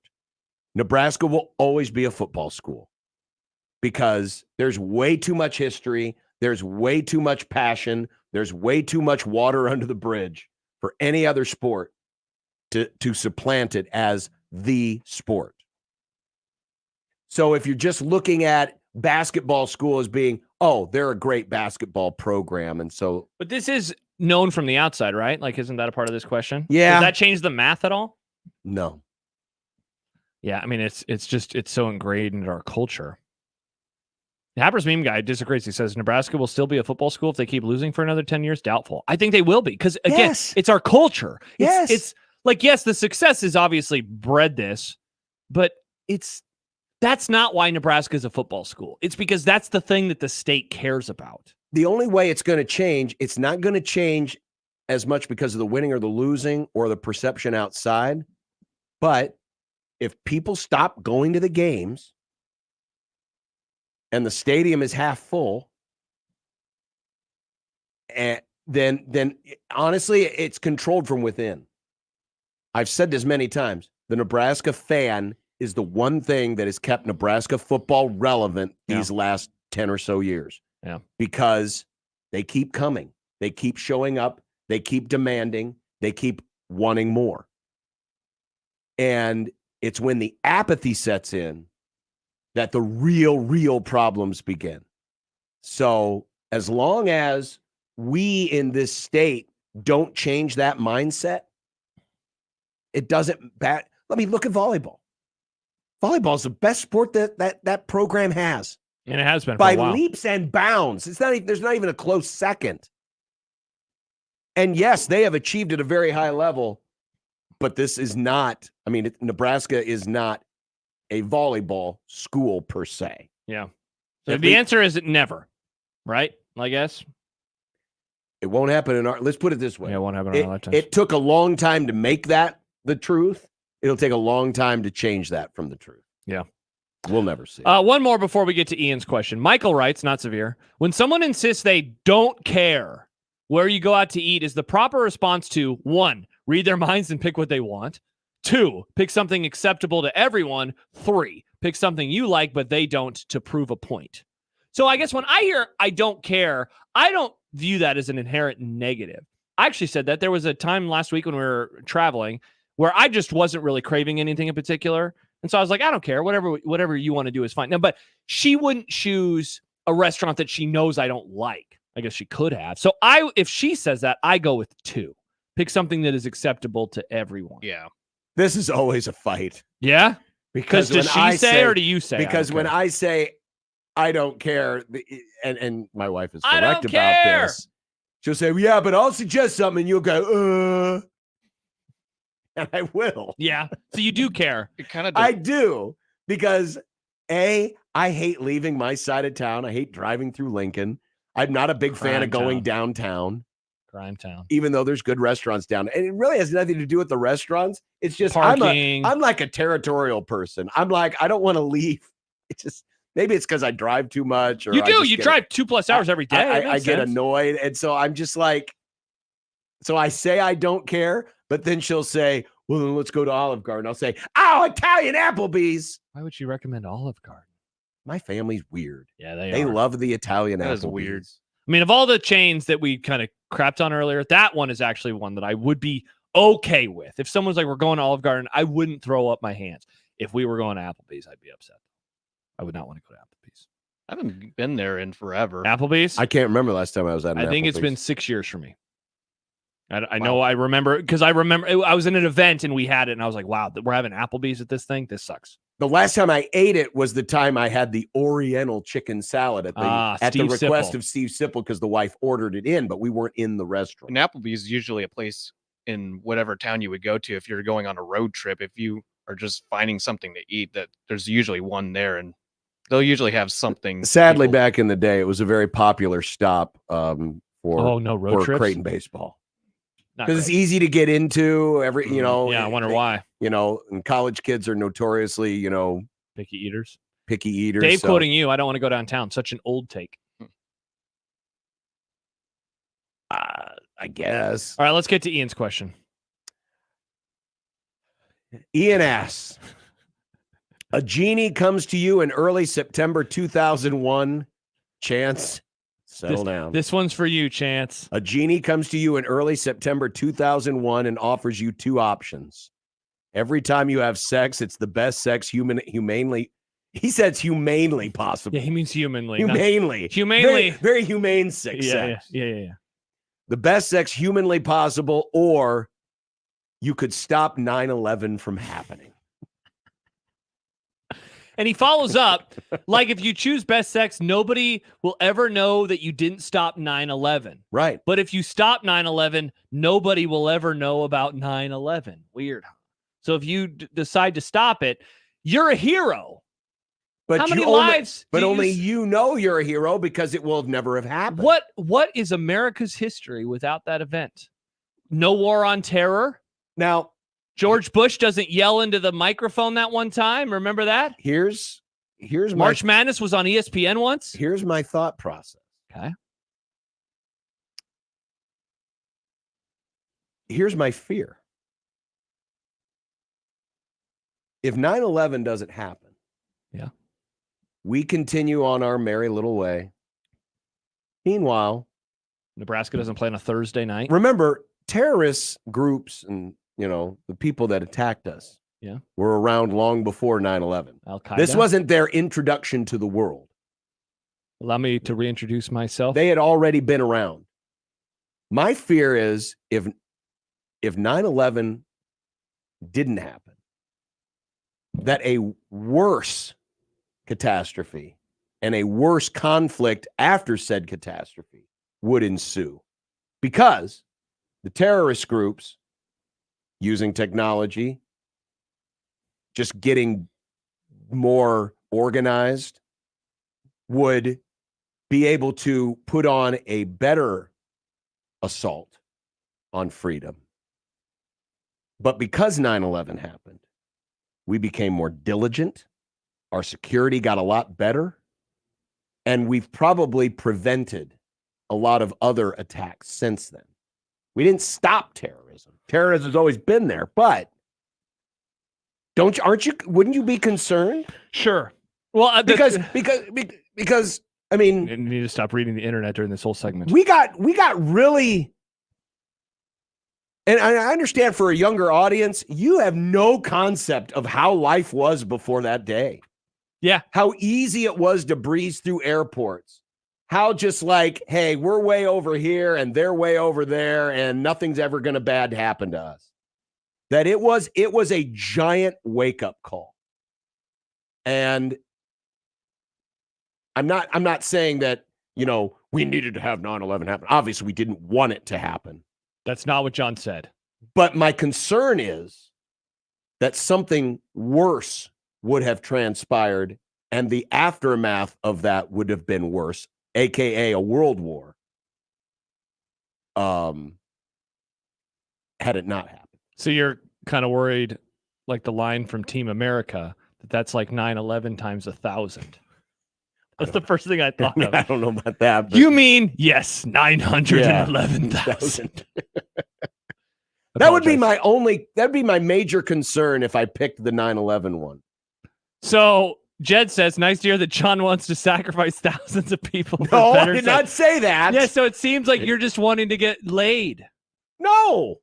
So you're, in all seriousness, you're worried that if you stop 9/11 from happening, that there's a worse version that happens later on. Sure. That should always be something that people think about if they have a chance to change an historical event, because you don't know what the effect is going to be after it. There's a Stephen King novel called 11/22/63, which is about 11/22/63. So it's about this character trying to stop the assassination of JFK. Well, spoiler alert, he does, but then the world actually goes to more of a hell in a handbasket because he stopped this one thing, which then led to actually all of these other things that were happening. Right. So it's kind of what you're saying here. Yeah, it's the butterfly effect. I really feel bad, though, about not stopping it just to get laid. I think I'm stopping it. I'm a proud American. Well, so am I. What does that do for that college football season? What does it do for everything? And the good stuff, too. What does it mean for the good parts? What does it mean for the good parts? The airport situation would be different. This was my This was my fear, was that you answering the question, because this reminded, the first thing I remembered was the fart question. Steve writes, John Bishop here for getting laid for the good of humanity. And then Chance has the very famous picture of Mr. Bush at the classroom and says, the sex was dynamite. For the record, I did not pick an answer. I just issued a very logical, reasonable concern, because the obvious answer is, of course, you would want to save a terrible thing from thousands of happening. lives. Yeah. Hurt and Husker fan, important question. If you choose to stop 9/11, does that mean I would still be just average at sex, or does it mean you were either going to be great or horrible? It'd be awesome or horrible. Another fine question. Dave writes, this, ladies and gentlemen, is why this segment is called Dumb Debate. Debates. Zach writes, John would be concerned if Hitler wouldn't have happened. The over, by the way. Something worse would have happened down the line. So is that what you would say? If Dumb Debates is kill baby Hitler, have awesome sex, you would say, I don't want to kill him because then a worse Hitler is going to come along sometime? No. Dave says, how in the literal hell is there a counter universe where the lack of 9/11 causes a world war? LMAO. So it seems like people are disagreeing with you, John. Can't believe you're getting laid. I did Joey, not. Can you believe this, I man? did not commit to an answer. I just gave you a reason why you wouldn't pick the 9/11 option. So what are you doing? I mean, I'm probably still picking the 9/11 option. It's not, you're stopping it, or it's happening? I'm stopping. Okay, good. Go us. I'm stopping it. And then you'd be telling people, I did this. I stopped this. I saved your life. I'd be walking up to about? randos on the street saying, I saved you. I saved you. You'd go up and down. I saved you, and now my sex is terrible. Yeah. Thanks a lot. Yeah. And then the line in the movie wouldn't be thanks Bin Laden. It would have been thanks John Bishop. Oh, and it would have been said in a nice way. That's true. From The Hangover. From The Hangover. Wow. But again, no one would know that you actually stopped it, because all you did was so stop you would just turn into a crazy person. You'd be like, I saved you. What are you talking about, bro? I saved America.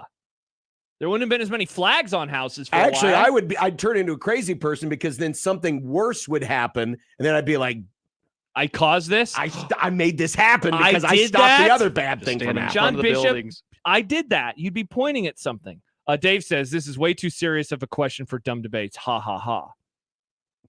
Ha! CJ, I know what Pete Carroll would choose. The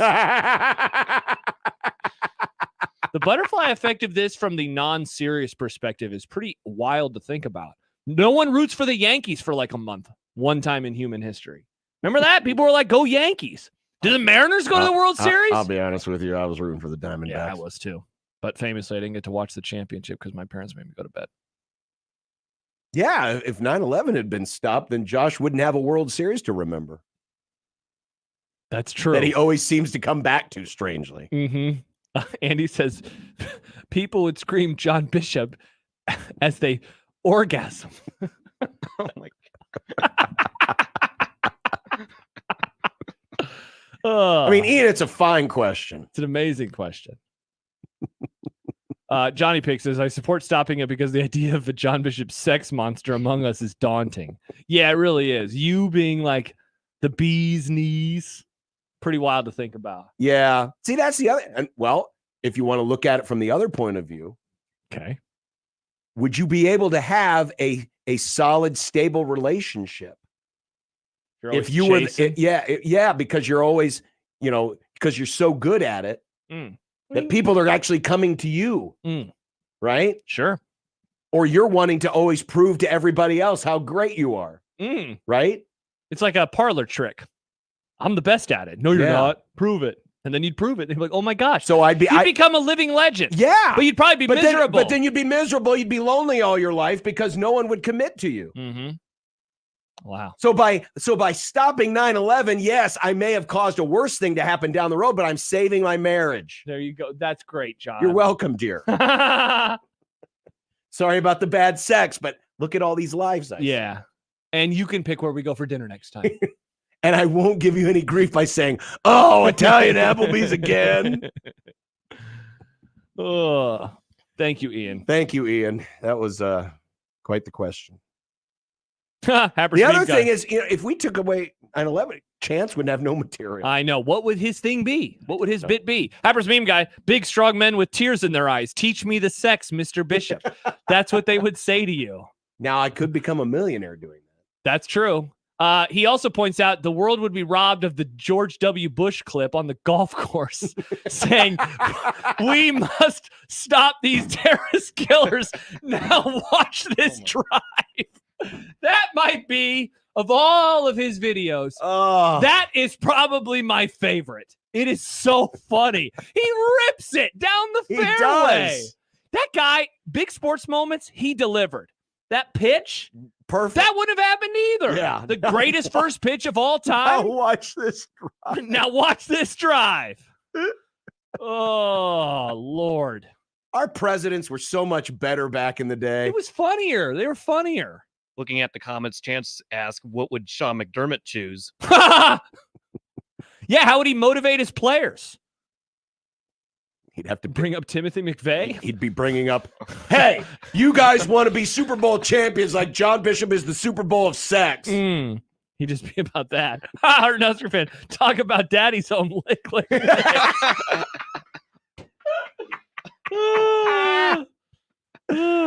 Wow. That was a dumb debate. It was indeed. Made us think. Mm-hmm. It did make us think. Mm-hmm. We still have some content coming up, and not everyone believes Nebraska is going to be the bee's knees this season. Okay. Another post-spring top 25. That didn't have them? And how is NASA and Nebraska connected? What? 1620 The Zone. You get a lot of junk in your inbox. This one, not junk at all. 1620 The Email. Exclusive content, contests, other stuff probably. Subscribe today at 1620thezone.com. Your Omaha area forecast from the Godfather's Pizza Weather Center and KETV News Watch 7 on 1620 The Zone. A 20% chance of a shower or thunder shower around Omaha or up into western Iowa this evening with the temperatures in the 70s. Otherwise, partly cloudy later tonight, a low around 49. Partly cloudy, breezy, and cooler Thursday, high around 67, a 30% chance of showers. I am Chief Meteorologist Bill Ranby from KETV News Watch 7. 1620 The Zone's Unsportsmanlike Conduct, brought to you by a great friend of the program, Union Bank and Trust. 1620 The Zone. Traffic. From the Pyramid Roofing Time-Saving Traffic Center, bring your patience this evening. We've got a wreck on westbound I-80, blocking the left shoulder at 84th, causing stop-and-go traffic all the way back to 480. Also a wreck on eastbound I-80, blocking the left lane at 84th, causing stop-and-go traffic all the way back to Q Street. We've got a wreck on eastbound I-80 at 480 northbound as well. And then if you're south on 680, delays go from Dodge all the way to I-80, delays from 680 to 72nd on eastbound Dodge, and delays from 680 to 120th on westbound Dodge. I'm Mike Neville. This time-saving traffic is brought to you by Omaha Transmission. You've probably heard about Omaha Transmission saving people money. Call Omaha Transmission and see why people have been recommending them for almost 20 years. Omaha Transmission, shifting to running smooth. News Talk 1290 Coil is your radio home for Omaha Storm Chasers baseball, proud AAA affiliate of the Kansas City Royals. Tune in to hear every pitch, every hit, and every out as the Chasers play at Warner Park and across the International League in 2024. With the voice of the Omaha Storm Chasers, Nick Batters, on News Talk 1290 Coil. Tune in to 1290 Coil all season long for your Omaha Storm Chasers baseball as they take on the International League. It's Storm Chasers baseball on 1290 Coil. Cashback is not available on gas in New Jersey and Wisconsin. Hey, good morning. You're heading to the airport, right? Yep, thanks for checking. I like the car. How long have you been a rideshare driver? About 3 years now. I really enjoy it. Isn't it hard to make money these days with the price of gas being so high? Not for me. I use Upside, the free app that gives you cash back for every gallon of gas you buy. Wait a minute. Are you saying you actually get real money back when you get gas with the Upside app? Yep, I get real cash back every time I get gas. Does that actually add up to anything? I'll make around $200 to $300. Wow, that's serious extra cash. I'm downloading the Upside app now. Download the free Upside app now to earn real cash back every time you buy gas. Use promo code TRUNK for an extra 25 cents a gallon bonus on your first tank. You can cash out anytime right to your bank account, PayPal, or a gift card for Amazon and other brands. Just download the free Upside app and use promo code TRUNK for a 25 cents a gallon bonus on your first tank. That's code TRUNK. A tornado or a thunderstorm doing damage to your home or business can certainly be a real punch to the gut, but whatever nature can destroy can be rebuilt. Langfeld Overhead Doors stand ready to help. If your garage door was damaged by the storm, call Langfeld Overhead Doors to repair or replace it. With Langfeld, you get a local family-owned company, not some fly-by-night operators. The Langfelds are a family with deep roots in the community and a well-earned reputation for integrity and honesty. Go to langfelddoors.com. It's Unsportsmanlike Conduct. I'm J-Dog. On 1620 The Zone. Well, earlier this week, we had the audio from Joel Klatt, who put Nebraska in his top 25 post-spring rankings. Fine American. Well, not everyone agrees. What? Like who?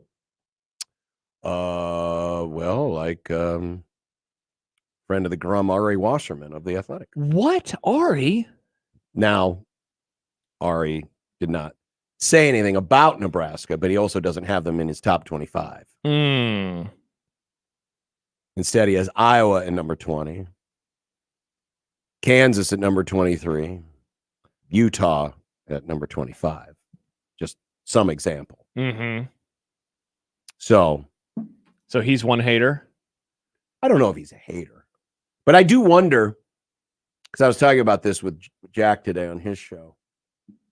I think as the offseason progresses, and it's not necessarily because, Nebraska is going to put out a bunch of Dylan Raiola propaganda or Heisman. They're not going to do anything like that. But I do think because the sports hot take complex is one that parrots a lot of other information, that Joel Klatt's take is going to be one that will be parroted and others like it as we get closer to the season. And I predict that by the time we get to game one, that Nebraska will be a sexy dark horse pick by a lot of pundits. To just be good, have to finish in the top 25, 9-win season. Oh, I wouldn't be surprised if we got a dark horse like Big Ten title game. Oh, wow! I guess there's more room now. Because the thing about the playoff is we really don't know how it's going to look. This is the first time we've ever don't. done it. Yeah, we keep trying to imagine it, and it's kind of hard. You're just going to have to see it play out. Yeah, and if you're a 10-2 Big Ten team, 9-3, you're certainly on the doorstep. I don't think you're in, but you're on the doorstep. Yeah, when you think of an offseason, a college football offseason, certainly there often will come these like sexy teams that a lot of people buy into. I'm trying to remember who last year's sexy team was in college football. Like, which was a team that people were like really excited for? I guess I could just open up the preseason top 25. I mean, Texas A&M, I think, always kind of gets that rub. Like, there's always this excitement for Texas A&M, even though that they don't really ever do anything, and so they never actually get to that point in time. Okay, here we go. I'm looking up the preseason rankings. Preseason AP top 10. So it's a bunch of normal teams in there. Georgia, Michigan, Ohio State, Bama, LSU, USC. I know they suck, but still. Yeah. Penn State, Florida State, Clemson, Washington. Interesting. None of those teams really sexy. Texas, they were 11th last year. Texas is often that team, right? And look, shout out to those people who had them high. They ended up making the playoffs, so that take was certainly not wrong. I guess last year really didn't have one of those, though. But there will be those teams. Nebraska, for a variety of reasons. And one, I think, is this ginormous respect that is out there for Matt Rhule. Yeah. That, and then the 5-star quarterback. Yeah, because, yes, there's a lot of people that talk football all year round, but let's face it, a lot of the takes about the upcoming season aren't really going to start piling up until we get to, late June into July, when we're close enough to the season. Magazine season. Yes, magazine season. And I think, listen, very influential, but, oh my God, I just forgot his name. Steele?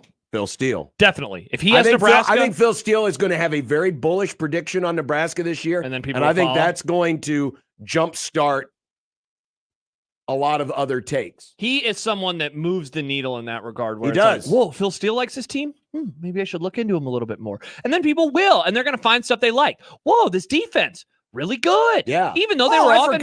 I forgot they were that good on yeah. defense. Oh, yeah. Wow. And they were put in bad positions because that's going to be the argument. The argument's going to be really good defense, and they often had to do quick change because their offense was trash. And that's the other thing. Whoa, look at all these turnovers. If they cut those down just a little bit, and they have a 5-star quarterback now, what did Matt Rhule usually do in year 2?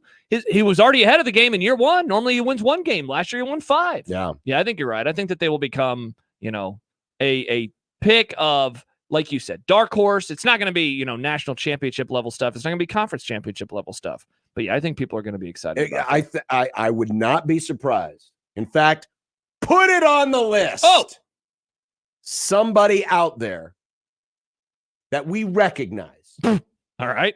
Well, I mean, a media member. If Big Game Boomer, that counts. He does not count. No, he's fake news. But a recognized college football pundit. Okay. Will have Nebraska as at least a dark horse playoff contender. Okay. A recognized CFB Seeing pundit. what I'm doing here is I'm starting the butterfly effect. You're similar to how I stopped 9/11 from happening. Nice. Thank you, John.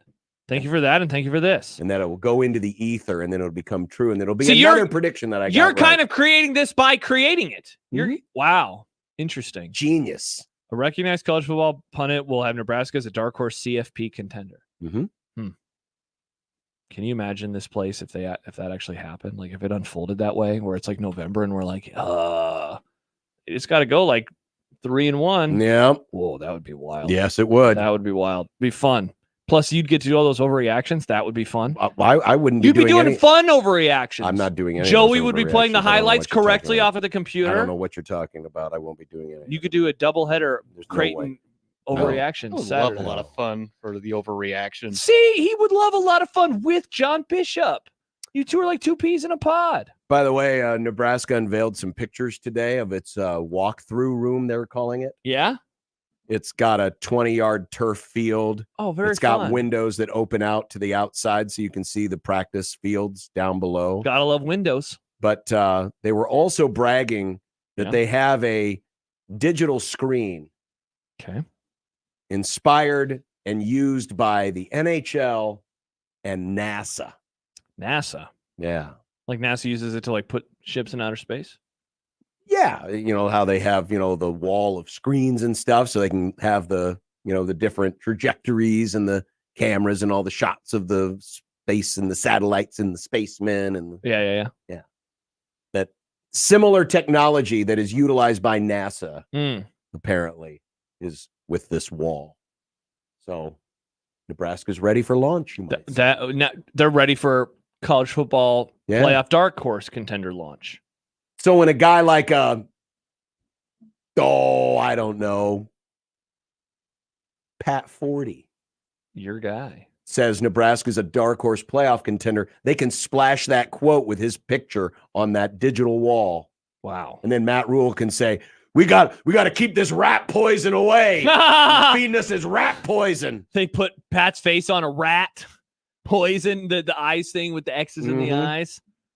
Wow, Pat, what are you trying to do? Yeah, they're starting to show off a lot of their new bells. It's good that it's finally available. Yes. It's good that it's finally available. Took an extra year to get there, Yeah, but I guess it was yeah. all worth it. Uh-huh.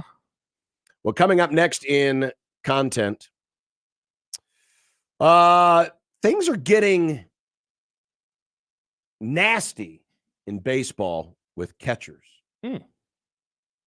And Josh apparently believes, not only does he believe a motorcycle cop killed Kennedy, but that Secret there's such Service thing agent. as an announcer's jinx. Oh, this is good. This, folks, is Exhibit A.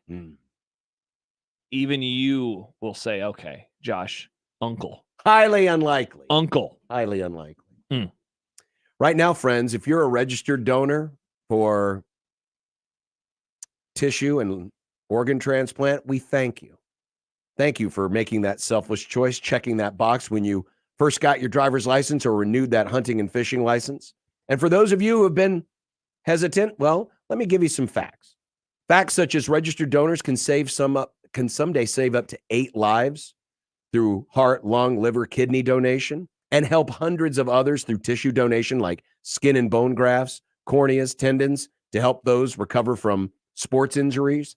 It's all available, and all you have to do is check that box next time you renew your hunting, driving, and fishing license. It's that simple.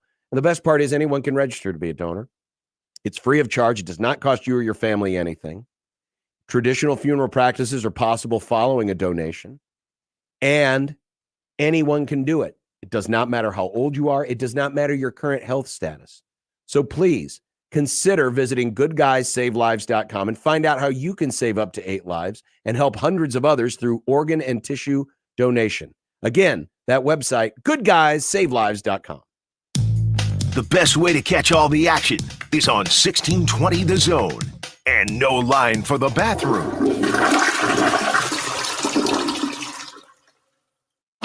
Is roasting every morning. Post Coffee Services is on a mission to invigorate every workplace with a blend of bold flavors and unforgettable service, creating moments with our coffee, water, and food services that spark joy, productivity, and connection. Call us today. Proudly serving Nebraska since 1972. Post Coffee Services is always roasting something good for you. When it comes to concrete repair, Everlevel has some serious game. Coach Greg McDermott here to coach you on why you should choose Everlevel Concrete Repair. They've got the fundamentals to fix your cracked and uneven concrete, and their products will give you the best defense against future damage. It's a fraction of the price compared to replacement, and their solutions come with a long-term transferable warranty. Working with Everlevel is a slam dunk. Call Everlevel Concrete Repair today for your free inspection. Right now, and for a very limited time, get a free $500 quarter-carat oval natural diamond pendant valued at $500 for free with a purchase of $500 or more at Greenberg's Jewelers. Or receive a set of half-carat total weight diamond studs valued at $1,000 absolutely free when you buy $1,000 or more in gorgeous Greenberg's jewelry. It's a real buy one, get one free opportunity during Greenberg's Jewelers' Celebrating Love Spring event. Get mom that special Mother's Day gift. Or maybe you have an anniversary, special birthday, or a graduation coming up.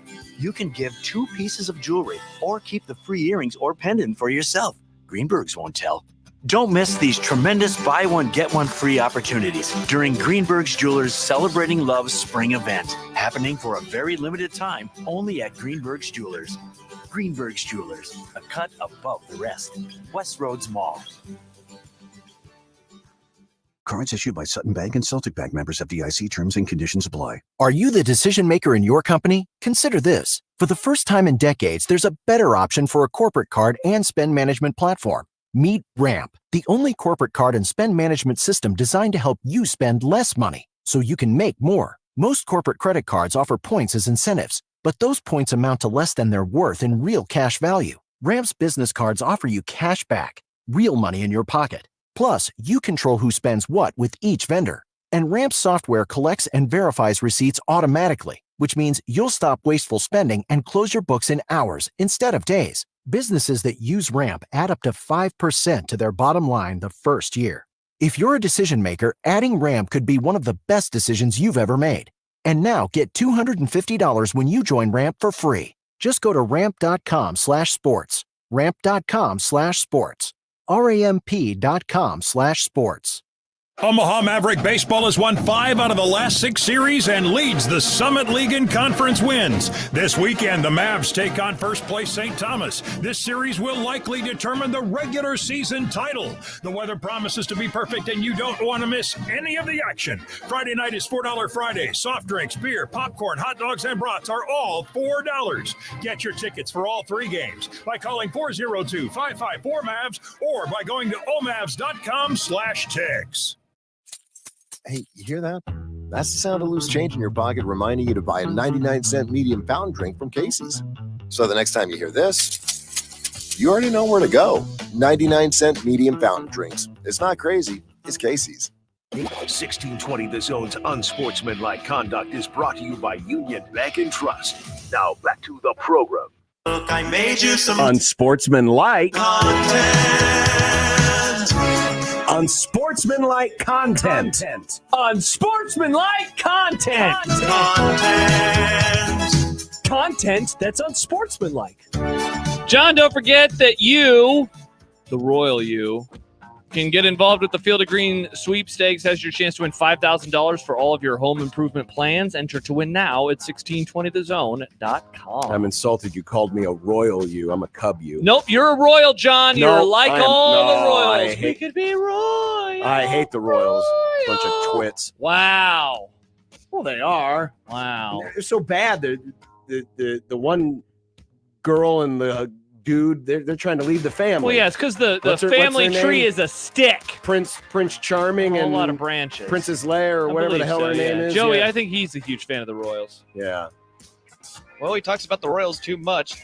Well, things are about to get extra spicy in the Big East again next season as Seton Hall's best player, Kadari Richmond, made the decision to transfer to rival St. John's and Rick Pitino. John, will this rival the Ed Cooley Georgetown move on the hate-o-meter? It won't quite rival it because, I mean, you are talking about a coach who had been around a little bit longer, but this is going to make things very, very, very spicy because Richmond, literally the best player on the Pirates, and now going across the river to play for St. John's and Pitino.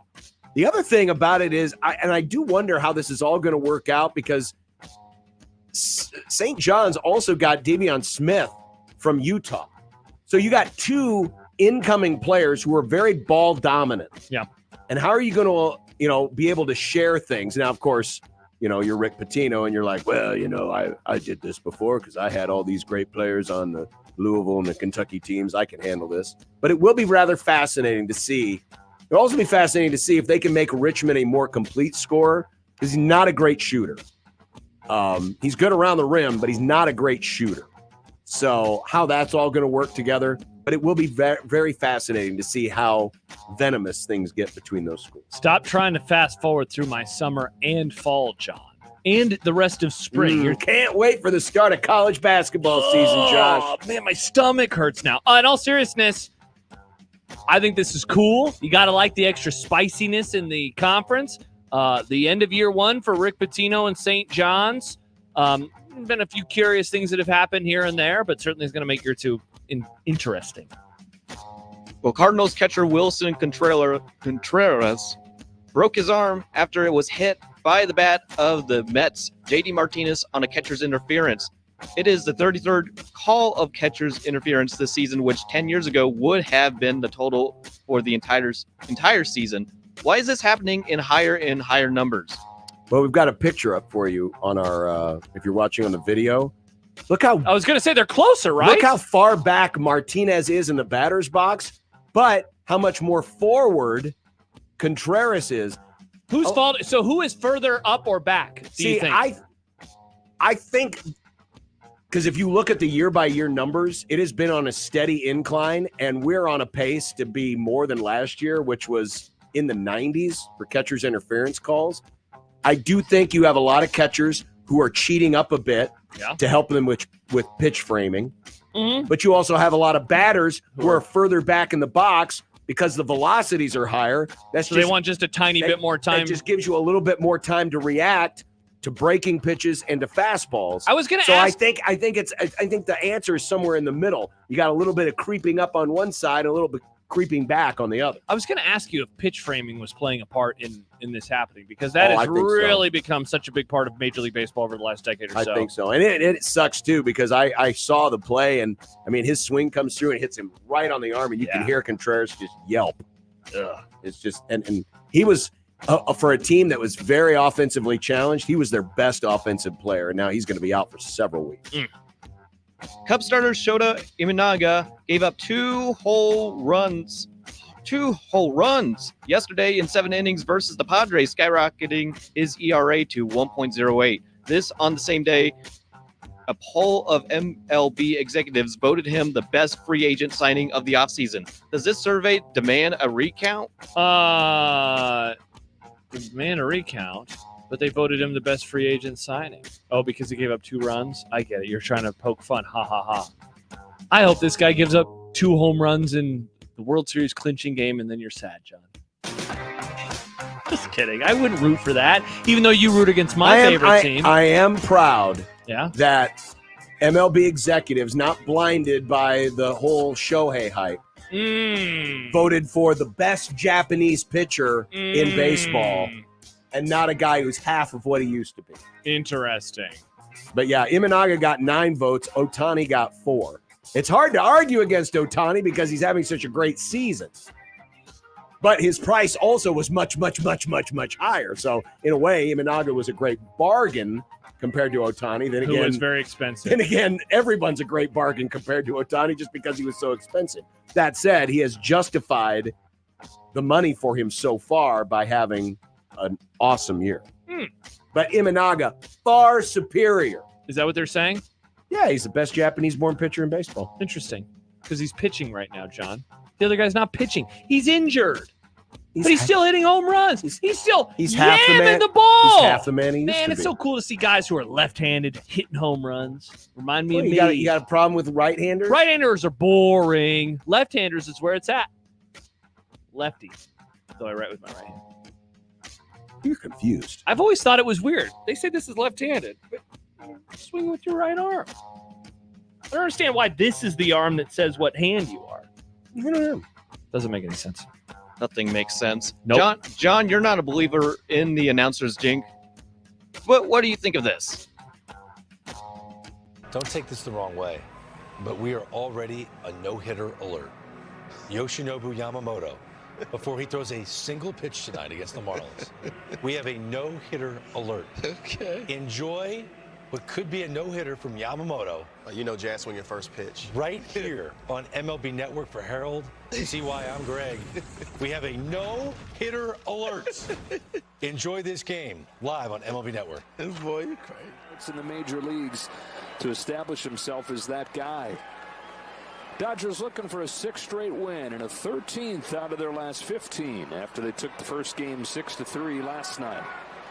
Yamamoto comes home and off we go, and the aggressive Marlins get a first pitch swing and a high fly ball and a home run for Jazz Chisholm on the first pitch.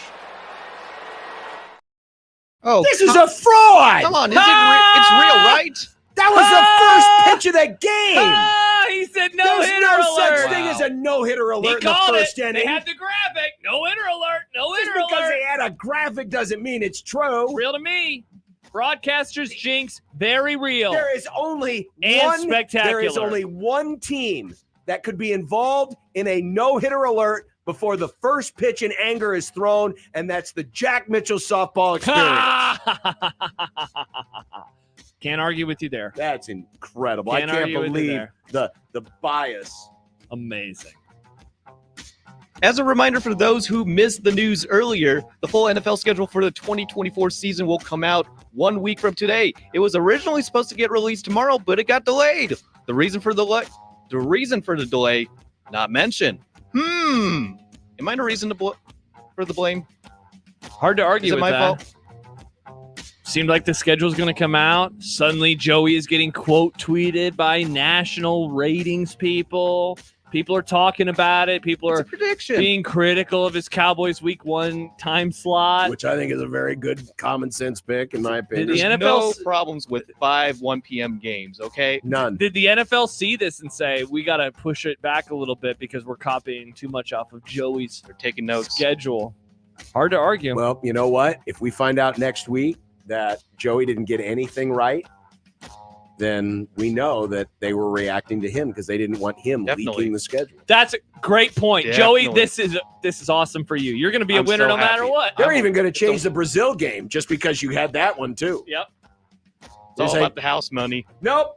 We're going to send the Jets down there instead and piss them off with a different team that wears He was green. so confident in his Week 18 stuff, but now they'll be like, now we're not even going to do divisional games in Week 18 anymore. Joey would have been half right. Instead, we're going to put the Cowboys and the Bucks at 1 a.m. I'll be Even the highest better. rated 1 a.m. game of all time, John. Well, that's because it's an NFL game. Because we love the NFL and we love the Cowboys. Nobody loves the Go, Cowboys. I do. There's at No least one one do. of us. Speaking of the NFL, Chiefs wide receiver Rashee Rice is a suspect in the alleged assault that injured a man at a Dallas nightclub this weekend. Is his time in KC coming to an end? It should be. Yes. He's done. Get him out. Very troubled. Just so irresponsible, this behavior. You know, playing this game is a privilege. Why does he think he is above everything else? No, has he killed anybody? No. But he has been reckless. His judgment is awful. And you know the worst part for him in terms of like why he won't be on the roster, in my opinion, next year?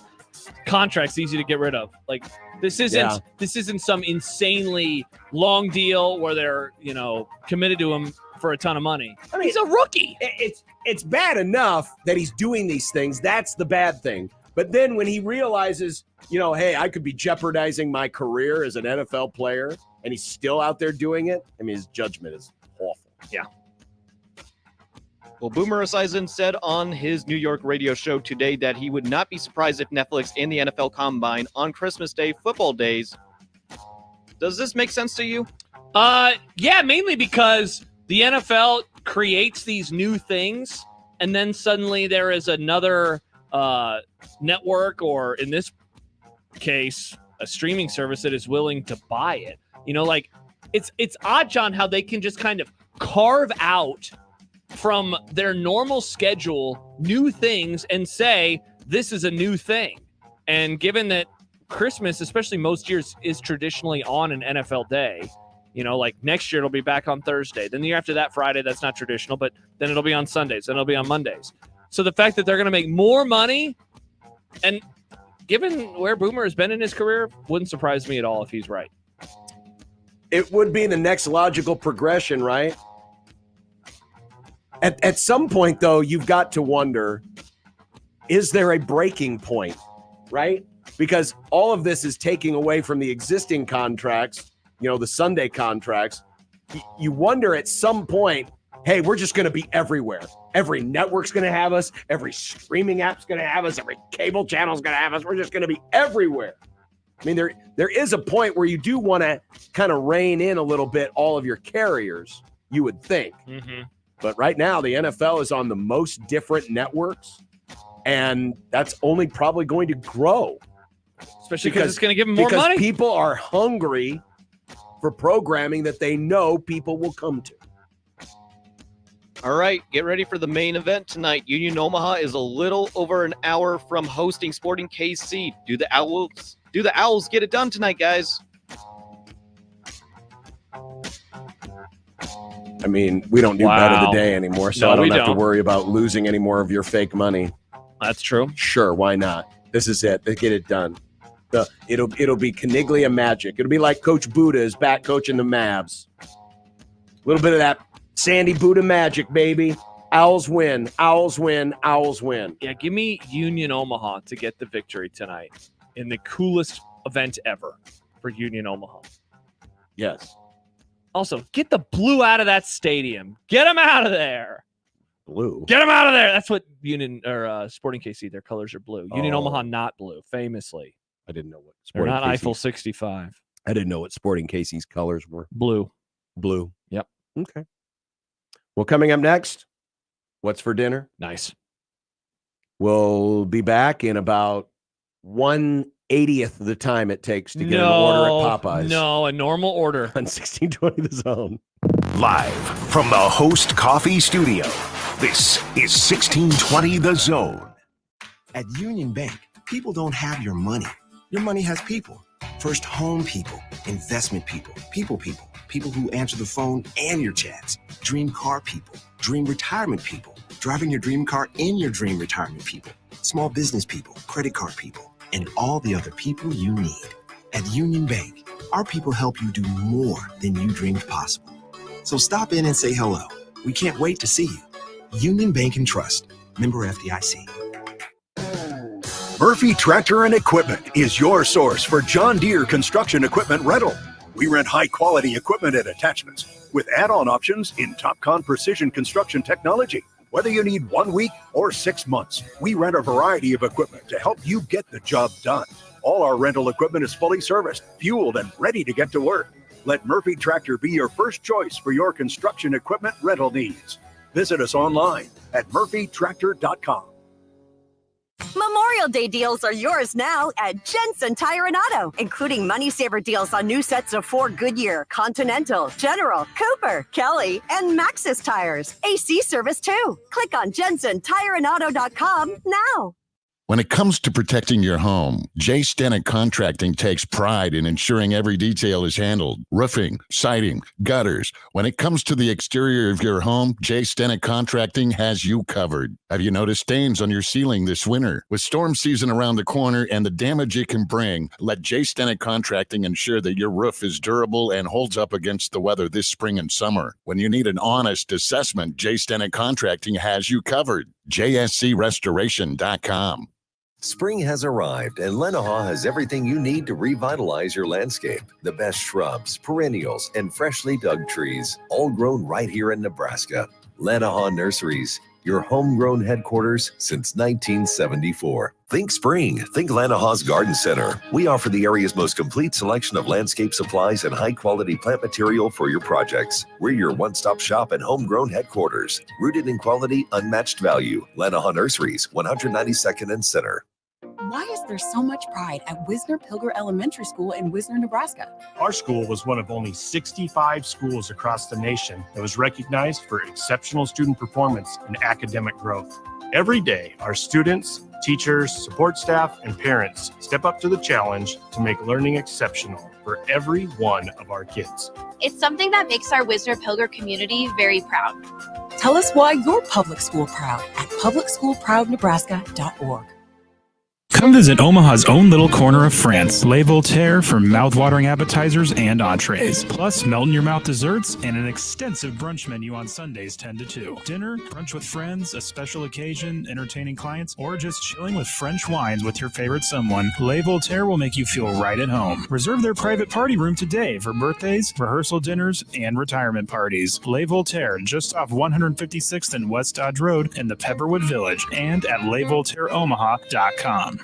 The dangers of secondhand smoke are well known. But what about secondhand aerosol, which is created when using e-cigarettes? Science already shows a secondhand aerosol can contain nicotine, heavy metals, and cancer-causing agents. Eliminating exposure to secondhand aerosol is an important step to keeping everyone safe. Breathe easier knowing the facts. For help quitting, call the Nebraska Tobacco Quit Line, 1-800-QUIT-NOW, 1-800-784-8669. Paid for by Tobacco Free Nebraska. Aired with the Nebraska Broadcasters Association and this station. 1620 The Zone at 1620thezone.com. You're listening to Unsportsmanlike Conduct. His ability to suck in these balls. The 1620 The Zone. When you knock us down, we're going to get up. And on the way up, we're going to bite a kneecap off. Crust is good on your pizza, not your ass. I will eat your ass first. He's tough as a Woolworth steak. And then it's going to take 2 more shots to knock us down. All right. And on the way up, we're going to take your other kneecap. I'm ready to hang them up, gut them, and skin them, and chop them up. You know what? I'm ready. My daughters aren't starving to death. I'll eat my neighbors. And we're going to get up, and then it's going to take 3 shots to get us down. And when we do, we're going to take another hunk out of you. Cliff, what are you going to take away as your best memory from playing basketball at Boston College? Probably just like going out to eat. Last night was barbecue chicken, and we all agreed it was very Restaurant or too salty. No, the wife made it, but too salty, and then the texture of mine, it was very rubbery. Oh no! She thought it was overdone, but it almost felt to me like it was underdone. Ugh. So I didn't finish. Yeah. I ate the potatoes and the green beans. Well, hopefully dinner tonight's better then. Yeah. I think I'm gonna have some leftover pizza. Might be a pizza as well. I don't care. Oh, I don't care. He doesn't care. Good I don't reference. He doesn't have to worry about a Celtics game. Yeah, that's tomorrow night. I got a question. Question for you. Yeah, we have Knicks Pacers tonight. Whatever happened to Goodrich Dairy? Goodrich. Remember Goodrich? Or has that been gone? I mean, I think they might still have like I recognize this logo. Co-location with a Subway. But there used to be Goodrich dairies everywhere. So I don't ever remember. It was a dairy store. You went there and you got your milk and ice cream. I've seen this at stores. I've seen Goodrich Dairy ice cream. I've never seen a store though. Their own store. I've seen it like they used to have their own dairy stores. We had one in Fremont. I don't remember this. They had the best malts and the best banana splits. anywhere. The best chair. I don't want a banana split. Oh, you and your I'm afraid of fruit. Not afraid. I love fruit. I have I'm bananas I'm every so day. scared. Well, you have a banana and you get ice cream with it. I'd rather have the ice and cream. marshmallow with sauce candy. and hot I fudge want and candy. strawberries and delicious ice cream. All the sweets. Jordan, wow. John criticizing his handicapped wife's cooking. Sad. I did not know. She said it first.